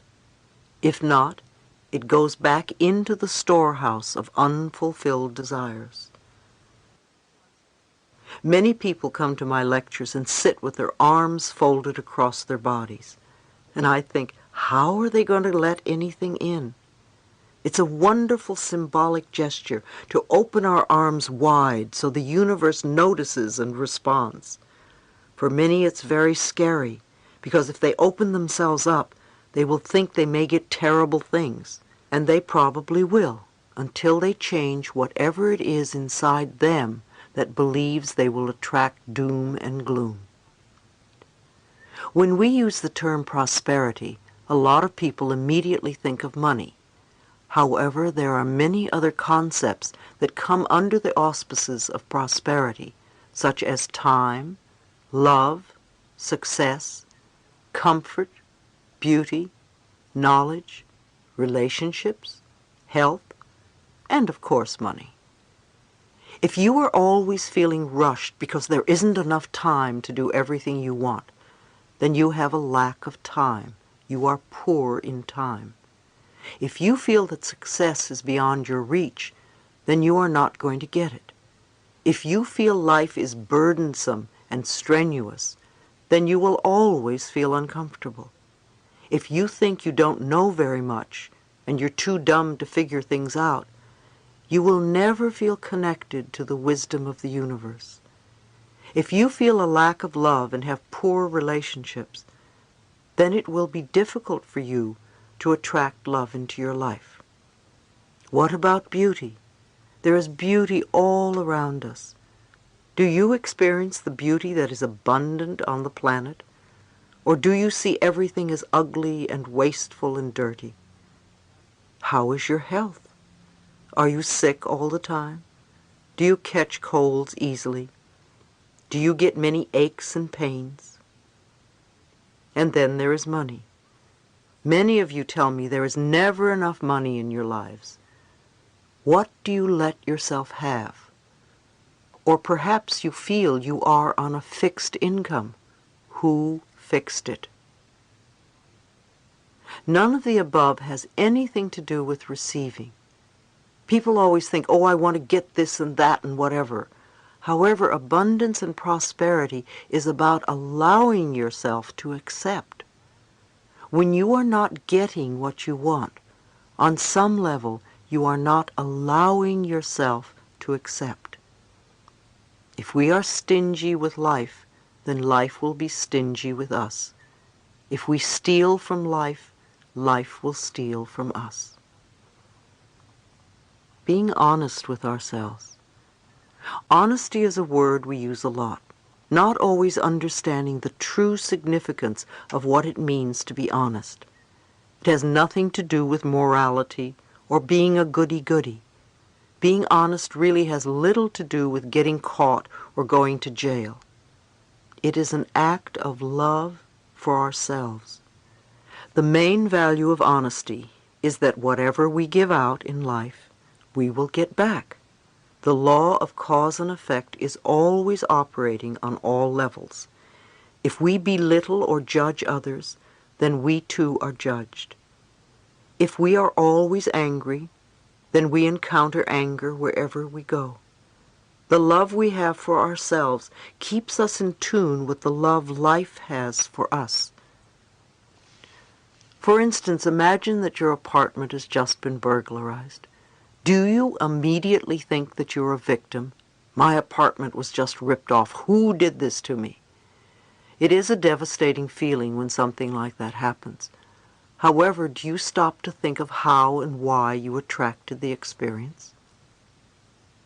Again, taking responsibility for creating our own experiences is not an idea that many of us want to accept all the time, perhaps just some of the time.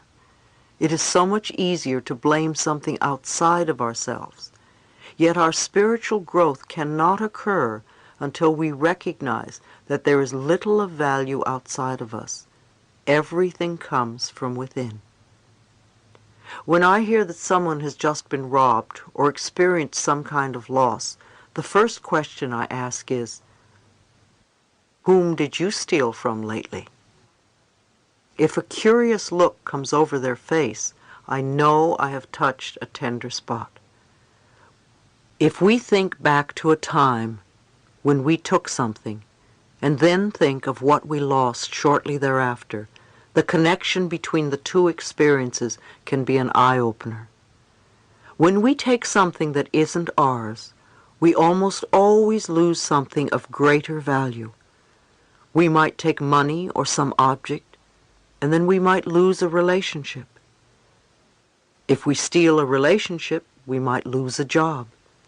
If we lift stamps and pens from the office, we might miss a train or a dinner date.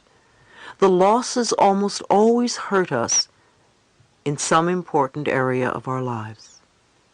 It's unfortunate that many people steal from large companies, department stores, restaurants, or hotels, and so on, rationalizing that these businesses can afford it. This type of rationalization does not work. The law of cause and effect continues to operate for each one of us. If we take, we lose. If we give, we get. It cannot be otherwise. If there are many losses in your life, or many things are going wrong, you might examine the ways in which you are taking. Some people who would not dream of stealing things will self-righteously rob another person of time or self-esteem. Each time we make another person feel guilty, we are stealing self-worth from them. To be truly honest on all levels takes a great deal of self-examination and self-awareness. When we take something that does not belong to us, we are, in effect, instructing the universe that we don't feel worthy of earning. We aren't good enough, we want to be stolen from, or we believe there is not enough to go around. We believe that we must be sneaky and grab to get our good. These beliefs become effective walls around us that prevent us from experiencing abundance and joy in our lives. These negative beliefs are not the truth of our being. We are magnificent and deserve the very best. This planet is abundantly plentiful. Our good always comes to us by the right of consciousness. The work we do in consciousness is always one of refining what we say and think and do. When we clearly understand that our thoughts create our reality, then we use our reality as a feedback mechanism to let us know what we need to change next. Being absolutely honest, down to the last paperclip, is a choice we make out of love for ourselves. Honesty helps to make our lives run more smoothly and more easily. If you go to a store and they don't charge you for something you've bought and you know it, then it's your spiritual obligation to tell them so. If you are aware, you call it to their attention.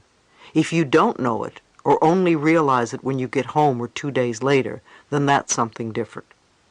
If dishonesty brings disharmony into our lives, imagine what love and honesty can create. The good in our lives, the wonderful surprises we have, these too we have created. As we look within ourselves with honesty and unconditional love, we will discover so much about our power. What we can learn to create with our own consciousness has far greater value than any amount of money we could possibly steal. Your home is your sanctuary. Everything is a reflection of what you believe you deserve. Look at your home. Is it a place that you really love to live in? Is it comfortable and joyous, or cramped, dirty, and always messy? The same with your car. Do you like it? How does it reflect the love you have for yourself? Are your clothes a bother and a nuisance and something you have to deal with? Your clothes are also a reflection of how you feel about yourself. Again, the thoughts we have about ourselves can always be changed.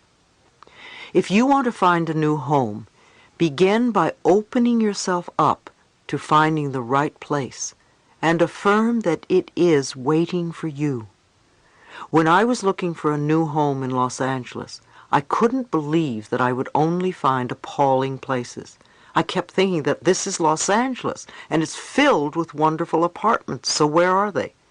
It took me 6 months to find the one I wanted, and it was magnificent. During the time I was looking, the building was being constructed, and when it was finished, I found it waiting for me. If you look for something, but you're not finding it, there is probably a good reason. If you want to move from where you are because you don't like it, thank your present home for being there. Appreciate it for sheltering you from the weather. If it's difficult to like it, start with one part of the house that you like. It may be a corner of your bedroom. Don't say, "I hate this old place," because if you do, you're not going to find something that you love.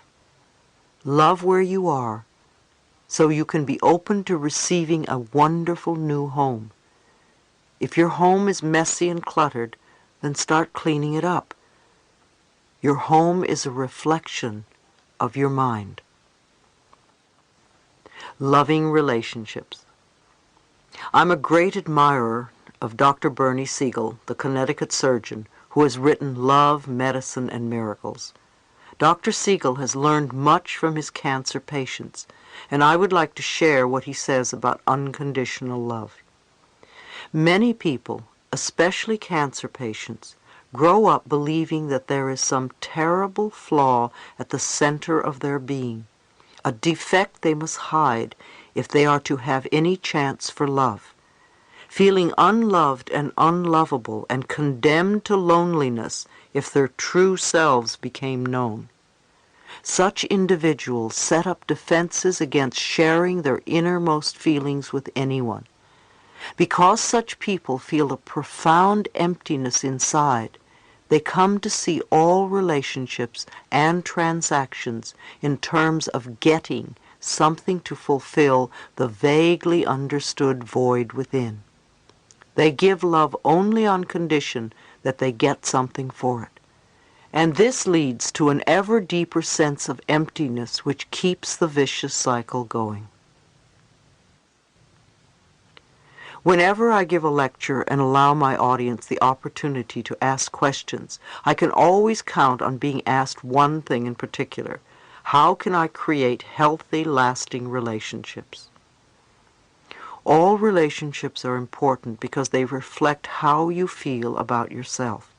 If you are constantly beating yourself up by thinking that everything that goes wrong is your fault, or that you are always a victim, then you are going to attract the type of relationships that reinforce those beliefs in you.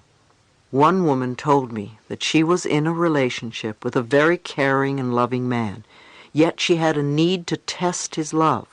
So I asked her, why would you test his love? She said that she felt unworthy of his love because she wasn't loving herself enough. So I suggested that 3 times a day she stand with her arms open and say, "I am willing to let the love in.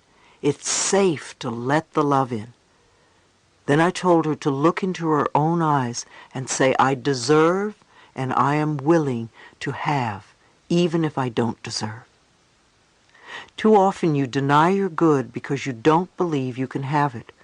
For instance, you want to get married or have a long-lasting relationship. The person you go out with has 4 of the qualities you want in a partner. You know you're on your way. You want a little more of this or want to add a little something new to your list. Depending on how much you believe you deserve to be loved, you may have to go through a dozen people before you get what you really want. Likewise, if you believe that a higher power has surrounded you with truly loving people, or that everyone you meet or know brings only good into your life, then those are the types of relationships you will ultimately draw to yourself. Codependent relationships. Personal relationships always seem to be the first priority for many of us. Perhaps you are always searching for love. Hunting for love doesn't bring the right partner because the reasons for wanting love are unclear. We think, oh, if I only had someone who loved me, my life would be all better. That's not the way it works. One exercise that I recommend is to write down the qualities you want from a relationship, such as fun, intimacy, open and positive communication, etc., and look at your list. Are these standards impossible to fulfill? Which of these requirements could you supply yourself? There's a big difference between the need for love and being needy for love. When you are needy for love, it simply means that you are missing love and approval from the most important person you know, yourself. You become involved in relationships that are codependent and ineffectual for both partners. When we need someone else to fulfill us, we are codependent. When we rely on another to take care of us so that we don't have to do it ourselves, we become codependent. Many of us from dysfunctional families have learned codependency from the way we grew up. I believed for years that I was not good enough, and I sought love and approval wherever I went. If you are always telling the other person what to do, then you are probably trying to manipulate the relationship. On the other hand, if you are working to change your own inner patterns, then you are allowing things to happen in their right course. Take a moment to stand in front of a mirror and think about some of your own negative childhood beliefs that have been affecting your relationships. Can you see how you are still recreating the same beliefs? Think of some positive childhood beliefs. Do they hold the same charge for you as the negative ones? Tell yourself that the negative beliefs no longer serve you and replace them with new positive affirmations. You may want to write down the new beliefs and place them where you can see them every day. Again, be patient with yourself. Persevere with the new belief as much as you did with the old one. There were many times when I slipped back into old patterns before my new beliefs took root. Remember, when you are able to contribute to the fulfillment of your own needs, then you will not be so needy, so codependent. It all begins with how much you love yourself. When you truly love yourself, you stay centered, calm and secure, and your relationships at home as well as at work are wonderful. You will find yourself reacting to various situations and people differently. Matters that once may have been desperately important won't be quite as important anymore. New people will enter your life, and perhaps some old ones will disappear, which can be scary at first, and also wonderful, refreshing, and exciting. Once you know what you want in a relationship, you must go out and be with people. No one is going to suddenly appear at your doorstep. A good way to meet people is in a support group. It enables you to connect with people who are like-minded or who are involved in the same interests. It's amazing how quickly you can meet new friends. There are many groups and classes available in cities all around the world. You need to seek these groups out. It helps when you associate with people traveling a similar path. An affirmation I suggest is, I am open and receptive to wonderful good experiences coming into my life. It's much better than saying I'm looking for a new lover. Be open and receptive, and the universe will respond for your highest good. You will find that as your self-love grows, so will your self-respect, and any changes that you find yourself needing to make will be easier to accomplish when you know that they are the right ones for you. Love is never outside yourself. It is always within you. As you are more loving, you will be more lovable.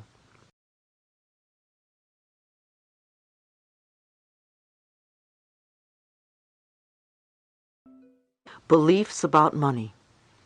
Having fear about the issue of money comes from our early childhood programming. A woman at one of my workshops said that her wealthy father had always had a fear of going broke, and he had passed on the fear that money would be taken away. She grew up being afraid that she wouldn't be taken care of. Her freedom with money was tied to the fact that her father manipulated his family through guilt. She had plenty of money all her life, and her lesson was to let go of the fear that she couldn't take care of herself. Even without all the money, she still could take care of herself. Many of our parents grew up in the Depression, and many of us have inherited beliefs when we were young, such as we may starve, or we may never find work, or we may lose our home or our car or whatever. Very few children say, no, that's nonsense. Children accept it and say, yes, that's right. Make a list of your parents' beliefs about money. Ask yourself if you are still choosing to believe them now. You will want to go beyond your parents' limitations and fears because your life is not the same now. Stop repeating these old beliefs to yourself. Begin transforming the pictures in your mind. When an opportunity comes up, don't echo your past history of lack. Begin proclaiming the new message for today. You can begin now to affirm that it's okay to have money and riches, and that you will use your money wisely. It is normal and natural for us to have more money at certain times than others. If we can trust the power within us to always take care of us no matter what, we can easily flow through the lean times, knowing that we will have more in the future. Money isn't the answer. Although many of us think that if we have a lot of money, everything will be fine. We won't have any more problems or worries. But money is truly not the answer. Some of us have all the money that we could ever need, and we still aren't happy. Be grateful for what you have. A gentleman I knew told me that he felt guilty because he couldn't pay back his friends for the kindness and gifts they gave him when he was not doing so well. I told him that there are times when the universe gives to us, in whatever form we may need, and we may not be able to give back at that time. In whatever way the universe has decided to respond to your needs, be grateful. There will come a time when you will help someone else. It may not be with money, but with time or compassion. Sometimes we don't realize that these things can be more valuable than money. I can think of many people during the early days of my life who helped me enormously at a time when there was no way for me to pay them back. Years later, I've taken the opportunity to help others. Too often we feel we must exchange prosperity. We must reciprocate. If someone takes us to lunch, we immediately have to take them out to lunch. Or somebody gives us a gift, and we immediately have to buy one for them. We could learn to receive with thanks, learn to accept, because the universe perceives our openness to receive as not just exchanging prosperity. Much of our problem stems from our inability to receive. We can give, but it's so difficult to receive.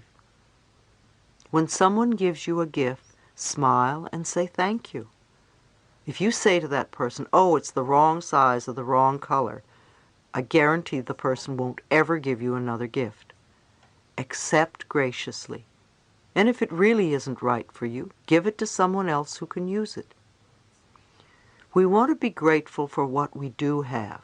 so that we can attract more good to us. If we focus on lack, then we will draw it to us. If we are in debt, we need to forgive ourselves, not berate ourselves. We need to focus on the debt being paid off by doing affirmations and visualizations. The best thing we can do for people who are having money problems is to teach them how to create it in consciousness, because then it's lasting.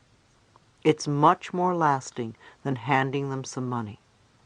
I'm not saying don't give your money away, but don't give it away because you feel guilty.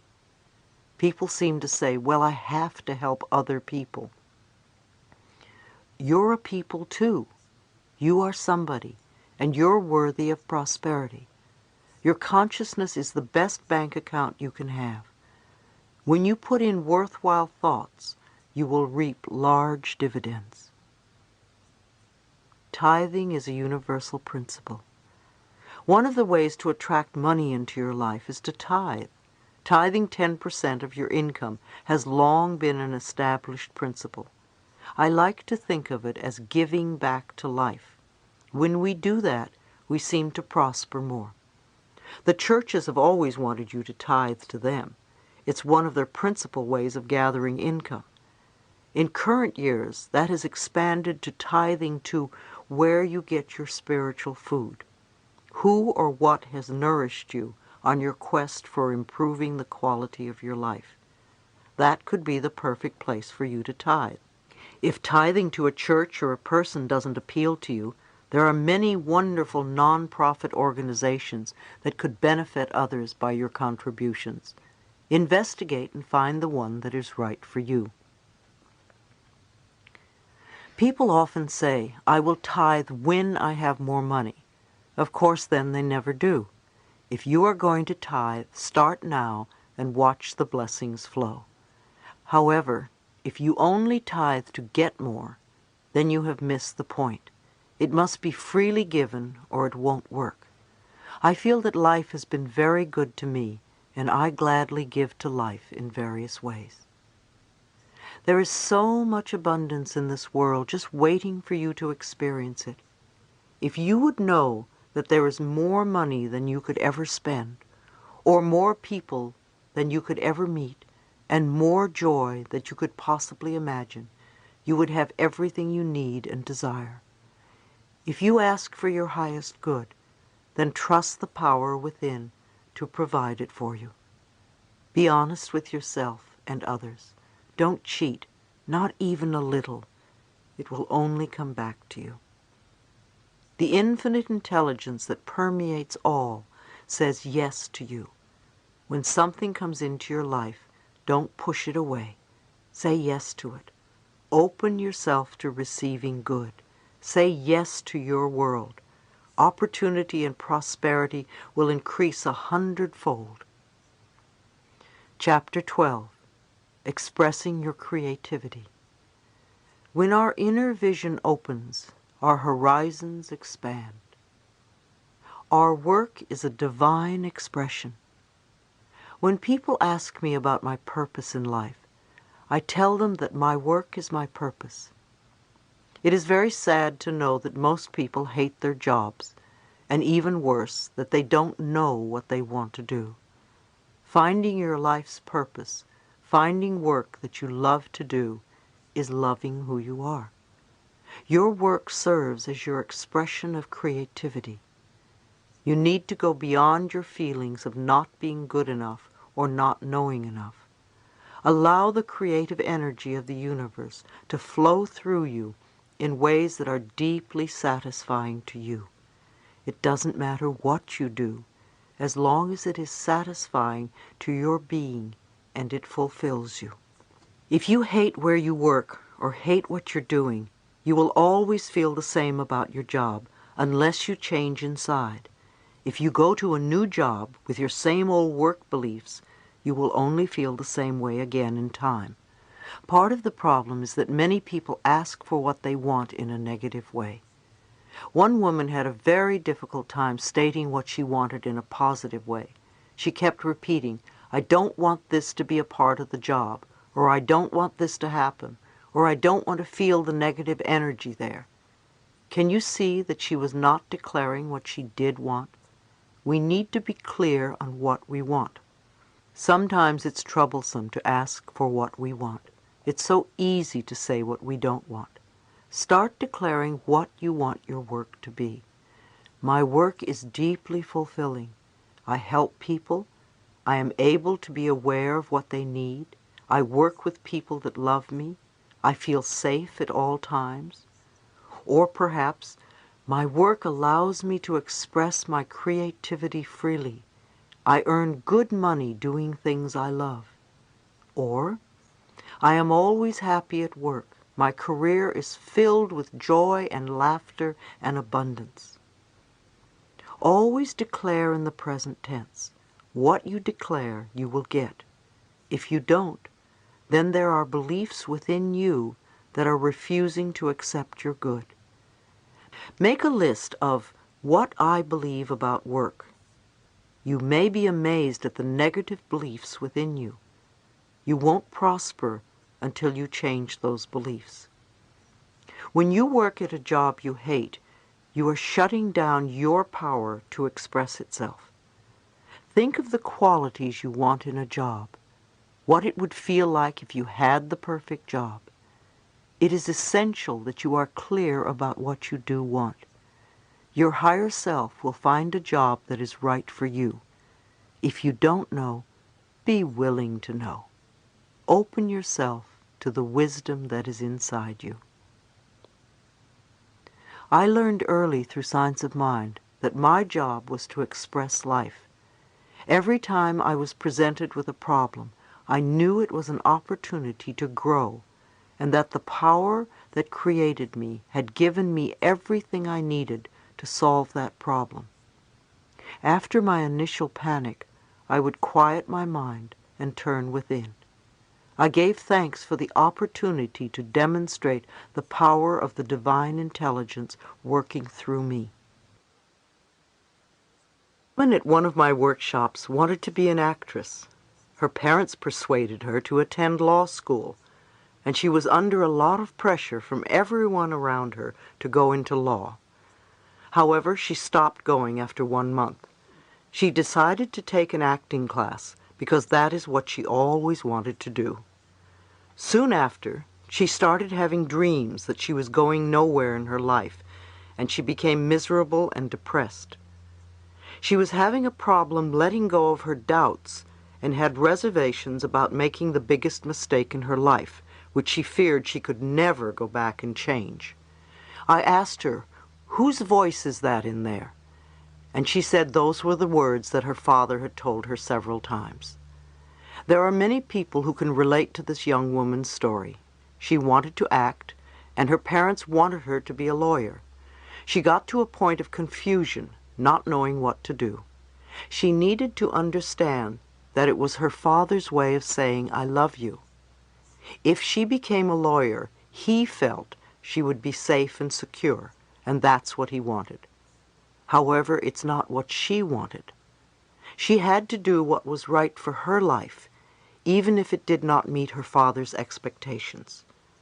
I told her to sit in front of the mirror and look into her eyes and say, "I love you, and I support you in having what you really want. I'm going to support you in every way that I can." I told her to take the time to listen. She needed to connect to her inner wisdom and realize that she didn't have to please anyone other than herself. She could love her father and still fulfill herself. She had the right to feel worthy and able to do it. And she could tell her father, "I love you, and I don't want to be a lawyer. I want to be an actress," or whatever. It's one of our challenges to do what is right for us, even when those who care about us have other ideas. We are not here to fulfill other people's expectations. When we have strong beliefs that we don't deserve, we have problems doing what we want. If other people tell you that you can't have, and then you deny yourself, the child inside you doesn't believe it deserves anything good. Again, it comes back to learning and practicing ways to love yourself more each day. I repeat, do begin by writing down everything you believe about work and failure and success. Look at all the negatives and realize that those are the beliefs that keep you from flowing in this area. You may find you have many beliefs that say you deserve to fail. Take each negative statement and turn it into a positive one. Begin to shape in your mind what you want your fulfilling work to be. Your income can come from many sources. How many of us believe that we have to work hard to earn a good living? Especially in this country, there is a work ethic that implies that one must work hard to be a good person. And in addition to that, work is drudgery. I have found that if you work at what you love, you can usually create a good income for yourself. If you continually say, "I hate this job," you will get nowhere. Whatever you are doing, bring love and a positive attitude into it. If you are in an uncomfortable situation, look within to see what is the best lesson for you to learn from it. One woman told me that her belief system allowed money to come to her from all sorts of unexpected sources. Her friends criticized her ability to draw wealth to her in her unique way and insisted that she had to work hard to earn money. She said that they knew she didn't work hard at all. So she began to run the fear that if she didn't work hard, that meant that she didn't deserve the money she had. Her consciousness was on the right track originally. She needed to thank herself instead of becoming fearful. She understood how to manifest abundance, and her life was working in that area without any struggle. However, her friends wanted to pull her down because they all worked hard and they didn't have as much money as she did. Many times I reach out my hand to others, and if they take it and want to learn new things and go places, it's wonderful. If they try and drag me down, I say goodbye, and I work with somebody who really wants to come up out of the mud. If your life is filled with love and joy, don't listen to some miserable, lonely person who tells you how to run your life. If your life is rich and abundant, don't listen to someone who is poor and in debt tell you how to run it. Very often our parents are the ones telling us how to do things. They often come from a place of burden and hardship and misery, and then try to tell us how to run our lives. Many people worry about the economy and believe they will either earn or lose money due to the economic situation at present. However, the economy is always moving up and down. So it doesn't matter what is happening out there or what others do to change the economy. We are not stuck because of the economy. No matter what is happening out there in the world, it only matters what you believe about yourself. If you have a fear about becoming homeless, ask yourself, where am I not at home within myself? Where do I feel abandoned? What do I need to do to experience inner peace? All outer experiences reflect inner beliefs. I have long used the affirmation, my income is constantly increasing. Another affirmation I like is, I go beyond my parents' income level. You see, you have a right to earn more than your parents did. It's almost a necessity as things cost more now. Women especially experience a lot of conflict with this one. Often they find it difficult to earn more than their fathers are earning. They need to go beyond their feelings of not deserving and accept the abundance of financial wealth that is their divine right. Your job is only one of many channels of an infinite source of money. Money is not the object of your right work. Money can come to you in many ways and from many avenues. No matter how it comes, accept it with joy, and as a gift from the universe. A young lady was complaining that her in-laws were buying her new baby all sorts of nice things, and she could not afford to buy anything. I reminded her that the universe wanted that baby to be well supplied with an abundance of all good, and used the in-laws as a channel to supply it. She then could be grateful and appreciate the way in which the universe was providing for her baby. Relationships on the job. The relationships we create at work are similar to the relationships we have as a family. They can be healthy or they can be dysfunctional.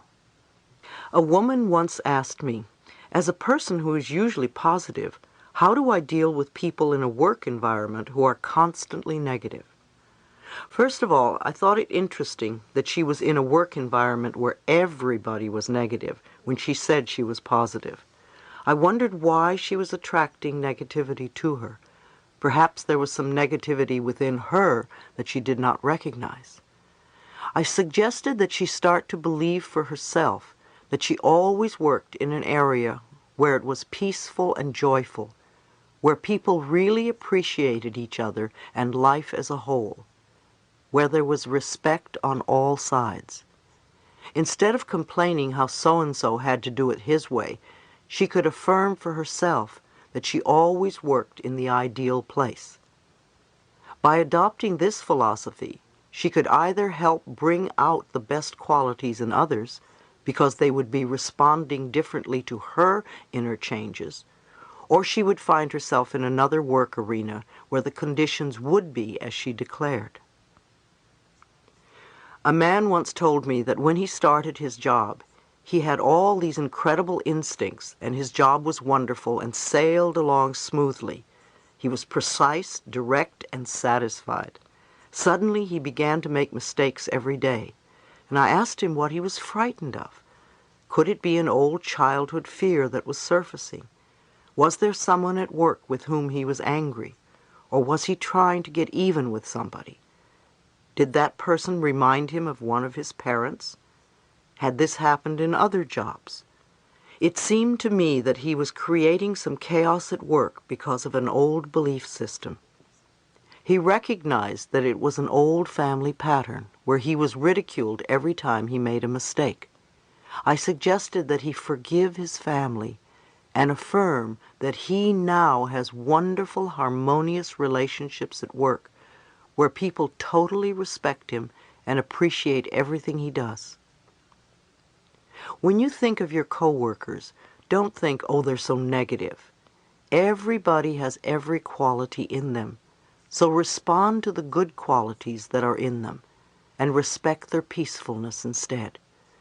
When you can focus on these qualities, they will rise to the surface.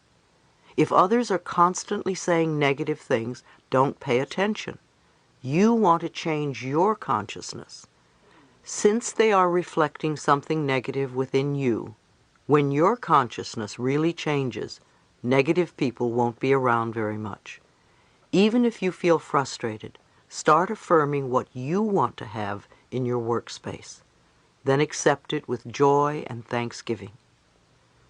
One woman had an opportunity at work to do what she loved and to grow from the experience.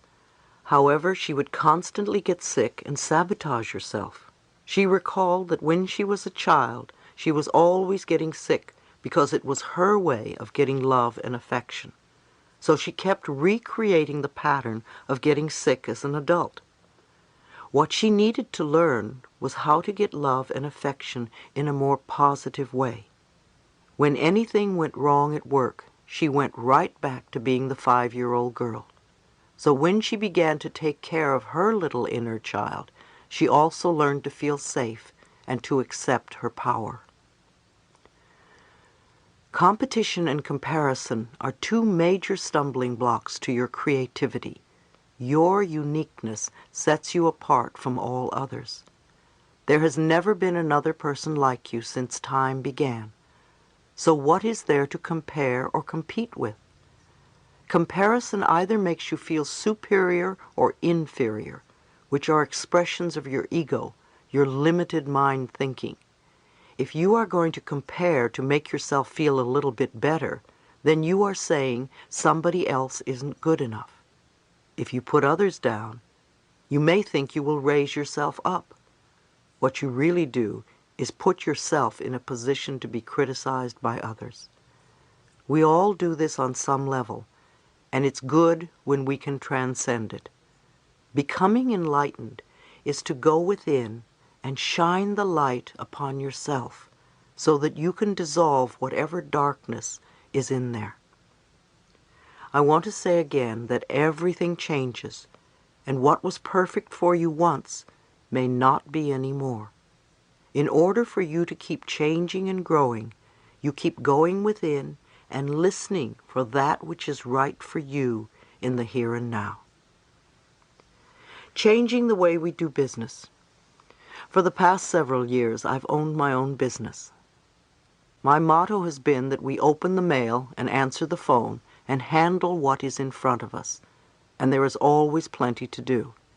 As we did this day by day, the business grew from a few people to well over 20 employees. We established our business on spiritual principles, using affirmations to open and close meetings. We realized that many other businesses ran on competition, often condemning others, or greed, and we did not want to put that energy out to others, knowing that it would come back to us. We decided that if we were going to live by the philosophy, we were not going to operate under the old concepts of doing business. If problems arose, we would spend time affirming what we wanted to change. We also had a soundproof screaming room where employees could let off steam without being heard or judged. It was also a place where they could meditate or relax, and we supplied it with plenty of tapes for people to listen to. It became a safe haven in times of difficulty. I remember a time when we were having many problems with our computer system, and every day something would break down. Because I believe machines reflect our consciousness, I realized that many of us were sending negative energy to the computers, and we were expecting them to constantly break down. I had an affirmation programmed into the computer. Good morning. How are you today? I work well when I am loved, and I love you. In the morning, when everyone turned on their computers, that message would appear. It's amazing how we had no more problems with our computers. Sometimes we think of things that happen, especially at work, as disasters. But we must look at them for what they are, simply life experiences that always teach us something. I know that I have never had a disaster that did not end up a good learning experience in the end, often moving me to a much better level in life. For instance, recently my company, Hay House, was not doing so well. Like the economy, our sales would go up and down, and it appeared that sales were down and staying that way, at least for the moment.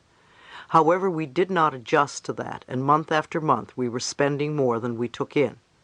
Anyone who has owned a business knows that that is not the way to do it. Eventually it looked as if I would lose my business if I didn't take some drastic measures. Those drastic measures included letting go of over half my staff. You can imagine how difficult it was for me to do that. I remember walking into the conference room where all my staff had gathered to deliver the news. I was in tears, but I knew it had to be done. As difficult as it was for all of us, I also trusted that my much-loved employees would soon find new and better jobs, and almost all of them have. Some of them have even started their own businesses and are very successful. At the darkest time, I kept knowing and affirming that this experience would turn out to be for the highest good of all concerned. Of course, everyone else assumed the worst. Rumors were flying that Hay House was belly up, not just within the people I knew, but all over the country. Our sales staff were surprised that so many business people even knew about our company, let alone its financial condition. I have to admit that we took great joy in proving these forecasts wrong. By tightening our belts tremendously, we didn't go belly up.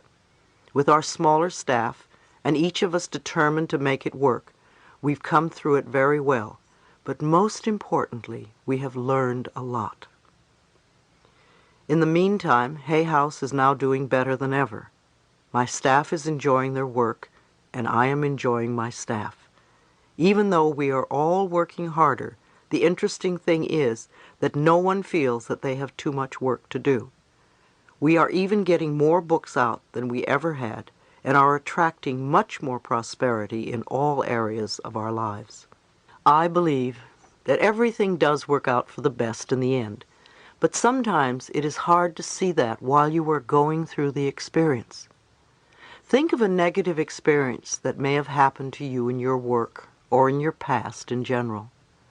Perhaps you were fired, or maybe your spouse left you. Now go beyond it and take a look at the big picture. Didn't many good things happen as a result of that experience? I've heard so many times, yes, that was a horrible thing that happened to me, but if it hadn't, I would never have met so-and-so, or start my own business, or admit that I had an addiction, or learn to love myself.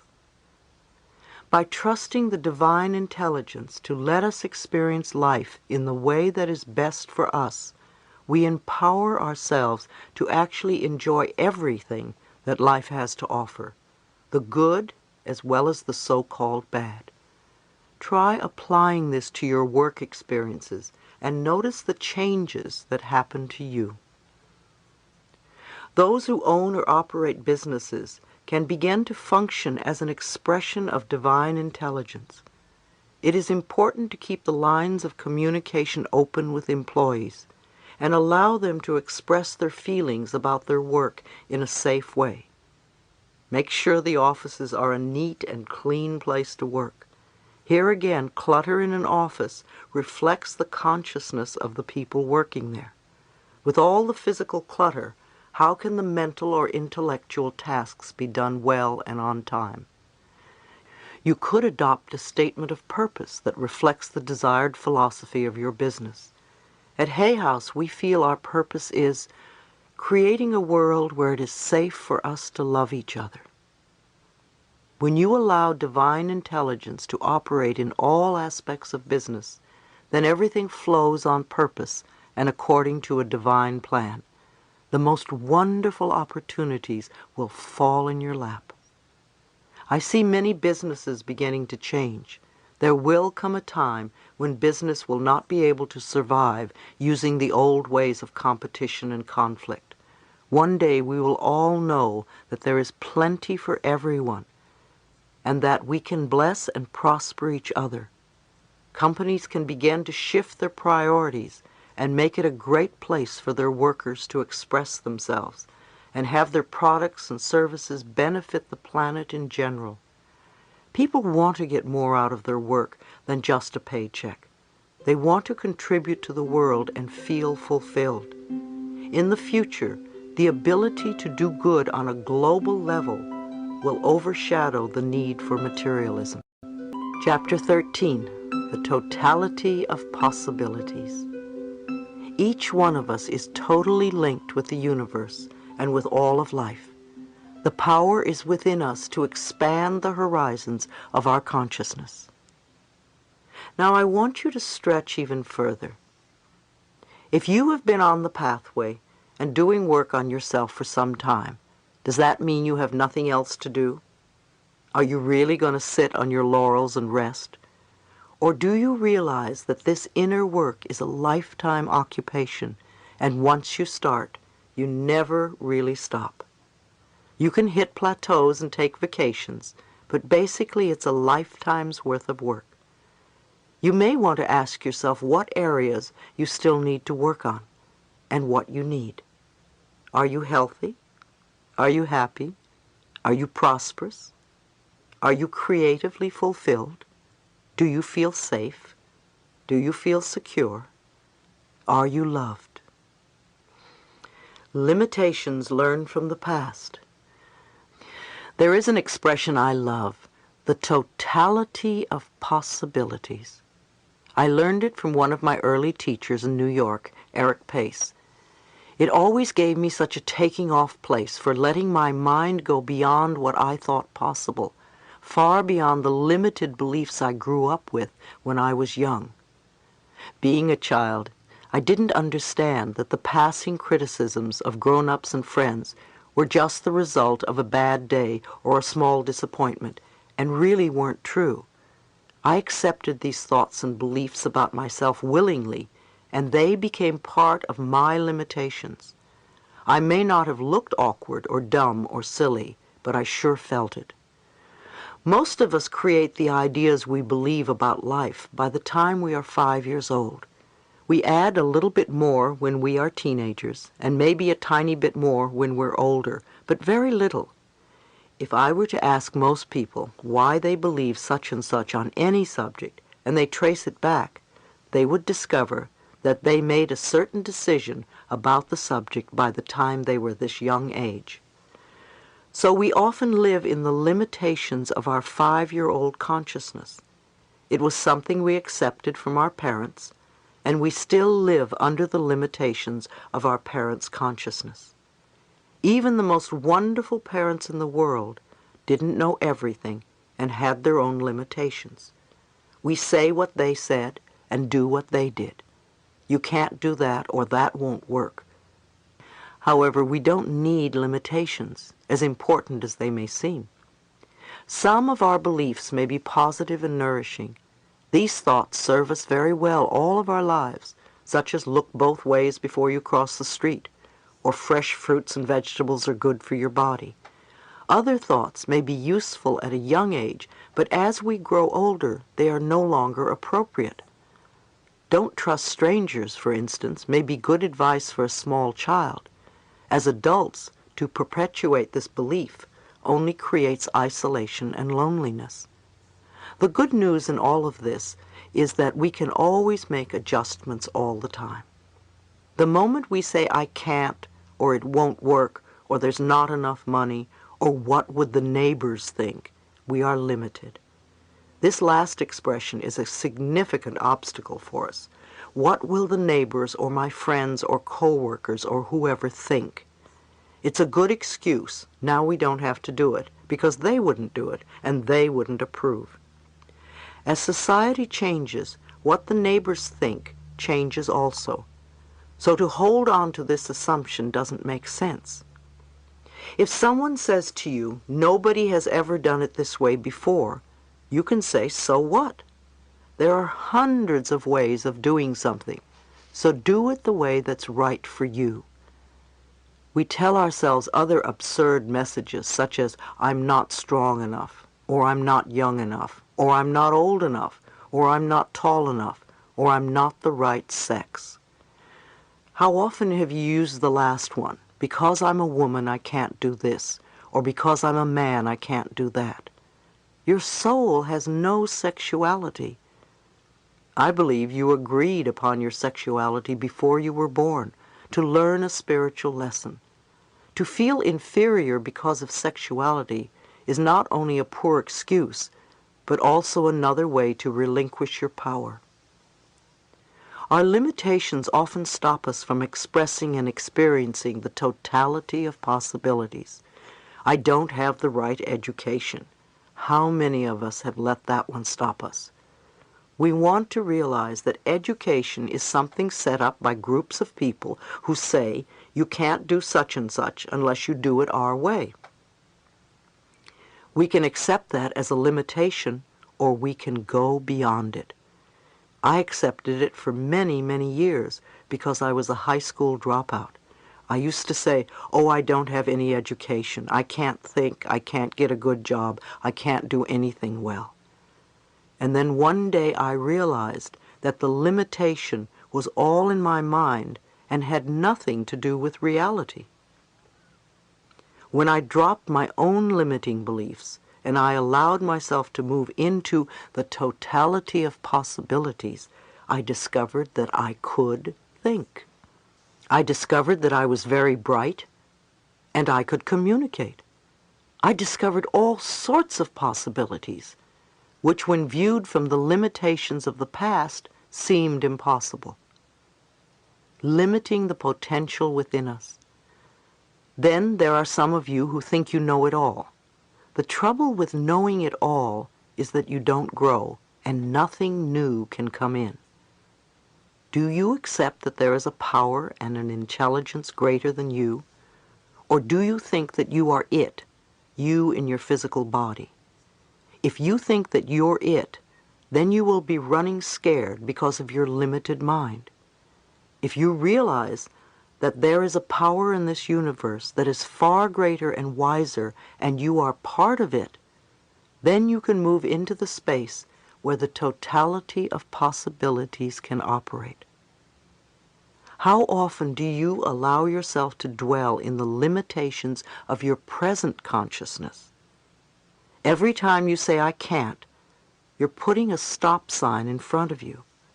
You shut down the door to your own inner wisdom, and you block the flow of energy that is your spiritual knowingness. Are you willing to go beyond what you believe today? You woke up this morning with certain concepts and ideas. You have the ability to move beyond some of them, to experience a far greater reality.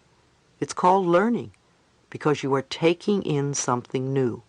It may fit in with what is already there, or it may be even better. Have you ever noticed that when you start rearranging your closet, you discard clothes and odds and ends that you no longer need? You pile up the possessions you are giving away on one side and throw or give away the stuff that is no longer usable. Then you begin to put everything back, and in a totally different order. It's easier to find what you're looking for, and at the same time, you make room for new clothes. If you bought a new outfit and put it in the old closet, you may have had to jam it between other stuff. If you clean out your closet and rearrange it, then when you bring in the new outfit, it has room for itself. We need to do the same routine with our minds. We need to clean out the contents that no longer work, so we have room for new possibilities. Where God is, all things are possible, and God is in each one of us. If we continue with our preconceived ideas, then we are blocked. When someone is ill, do you say, "Oh, poor person, how he or she must be suffering"? Or do you look at the person and see the absolute truth of being and affirm the health of God that is within? Do you see the totality of possibilities and know that miracles can happen? A man I once met told me very emphatically that it was absolutely impossible for a grown person to change. He was living in the desert and had all sorts of illnesses, and he wanted to sell his property. He didn't want to change his thinking, so he was very rigid when it came time to negotiate with a buyer. It had to be done his way. It was apparent that he would have a very burdensome time trying to sell his property because his belief was that he could never change. All he had to do was open his consciousness to a new way of thinking. Expanding our horizons. How do we keep ourselves from moving into this totality of possibilities? What else limits us? All our fears are limitations. If you are frightened and you say, "I can't, it won't work," what will happen? Fearful experiences will come back. Judgments are limitations. None of us like to be judged, yet how often do we do it? We are encouraging limitations by our judgments. Every time you find yourself judging or criticizing, no matter how small, remind yourself that what goes out comes back. You may want to stop limiting your possibilities and change your thinking to something wonderful. There is a difference between being judgmental and having an opinion. Many of you are asked for your opinion of something. In actuality, you are really giving your judgment. An opinion is how you feel about something, such as "I prefer not to do this. I prefer to wear red instead of blue." To say someone else is wrong because she wears blue becomes a judgment. We need to discern between the two. Remember, criticism is always making yourself or someone else wrong. If someone asks your opinion, your preference, don't let it become a judgment or criticism against something else. Also, every time you indulge in guilt, you are setting a limitation. If you hurt someone, say you're sorry and don't hurt the person again. Don't walk around feeling guilty, because it keeps you locked out from experiencing your good and has nothing to do with the reality of your true being. When you are unwilling to forgive, you limit your growth.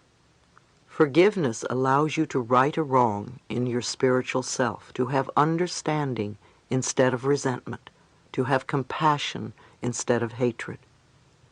Look at your problems as opportunities for you to grow. When you have problems, do you see only the restrictions of your limited mind thinking? Do you think, oh, poor me, why did this happen to me? You don't always have to know how situations are going to work out. You do need to trust the power and presence within, which is far greater than you are. You need to affirm that all is well and everything is working out for your highest good. If you open yourself to the possibilities when you have problems, you can make changes. Changes can happen in incredible ways, perhaps ways you could not even imagine. We've all been in situations in our lives where we've said, I don't know how I'll work this out. It seemed like we were up against a brick wall, and yet we are all here now, and we've worked through whatever it was. Maybe we didn't understand how it happened, yet it did happen. The more we can align ourselves with the cosmic energy, the one intelligence, the truth and power within us, the quicker those wonderful possibilities can be realized. Group consciousness. It is essential that we leave our limited thinking and beliefs behind and awaken our consciousness to a more cosmic view of life. The development of higher consciousness on this planet is happening at a rate far faster than ever before. The other day I saw a graph that just fascinated me. It showed the growth of various systems in our history and how they have changed. The agricultural development was overshadowed by industrial growth, and then around 1950 the informational phase took over as communication and computer operation became widespread. Alongside this informational period, there is also a consciousness-raising movement graph that is shooting far ahead of the informational phase at an unchallenged rate of advancement. Can you imagine what it means? I do a lot of traveling, and wherever I go, I see people who are studying and learning.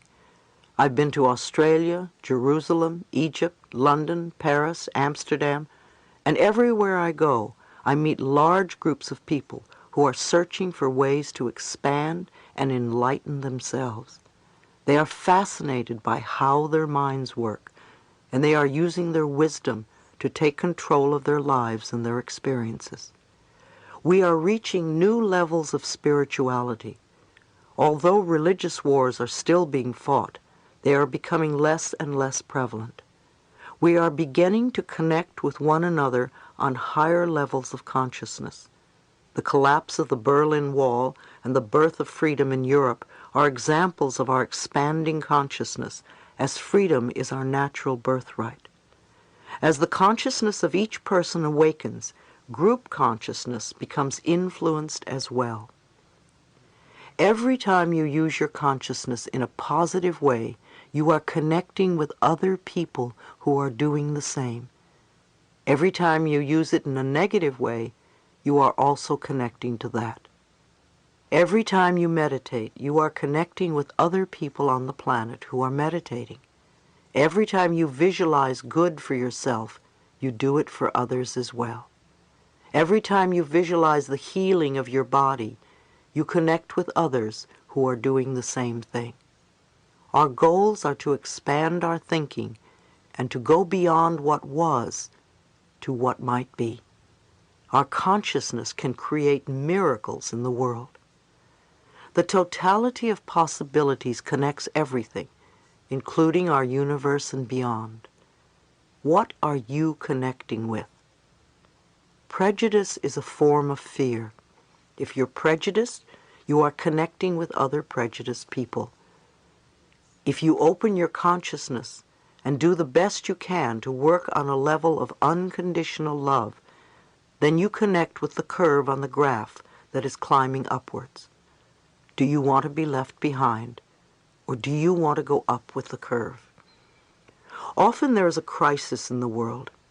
How many people send positive energy to the troubled area and do affirmations that everything works out as quickly as possible and there is a solution for the highest good of all concerned?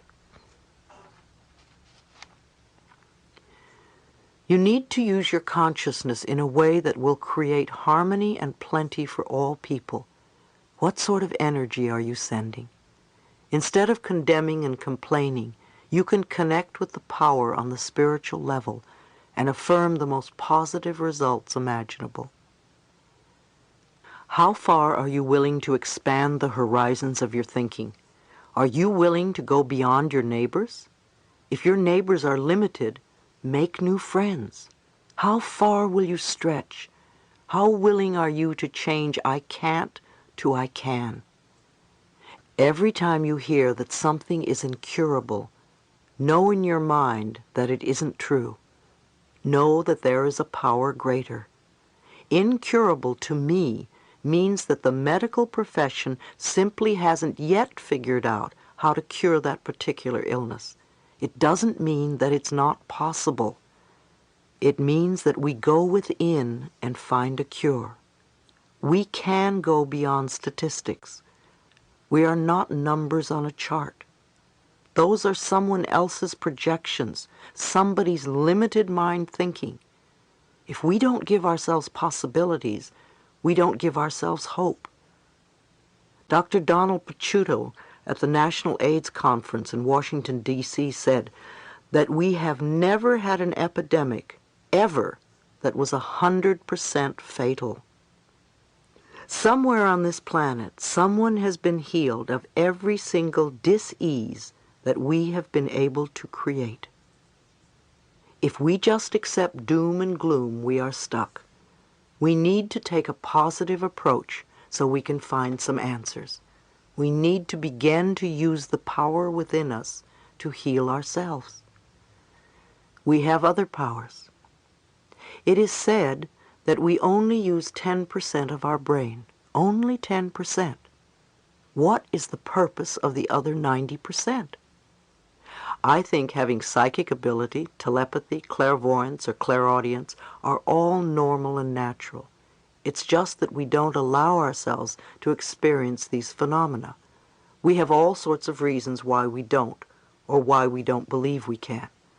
Little children are often very psychic. Unfortunately, parents immediately say, "Don't say that," or "That's your imagination," or "Don't believe in that foolish nonsense." The child inevitably turns off these abilities. I think the mind is capable of remarkable things, and I know for certain that I could go from New York to Los Angeles without a plane if I only knew how to dematerialize and rematerialize there. I don't know how yet, but I know it is possible. I think that we are capable of accomplishing incredible achievements, but we haven't the knowledge yet because we won't use it for our good. We will probably hurt others with the knowledge. When we can get to the point where we really live in unconditional love, then we can begin using the other 90% of our brains. Firewalking. How many of you heard about firewalking? Whenever I ask this question at seminars, several hands always go up. And yet we all know that it is totally impossible to walk on hot coals, right? Nobody can do it without burning their feet. Yet people have done it, and they aren't extraordinary people. They are people like you and me, and they probably learned it in one evening by attending a firewalking workshop. I have a friend, Darby Long, who works with Dr. Carl Symington, the cancer specialist. They do a week-long workshop for people with cancer, and during the week they have a firewalking demonstration. Darby has done it herself many times, and has even carried people across the hot coals. I always think how incredible it must be for people with cancer to see and experience such a process. It probably blows a lot of people's minds. Their concepts about limitation would somehow be different afterwards. I believe Tony Robbins, the young man who started firewalking in this country, is here to do something really extraordinary on the planet. He studied NLP, neuro-linguistic programming, a process whereby he could observe someone's patterns of behavior and then repeat that person's responses and cues of behavior to achieve similar results. NLP is based on the hypnotic techniques of Milton Erickson, which were systematically observed and recorded by John Grindler and Richard Bandler. When Tony heard about firewalking, he wanted to learn it and in turn teach it to others. He was told by a yogi that it would take years of study and meditation. However, using NLP, Tony learned it within a few hours. He knew that if he could do it, anyone could do it. He has been teaching people how to walk on coals, not because it's a wonderful parlor trick, but because it shows them how to go beyond their limitations and fears. Everything is possible. Repeat with me. I live and dwell in the totality of possibilities. Where I am, there is all good. Think about these words for a minute. All good. Not some, not a little bit, but all good. When you believe that anything is possible, you open yourself up to answers in every area of your life. Where we are is the totality of possibilities. It is always up to us, individually and collectively. We either have walls around us, or we take them down and feel safe enough to be totally open to allow all good to come into our lives. Begin to observe yourself. Notice what is going on inside you, how you feel, how you react, what you believe. And allow yourself to observe without comment or judgment. When you can, you will live your life from the totality of possibilities. Part 5, Letting Go of the Past. The planet is becoming conscious as a whole. It is becoming self-conscious. Chapter 14, Change and Transition. Some people would rather leave the planet than change. Change is usually what we want the other person to do, isn't it? When I speak about the other person, I want to include the government, big business, the boss or co-worker, the Internal Revenue Service, foreigners, the school, husband, wife, mother, father, children, etc. Anyone other than ourselves. We don't want to change, but we want everyone else to change so our lives will be different. And yet, of course, any changes that we are going to make at all have to come from within ourselves. Change means that we free ourselves from feelings of isolation, separation, loneliness, anger, fear, and pain.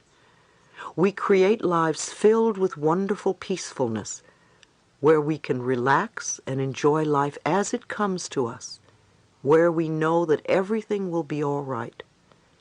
I like to use the premise that life is wonderful, all is perfect in my world, and I always move into greater good. In that way, it doesn't matter to me which direction my life takes, because I know it's going to be wonderful. Therefore, I can enjoy all sorts of situations and circumstances. Someone at one of my lectures was going through a lot of turmoil, and the word pain kept coming up in the conversation. She asked me if there was another word she could use, and I thought about the time I'd smashed my finger by slamming a window on it. I knew if I gave in to the pain, I was going to go through a very difficult period. So when it happened, I started to do some mental work right away and referred to my finger as having a lot of sensation. By viewing what happened in that particular way, I think it helped to heal the finger much more quickly and to handle what could have been a very unpleasant experience. Sometimes if we can alter our thinking a little bit, we can completely change a situation. Can you think of change as an inner house cleaning? If you do a little bit at a time, it will eventually all get done. You don't have to do it all, however, before you begin to see results. If you change just a little bit, you'll begin to feel better soon. I was at the Reverend O.C. Smith's City of Angels Science of Mind Church on New Year's Day, and he said something that made me think. He said, "It's the new year, but you've got to realize that the new year is not going to change you. Just because it's a new year, it's not going to make any difference in your life. The only way there's going to be a change is if you are willing to go within and make the change." And that's so true. People make all sorts of New Year's resolutions, but because they don't make any internal changes, the resolutions fall away very quickly. "I'm not going to smoke another cigarette," or whatever, someone says. And right away it's put in a negative phrase rather than one that will tell the subconscious mind what to do. In this situation, you could say instead, "All desire for cigarettes has left me, and I am free." Until we make the inner changes, until we are willing to do the mental work, nothing outside of us is going to change. Yet the inner changes can be so incredibly simple because the only thing we really need to change is our thoughts. What can you do for yourself this year that you didn't do last year that could be positive? Take a moment and think about this question. What would you like to let go of this year that you clung to so tightly last year? What would you like to change in your life? And are you willing to do it? There is a lot of information available that will give you ideas once you are willing to change. The moment you are willing to change, it is remarkable how the universe begins to help you. It brings you what you need. It could be a book, a tape, a teacher, or even a friend making a passing remark that suddenly has deep meaning to you. Sometimes conditions will get worse before they get better, and that's okay, because the process is beginning. The old threads are untangling, so flow with it. Don't panic and think it's not working. Just keep working with your affirmations and the new beliefs you are planting. Making progress. Of course, from the moment you decide to make a change until you get the demonstration, there is a transitional period. You vacillate between the old and the new. You go back and forth between what was and what you would like to be or have. It is a normal and natural process. Often I hear people saying, "Well, I know all this stuff." And my answer is, are you doing it? Knowing what to do and doing it are two separate steps. It takes time until you are strong in the new and have gone the complete shift. Until then, you must be consistent in your efforts to change. For instance, many people say their affirmations maybe 3 times and give up. Then they say that affirmations don't work, or they're silly, or whatever. We want to give ourselves time to practice to make the changes. Change requires action. As I said, it's what you do after you say your affirmations that counts the most. As you go through this transitional phase, remember to praise yourself for each small step forward that you make. If you beat yourself up for the step backward, then change becomes oppressive. Use all the tools available to you as you move from the old to the new. Assure the little child inside that he or she is safe. Author Gerald Jampolsky says that love is letting go of fear, and that there is either fear or there is love. If we are not coming from the loving space of the heart, then we're in fear. And all those states, such as isolation, separation, anger, guilt, and loneliness, are part of the fear syndrome. We want to move from fear into love and make love a more permanent position for us. There are many ways to change. What do you do on a daily basis to make yourself feel good inside. You're not going to do it by blaming other people or by being a victim. So what is it that you do? How are you experiencing peace within you and around you? If you are not doing it now, are you willing to begin? Are you willing to start creating inner harmony and peace? Another question to ask yourself is, do I really want to change? Do you want to continue to complain about what you don't have in your life? Or do you want to really create a much more wonderful life than you have now? If you are willing to change, you can. If you are willing to do the work involved, then you can change your life for the better. I have no power over you, and I can't do it for you. You have the power, and you need to keep reminding yourself of that. Remember, maintaining inner peace will help us connect with like-minded, peaceful people all over the world.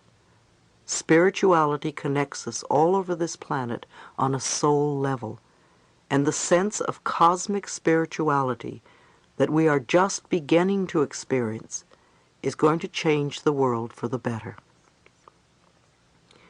When I speak of spirituality, I don't necessarily mean religion.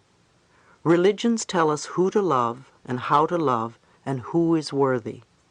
To me, we are all worthy of love, and we are all lovable. Our spirituality is our direct connection with our higher source, and we don't need a middleman for that. Begin to see that spirituality can connect us all over the planet on a very deep soul level. Several times during the day, you might stop and ask yourself, what kind of people am I connecting with now? Ask yourself periodically, what do I really believe about this condition or situation? And think about it. Ask, what do I feel? Do I really want to do what these people are asking of me? Why am I doing this? Start to examine your thoughts and feelings. Be honest with yourself. Find out what you are thinking and believing. Don't go on automatic pilot, living your life by routine. This is the way I am and this is what I do. No, why do you do it? If it isn't a positive, nourishing experience, figure out where it came from.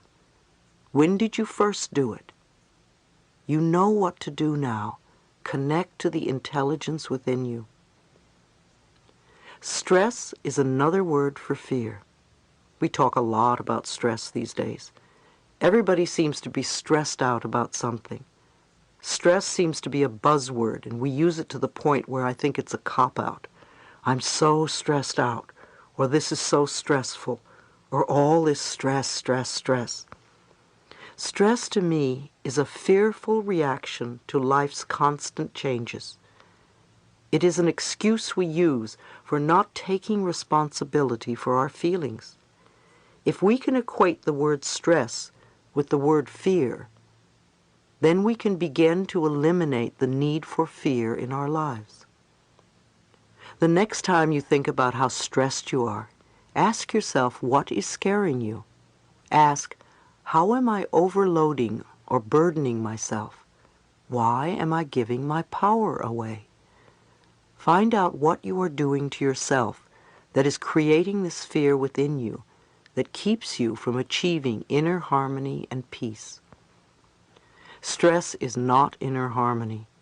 Inner harmony is being at peace within yourself. It's not possible to have stress and inner harmony at the same time. When you're at peace, you do things one at a time. You don't let things get to you.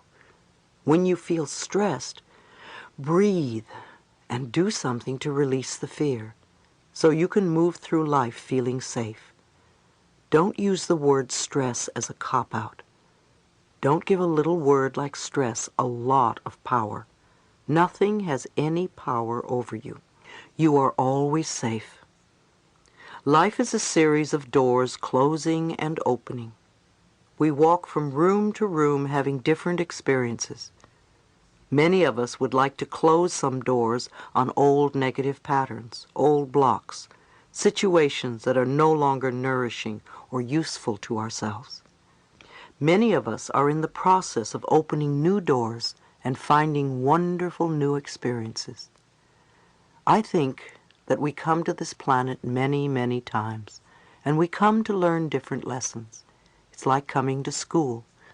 Before we incarnate at any particular time on the planet, we decide the lesson we are going to learn so that we can evolve spiritually. Once we choose our lesson, we choose all the circumstances and situations that will enable us to learn the lesson, including our parents, sexuality, place of birth, and race. If you've gotten this far in your life, believe me, you've made all the right choices for you. As you go through life, it is essential to remind yourself that you are safe. It is only change.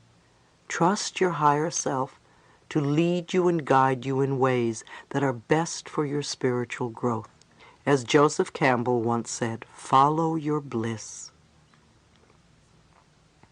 See yourself opening doors to joy, peace, healing, prosperity, and love. Doors to understanding, compassion, forgiveness, and freedom. Doors to self-worth, self-esteem, and self-love. You are eternal. You will go on forever from experience to experience. Even when you pass through the last doorway on this planet, it is not the end. It is the beginning of another new adventure. Ultimately, you cannot force anyone to change. You can offer them a positive mental atmosphere where they have the possibility to change if they wish. However, you cannot do it for or to other people. Each person is here to work out his or her own lessons, and if you fix it for them, then they will eventually have to do it again, because they haven't learned for themselves. They haven't worked out what they needed to do. Love your sisters and brothers. Allow them to be who they are. Know that the truth is always within them, and they can change at any moment that they want. Chapter 15. A world where it's safe to love each other. We can either destroy the planet or we can heal it. Send some loving, healing energy to the planet every day. What we do with our minds makes a difference. The planet is very much in a period of change and transition. We are going from an old order to a new order. And some people say it began with the Aquarian Age. At least the astrologers like to describe it that way. To me, astrology, numerology, palmistry, tarot cards, and all those methods of psychic phenomena are merely ways of describing life. They explain life to us in slightly different ways. So the astrologers say that we are moving out of the Piscean Age and into the Aquarian Age. During the Piscean Age, we looked to other people to save us. We looked for other people to do it for us. In the Aquarian Age, which we are now entering, people are beginning to go within, acknowledging that they have the ability to save themselves. Isn't it wonderfully liberating to be able to change what we don't like? Actually, I'm not so sure that the planet is changing as much as we are becoming more conscious and aware. Conditions that were brewing for a long time are coming to the surface, such as family dysfunction, child abuse, and our endangered planet. As with everything else, first we must become aware in order to make changes. In the same way that we do our mental house cleaning so that we can change, we are doing the same thing with Mother Earth. We are beginning to see our Earth as a whole, living, breathing organism, an entity, a being unto itself. It breathes. It has a heartbeat. It takes care of its children. It provides everything here that we could possibly need.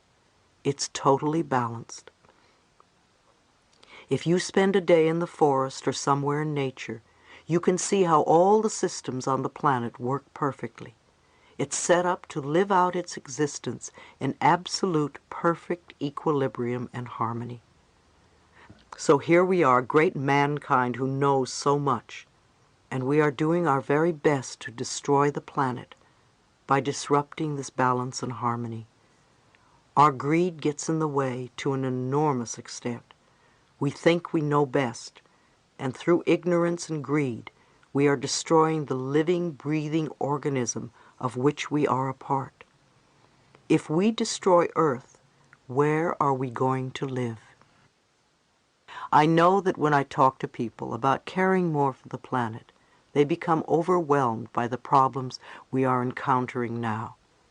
It seems that just one person doing something will not affect anything in the entire scheme of things. But that is not so. If everyone did a little, it would wind up being a lot. You may not be able to see the effects right in front of you, but believe me, Mother Earth feels it collectively. We have a little table set up to sell books at my AIDS support group. Recently, we ran out of bags to put products in, so I thought I would start saving the bags I received when I was out shopping. At first I thought, oh, you don't have that many bags by the end of the week. But boy, was I mistaken. I had bags coming out of my ears. One of my workers experienced the same thing. He said he had no idea how many bags a week he used until he started saving them. And when you put that in terms of Mother Earth, that's quite a few trees we're cutting down just to use for 1 or 2 hours, because we usually end up by throwing the bags away. If you don't believe me, just try it for 1 week. Save all the bags you receive, and just be aware of how many you use. I now have a cloth shopping bag that I use, and if I'm shopping and have forgotten to bring it, I ask for a big bag, and as I shop at other stores, I put my merchandise in 1 bag instead of collecting several. No one has ever looked at me twice for doing it. It just seems so sensible. In Europe, they've been using cloth shopping bags for a long time.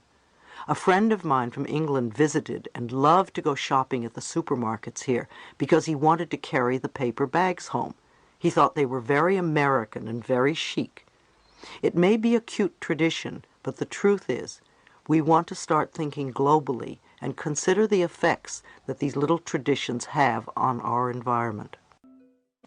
Americans particularly have a thing about the packaging of products. When I was in Mexico a few years ago, I visited a traditional marketplace and was fascinated by the unvarnished fruits and vegetables that were laid out. They certainly weren't as pretty as the ones we have in the States, but they looked natural and healthy to me. However, some of the people I was with thought they looked terrible and unappealing. In another part of the market, there were open bins with powdered spices in it. Again, it fascinated me because all the bins next to each other looked so bright and colorful. My friends said that they would never buy any spices from an open bin like that, and I asked why, and they said because it wasn't clean. When I asked why again, the answer came back that it wasn't in a package, and I had to laugh. Where did they think the spices were before they were put in a package? We have become so used to having things presented to us in a certain way that it's hard to accept it if we don't have all the frills and pretty packaging attached to it.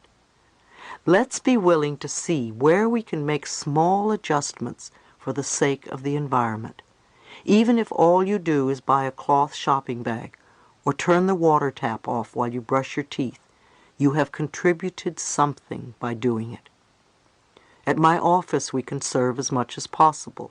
There's a maintenance man in our building who picks up our recyclable copy paper every week and takes it to the recycling plant. We use padded envelopes over again. We use recycled paper in our books whenever possible, even though it costs a little more. Sometimes it isn't possible to get it, but we always ask for it anyway, as we realize that if we continue to ask for it, eventually enough printers will have it available. It works that way in all areas of conservation, By creating a demand for something, we can help heal the planet in different ways as a collective power. At home, I do organic gardening and make compost for the garden. Every piece of used vegetation goes into that compost pile. Not a lettuce leaf or a leaf from a tree leaves my property. I believe in returning to the land what is taken away. I have a few friends who even save their vegetable trimmings for me. They put them into a bag in the freezer, and when they visit, they put their collection into my compost bin. What goes in as trash comes out as rich earth filled with nourishment for plants. Because of my recycling practices, my garden produces lavishly for all my needs and is beautiful too. Eat nourishing foods. Our planet is designed to give us every single thing we need to take care of ourselves. It has all the food we need. If we eat the foods of the planet, we are going to be healthy because it is part of the natural design. However, we, in our great intelligence, have designed foods such as Twinkies, and we wonder why our health isn't so good. A lot of us give lip service to diets. We say, yes, we know, as we reach for one sugar-filled treat after another. 2 generations ago, when Betty Crocker or Clarence Birdseye or whomever came out with the first convenience-type food, we said, oh, isn't this wonderful? And then came another, and another, and another. Until generations later, there are people in this country now who have never tasted real food. Everything is canned, processed, frozen, chemicalized, and ultimately microwaved. I recently read that the young people in the military today do not have the healthy immune systems that young people had 20 years ago. If we don't give our body natural foods, which it needs to build and repair itself, how can we expect it to last a lifetime? And add to this drugs and cigarettes and alcohol abuse, a dose of self-hatred, and you have the perfect climate for dis-ease to flourish. I had a very interesting experience recently. I took something called a responsible driver's course. It was filled with people over 55 years of age who were there ostensibly to get 3 to 10% off their auto insurance. I really found it fascinating that we spent the whole morning talking about illness, all the illnesses we could look forward to as we grew older. We talked about diseases of the eyes and everything that could go wrong with our ears and our hearts. When lunchtime came, 90% of these same people ran across the street to the nearest fast food restaurant. I thought to myself, we still don't get it, do we? 1,000 people a day die from smoking. That's 365,000 people a year. I understand that over 500,000 people die from cancer each year. 1 million people die from heart attacks every year. 1 million people. Knowing this, why do we still run out to fast food restaurants and pay so little attention to our bodies? Healing ourselves and our planet. Part of the catalyst for this transitional period is the crisis of AIDS. The AIDS crisis is showing us how unloving and prejudiced we are towards each other. We treat people with AIDS with such little compassion. One of the things that I would really like to see happen on this planet, and I want to help create, is a world where it is safe for us to love each other. When we were little, we wanted to be loved for who we were, even if we were too skinny or too fat, too ugly or too shy. We come to this planet to learn unconditional love, first to have it for ourselves, and then to give the same unconditional love to other people. We need to get rid of this idea of them and us. There is no them and us. There is only us. There are no groups that are expendable or less than. Every one of us has a list of those people over there. We can't really be spiritual as long as there is one person over there. Many of us grew up in families where prejudice was normal and natural. This group or that group was not good enough. In order to make ourselves feel better, we would put the other group down.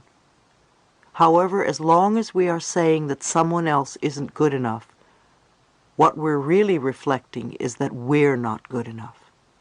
Remember, we're all mirrors of each other. I remember when I was invited to the Oprah Winfrey Show. I appeared on TV with 5 people with AIDS who were doing quite well.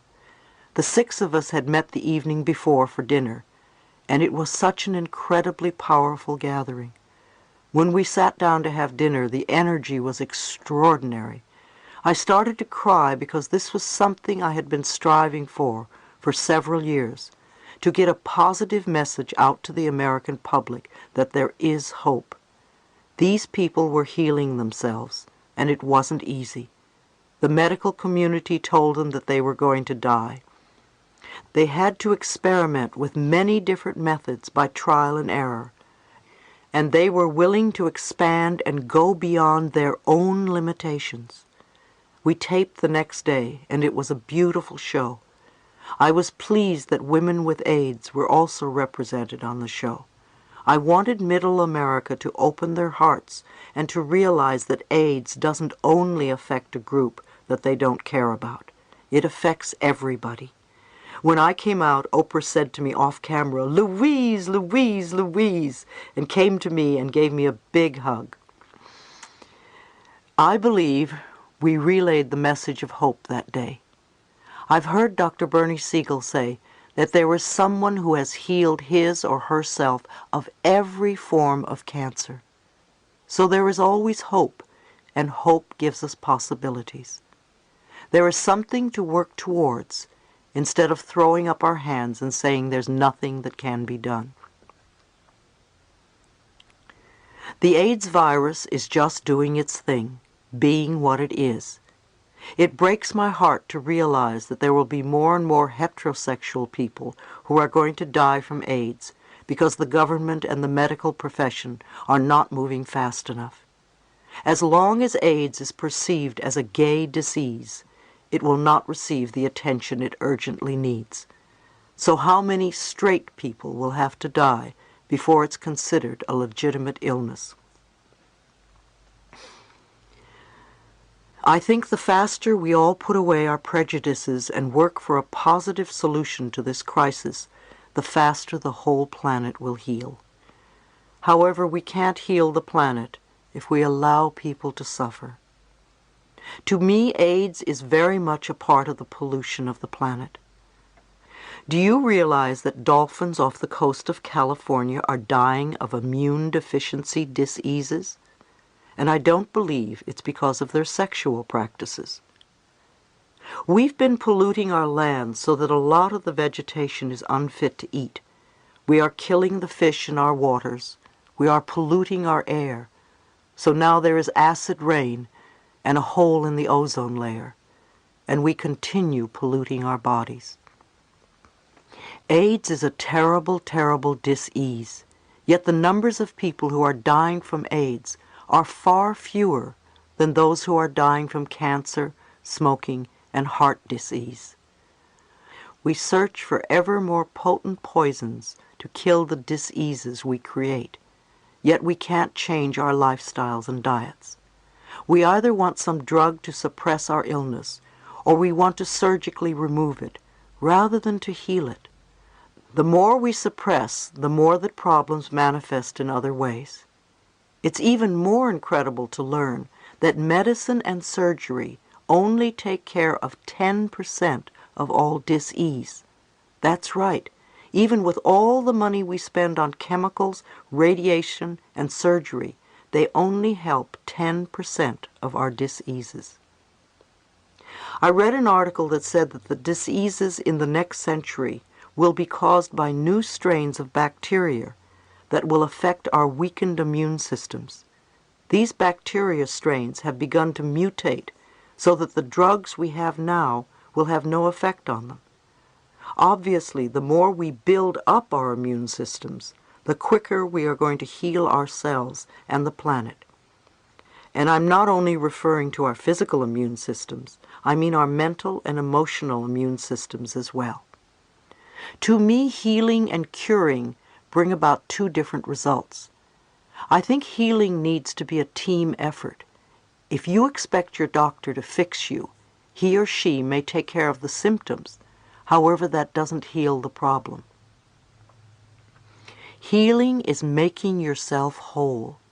To be healed, you must be a part of the team, you and your doctor or healthcare professional. There are many holistic MDs who not only treat you physically, but who see you as a whole person. We have been living with erroneous belief systems, not only individual ones, but societal ones as well. There are people who say that earaches run in their family.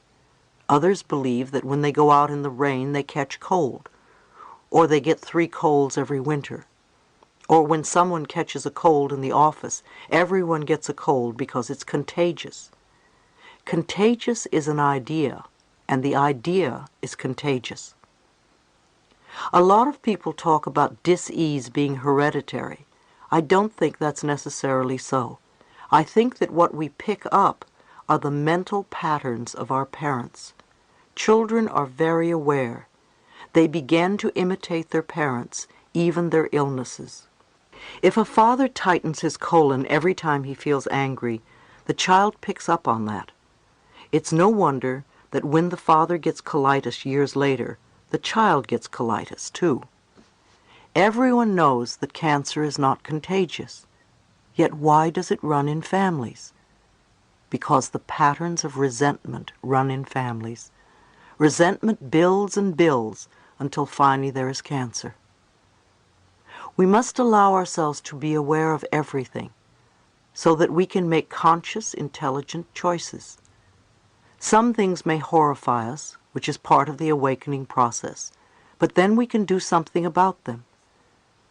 Everything in the universe, from child abuse and AIDS to the homeless situation and starvation, needs our love. A tiny child who is loved and appreciated will become a strong, self-assured adult.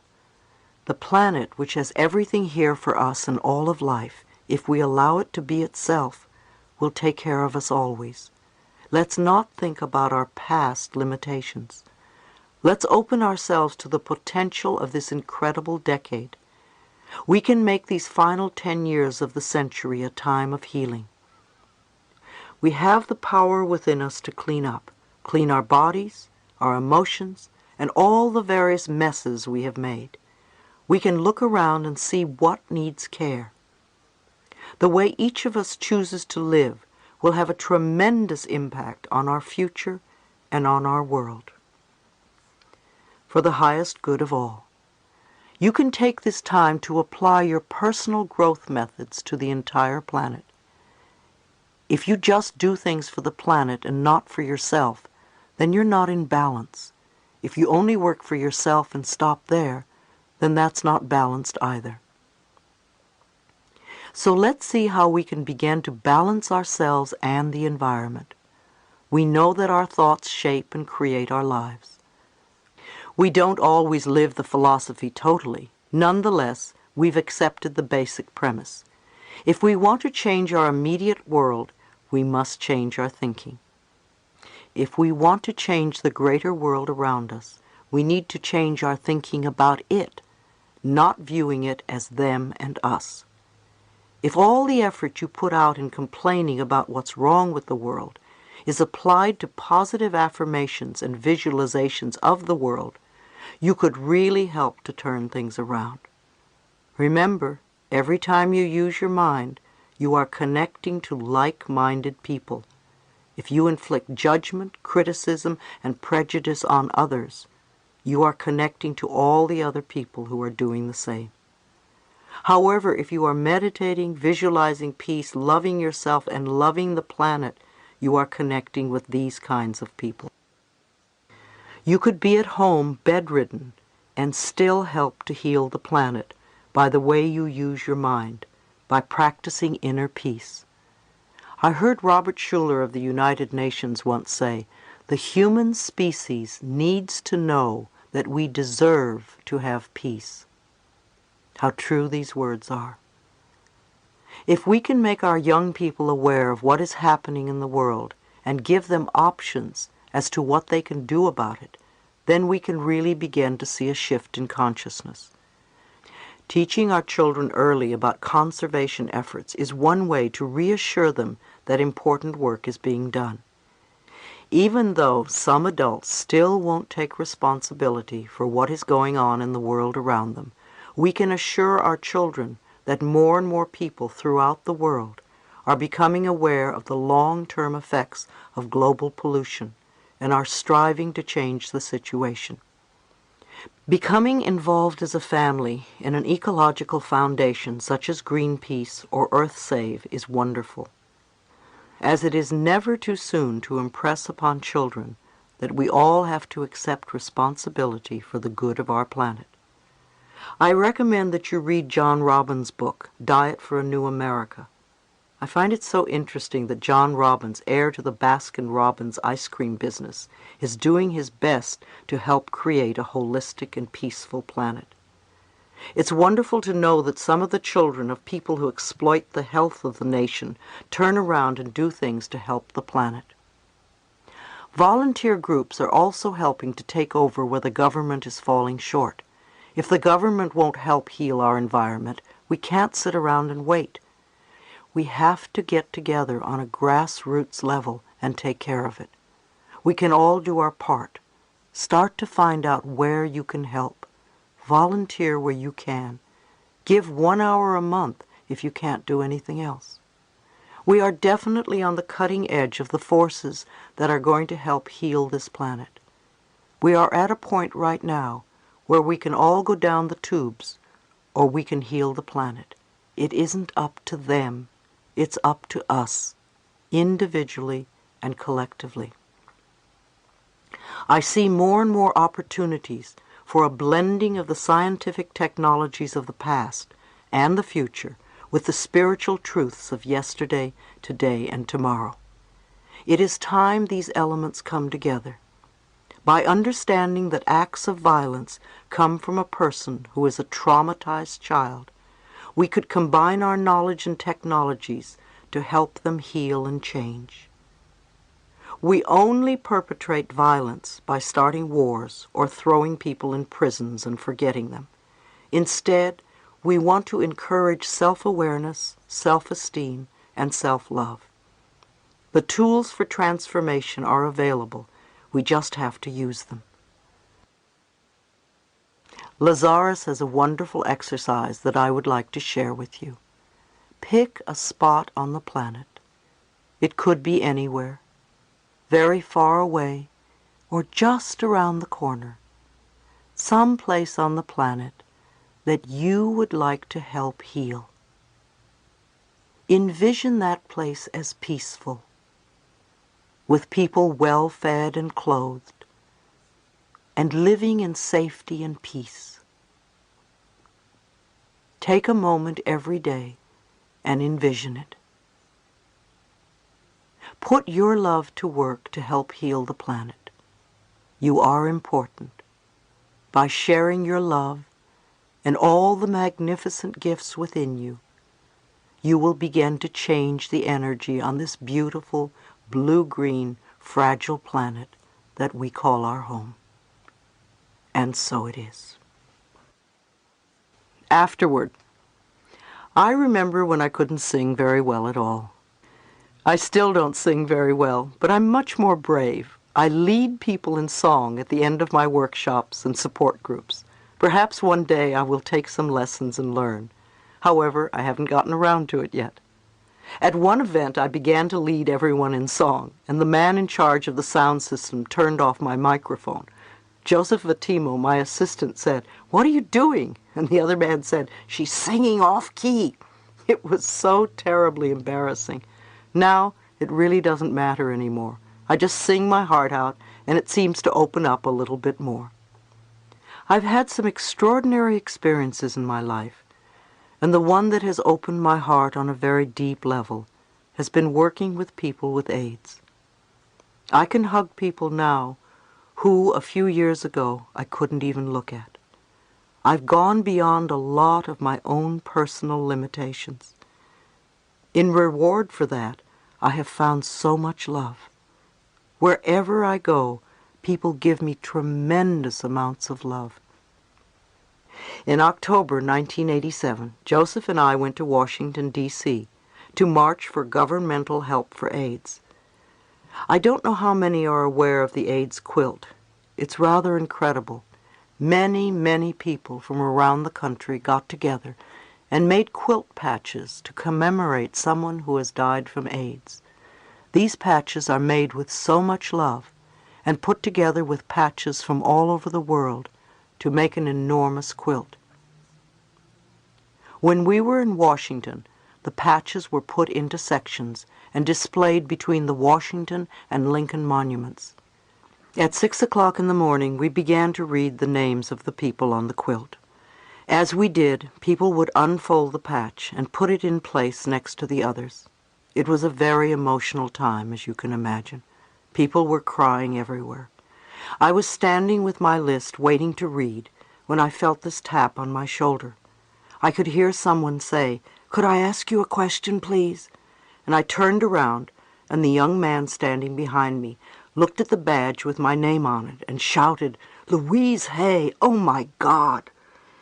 And he went into absolute hysteria and flung himself in my arms.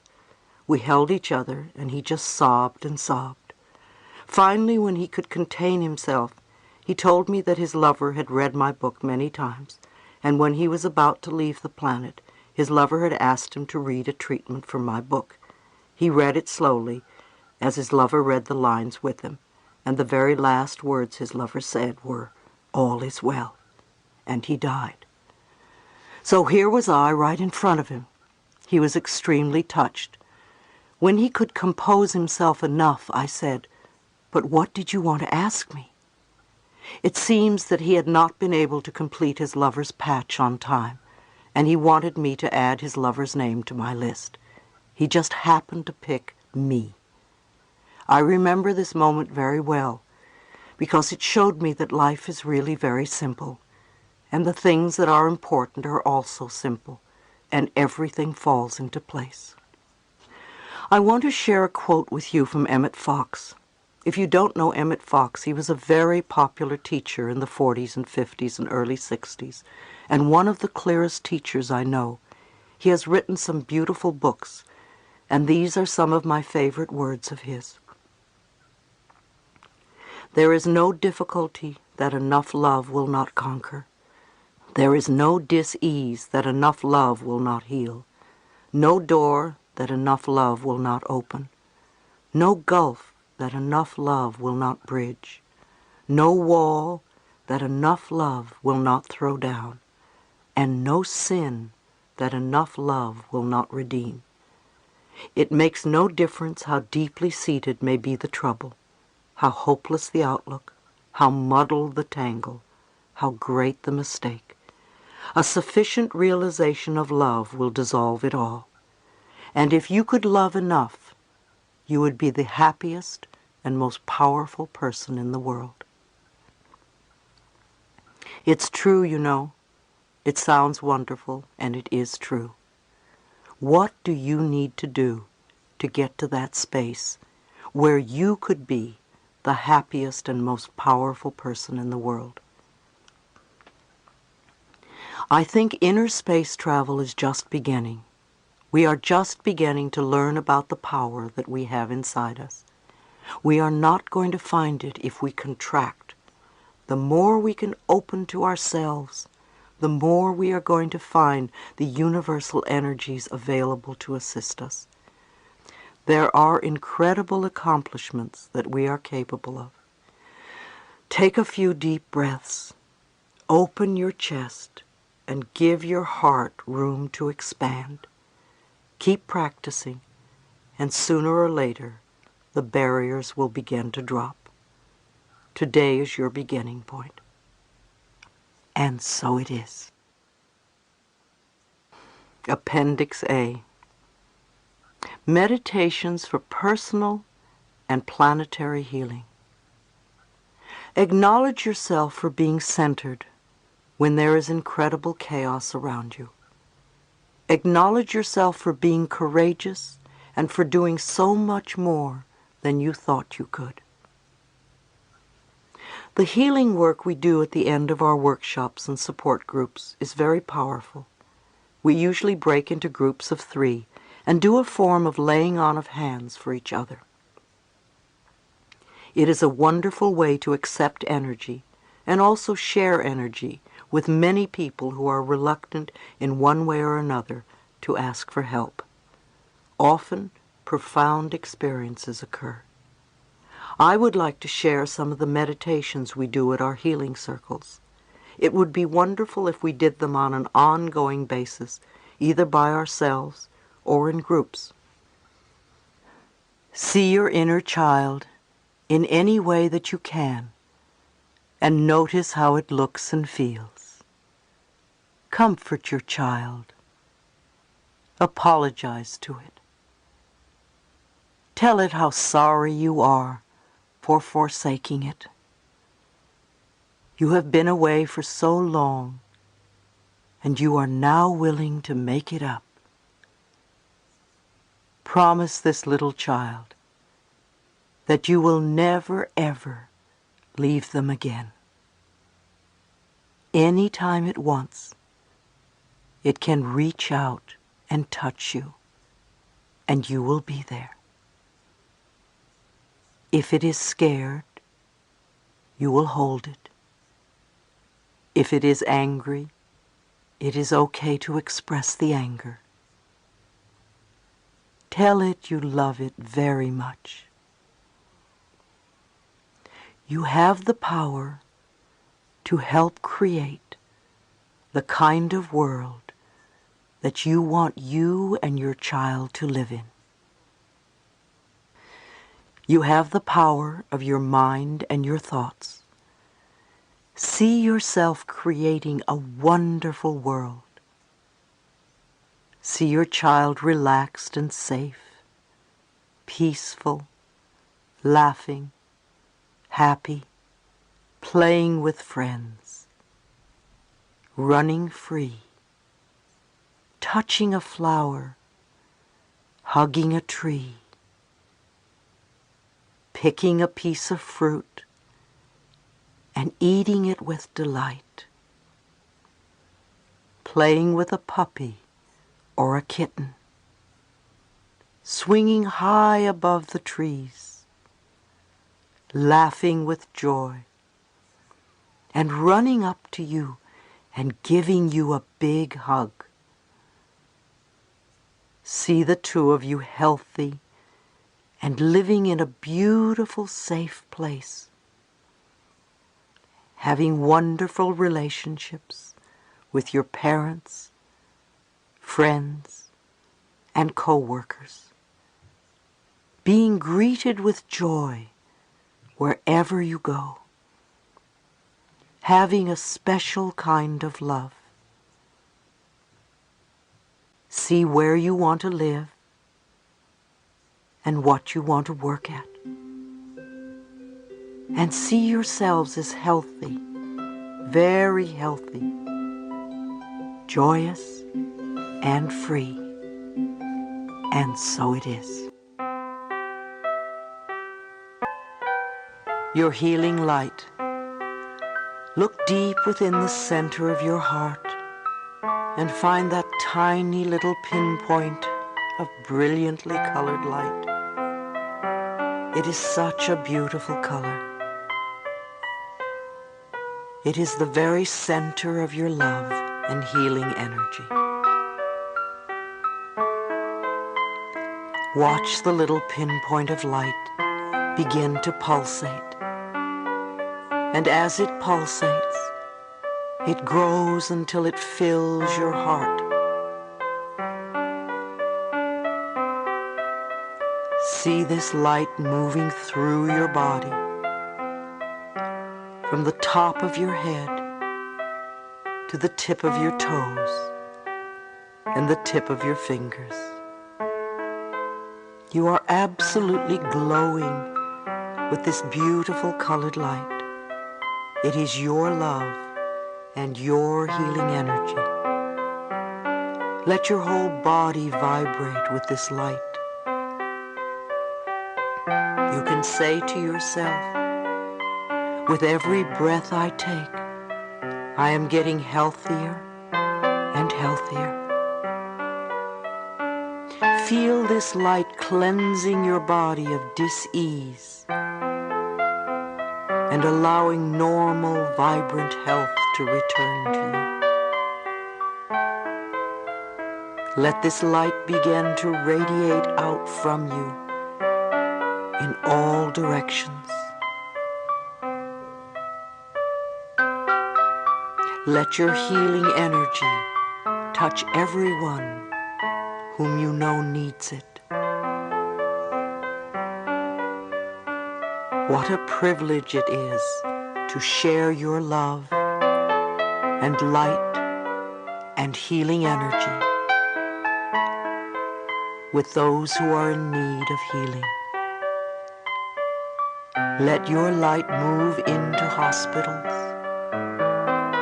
and nursing homes and orphanages and prisons, mental hospitals,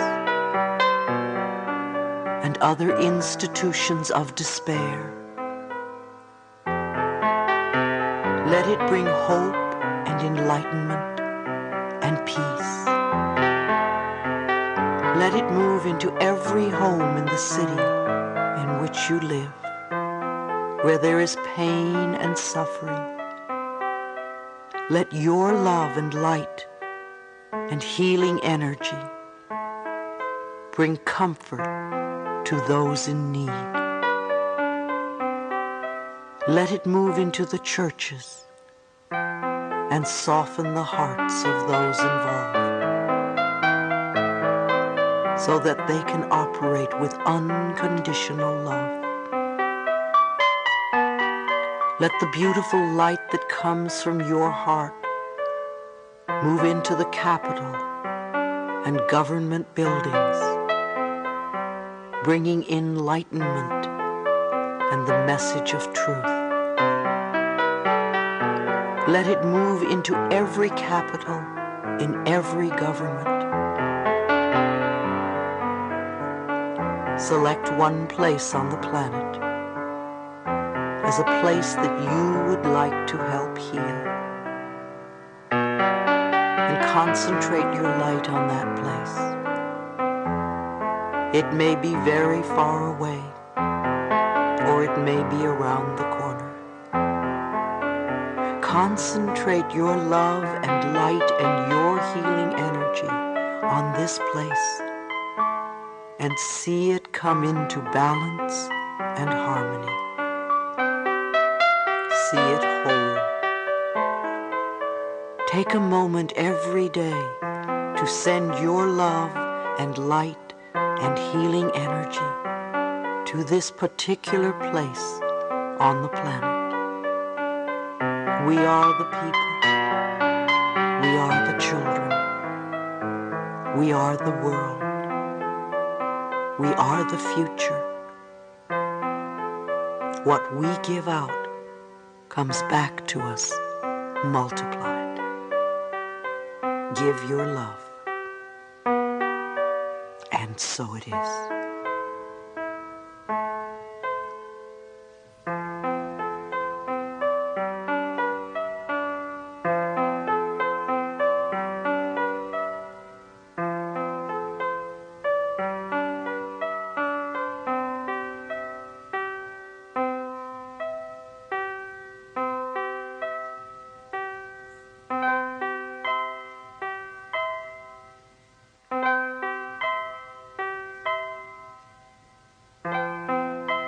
Receiving prosperity.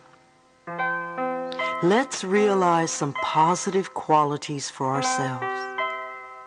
We are open and receptive to wonderful new ideas. We allow prosperity to enter into our lives on a level that it has never entered before. We deserve the best.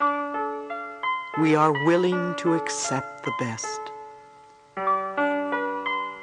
Our income is constantly increasing. We move away from poverty thinking into prosperity thinking. We love ourselves. We rejoice in who we are.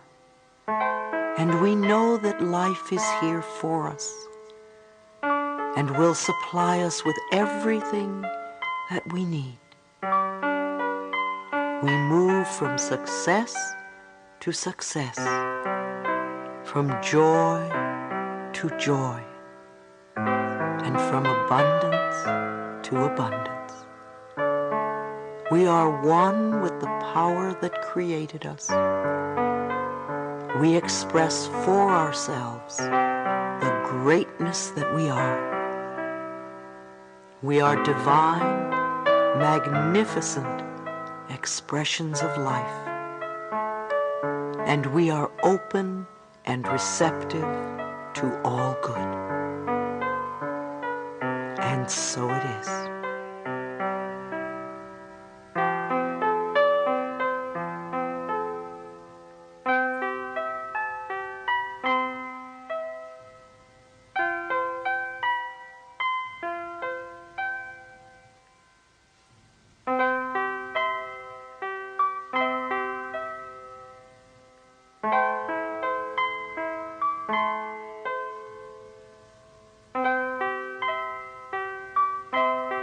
Welcome the child. Put your hand over your heart. Close your eyes. Allow yourself not only to see your inner child, but to be that child. And let my voice be your family as I say to you, we're so glad you came. We've been waiting for you. We wanted you so much to be part of our family. You're so important to us. We're so glad you're a little boy. We're so glad you're a little girl. We love your uniqueness and your specialness. The family wouldn't be the same without you. We love you. We want to hold you. We want to help you grow up to be all that you can be. You don't have to be like us. You can be yourself. You're so beautiful. You're so bright. You're so creative. It gives us such a pleasure to have you here. We love you more than anything in the whole world. We thank you for choosing our family. We know you're blessed. You have blessed us by coming. We love you. We really love you. Let your little child make these words true for it. Be aware that every day you can hold yourself and say these words. You can look in the mirror and say these words. You can hold a friend and say these words. Tell yourself all the things you wanted your parents to tell you. Your little child needs to feel wanted and loved.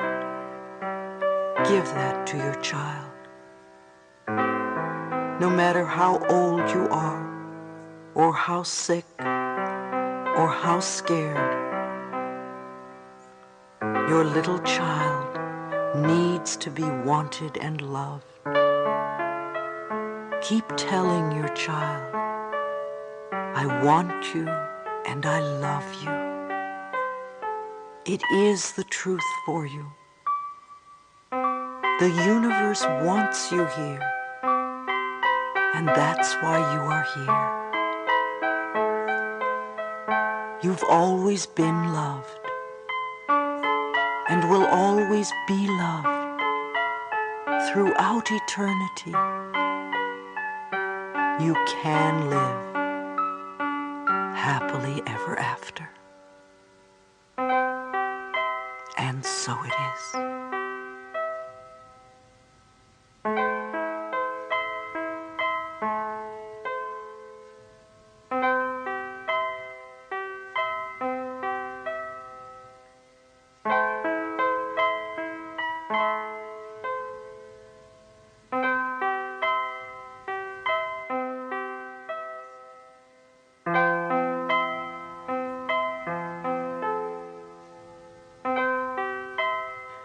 Love is healing. Love is the most powerful healing force there is.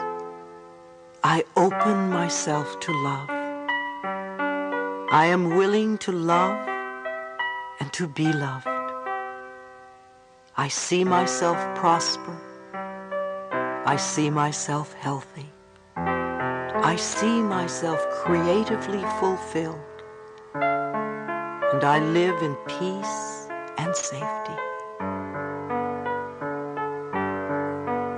Send everyone you know thoughts of comfort and acceptance and support and love. Be aware that as you send these thoughts out, you also receive them back. Envelop your family in a circle of love, whether they are living or not. Include your friends, the people at work, and everyone from your past, and all the people you would like to forgive, but don't know how. Send love to everyone with AIDS and cancer, and to the friends and lovers, hospice workers, doctors, nurses, alternative therapists, and caretakers. Let's see an end to AIDS and cancer and other terminal illnesses. In your mind's eye, see a headline that reads, "Cure for cancer found. Cure for AIDS found." Put yourself in this circle of love. Forgive yourself.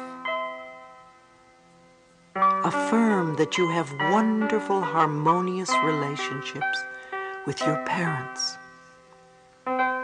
where there is mutual respect and caring on both sides. Let the circle of love envelop the entire planet, and let your heart open so you can find that space within you where there is unconditional love. See everyone living with dignity and in peace and joy. You are worth loving. You are beautiful. You are powerful. You open yourself to all good. And so it is.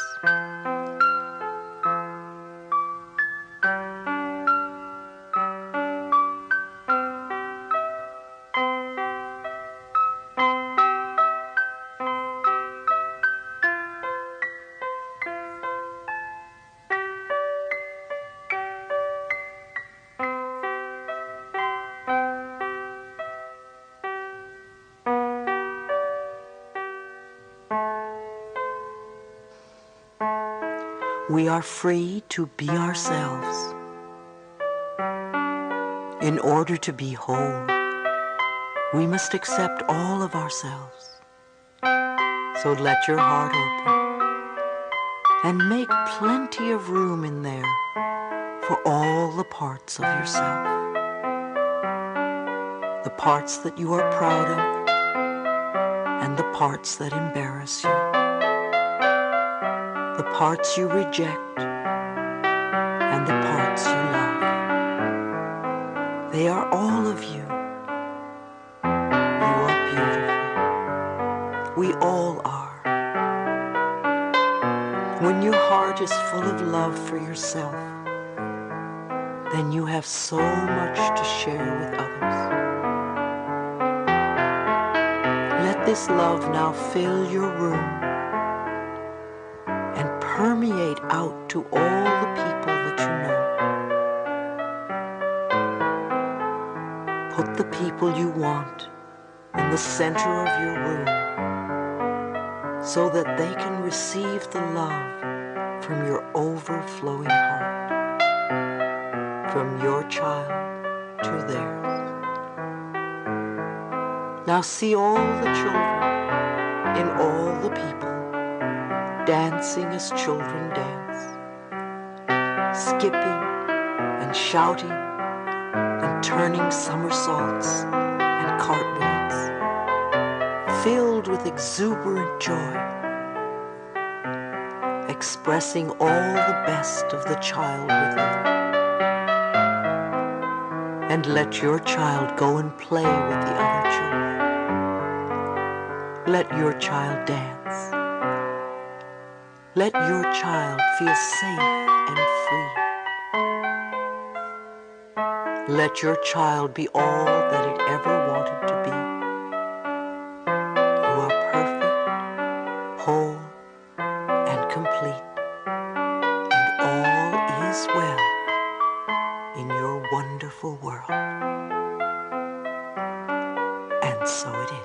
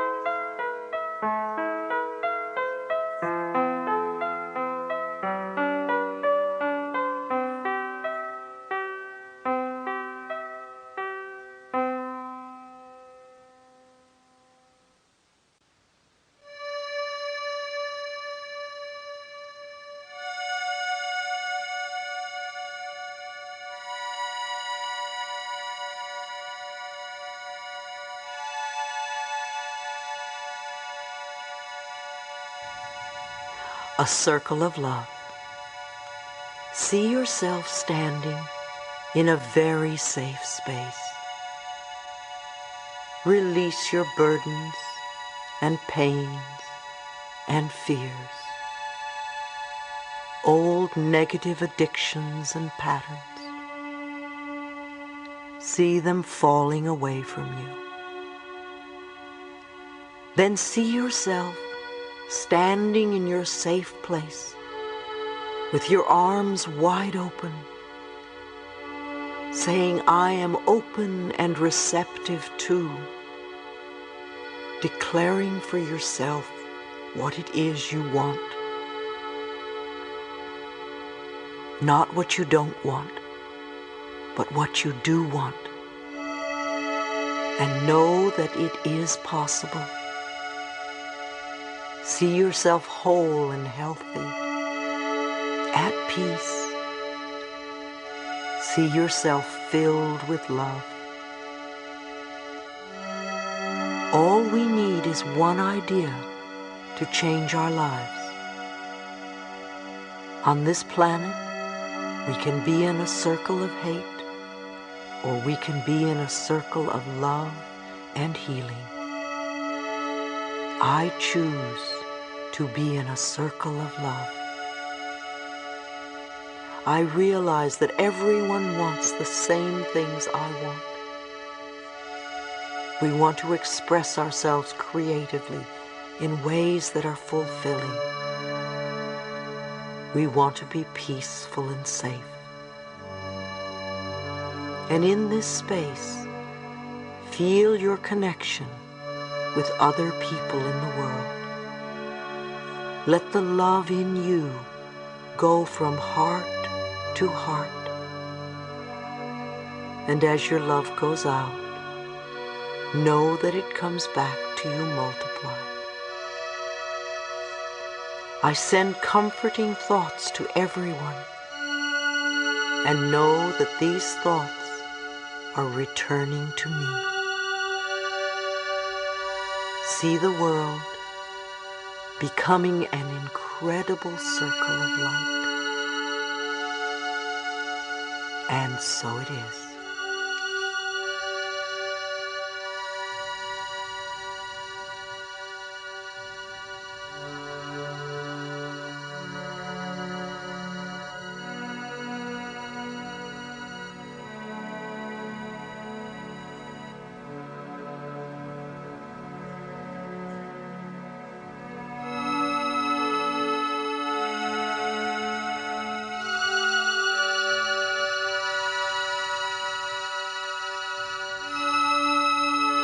You deserve love. We don't have to believe everything. In the perfect time-space sequence, that which you need will rise to the surface. Each one of us has the ability to love ourselves more. Each one of us deserves to be loved. We deserve to live well, to be healthy, to be loved and loving, to prosper. And the little child deserves to grow up to have a wonderful, wonderful life. See yourself surrounded by love. See yourself happy and healthy and whole. See yourself as you would like your life to be. Put in all the details. Know that you deserve it. Then take the love from your heart and let it begin to flow, filling your body with healing energies. Let your love begin to flow around the room and around your home till you are in an absolutely enormous circle of love. Feel the love circulating so that as it goes out from you, it returns to you. The most powerful healing force is love. Let it circulate over and over again. Let it wash through your body. You are love. And so it is.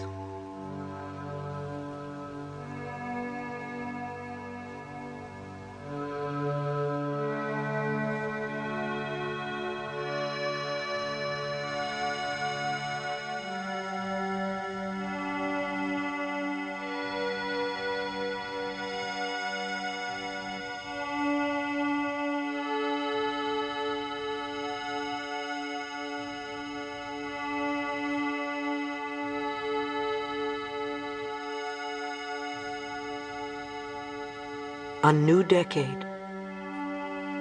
See a new door opening to a decade of great healing. Healing that we have not understood in the past. We are in the process of learning the incredible abilities that we have within ourselves.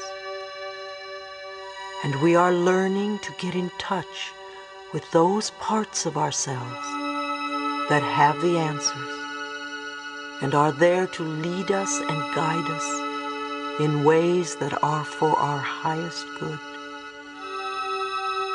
So let's see this new door opening wide and ourselves stepping through it to find healing in many, many different forms. For healing means different things to different people. Many of us have bodies that need healing. Some of us have hearts that need healing, or minds that need healing. So we are open and receptive to the healing that we each need individually. We open the door wide for personal growth, and we move through this doorway, knowing we are safe. It is only change. And so it is.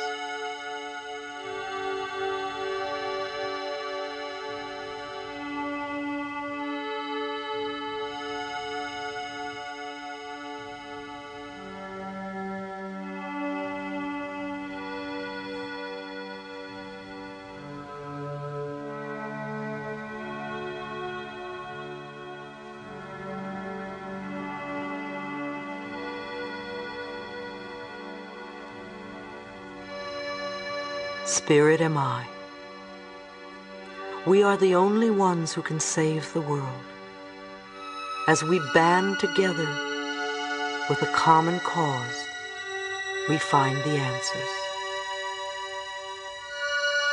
We must always remember that there is a part of us that is far more than our bodies, far more than our personalities, far more than our dis-eases, and more than our past.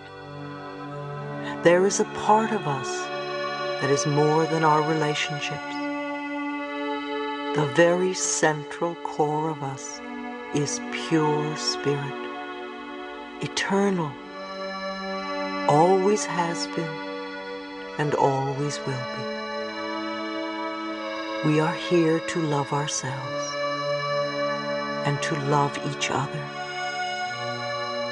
By doing this, we will find the answers so that we can heal ourselves and the planet. We are going through extraordinary times. All sorts of things are changing. We may not even know the depths of the problems, yet we are swimming as best we can. This too shall pass, and we will find solutions. We are spirit, and we are free. We connect on a spiritual level, for we know that level can never be taken from us. And on the level of spirit, we are all one. We are free. And so it is.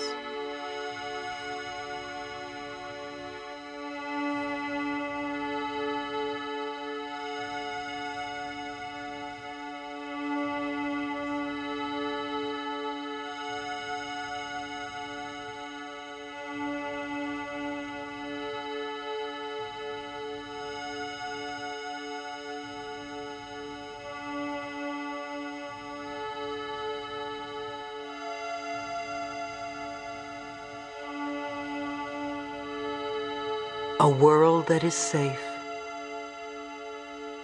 If you're in a group, you might like to hold a hand on either side of you.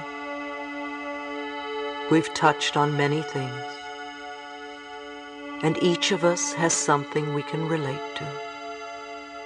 We've talked about negative things and positive things. We've talked about fears and frustrations, and how scary it is to go up to somebody and just say hello. Many of us still do not trust ourselves to take care of ourselves, and we feel lost and lonely. Yet we have been working on ourselves for some time and have noticed that our lives are changing. Lots of problems in the past aren't problems anymore. It doesn't change overnight, but if we are persistent and consistent, positive things do happen.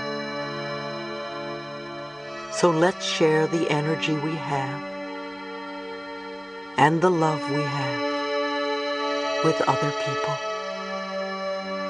Know that as we give from our hearts, we are also receiving from other hearts. Let's open our hearts so that we can take in everyone with love, support, and caring. Let's move that love to people in the street who have no homes and no place to go. Let's share our love with those who are angry, frightened, or in pain. Every person, and all those in denial. Those who are in the process of leaving the planet, and those who have already left. Let's share our love with everybody, whether they accept it or not. There is no way we can be hurt if our love is rejected. Let's hold the entire planet in our hearts. The animals, fish, the birds, the vegetation, and all the people. All the people we are angry at or frustrated with. Those who are not doing it our way, and those who are expressing so-called evil. Let's take them into our hearts too, so that out of the feeling of safety, they can begin to recognize who they really are. See peace breaking out all over the planet. Know that you are contributing to that peace right now. Rejoice that you have the ability to do something. You are a beautiful person. Acknowledge yourself for how wonderful you are. Know that it is the truth for you. And so it is.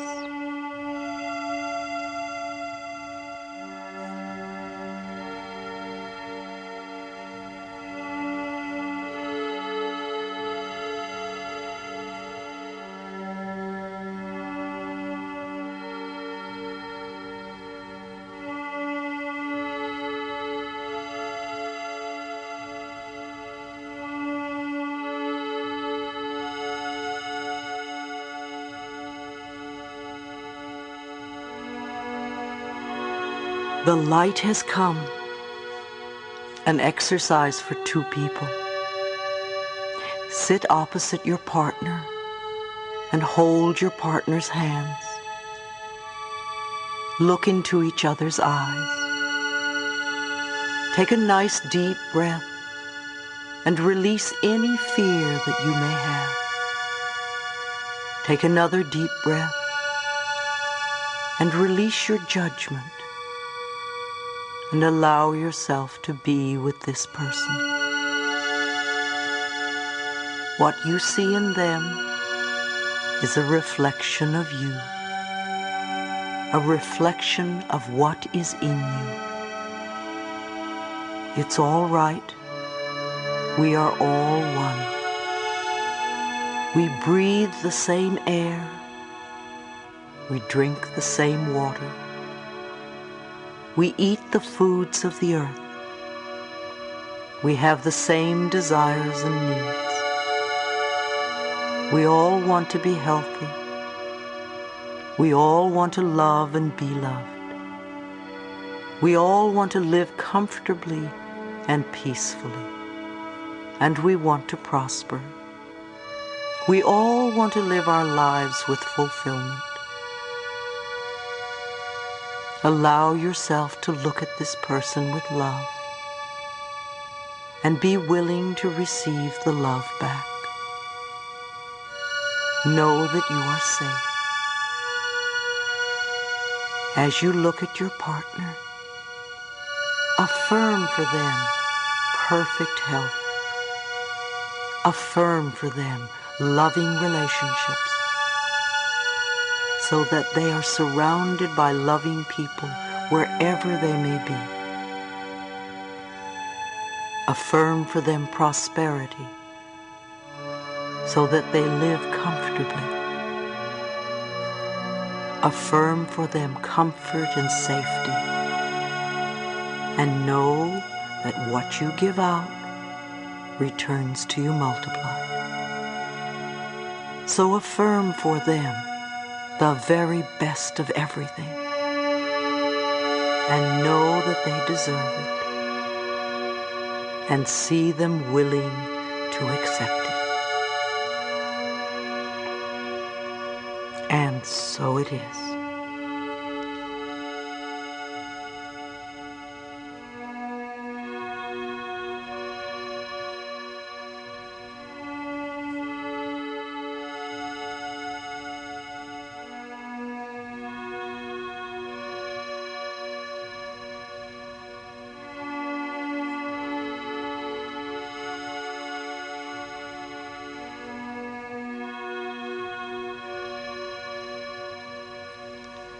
Feel your power. Feel your power. Feel the power of your breath. Feel the power of your sound. Feel the power of your love. Feel the power of your forgiveness. Feel the power of your willingness to change. Feel your power. You are beautiful. You are a divine, magnificent being. You deserve all good, not just some, but all good. Feel your power. Be at peace with it, for you are safe. Welcome this new day with open arms and with love. Feel your power. And so it is.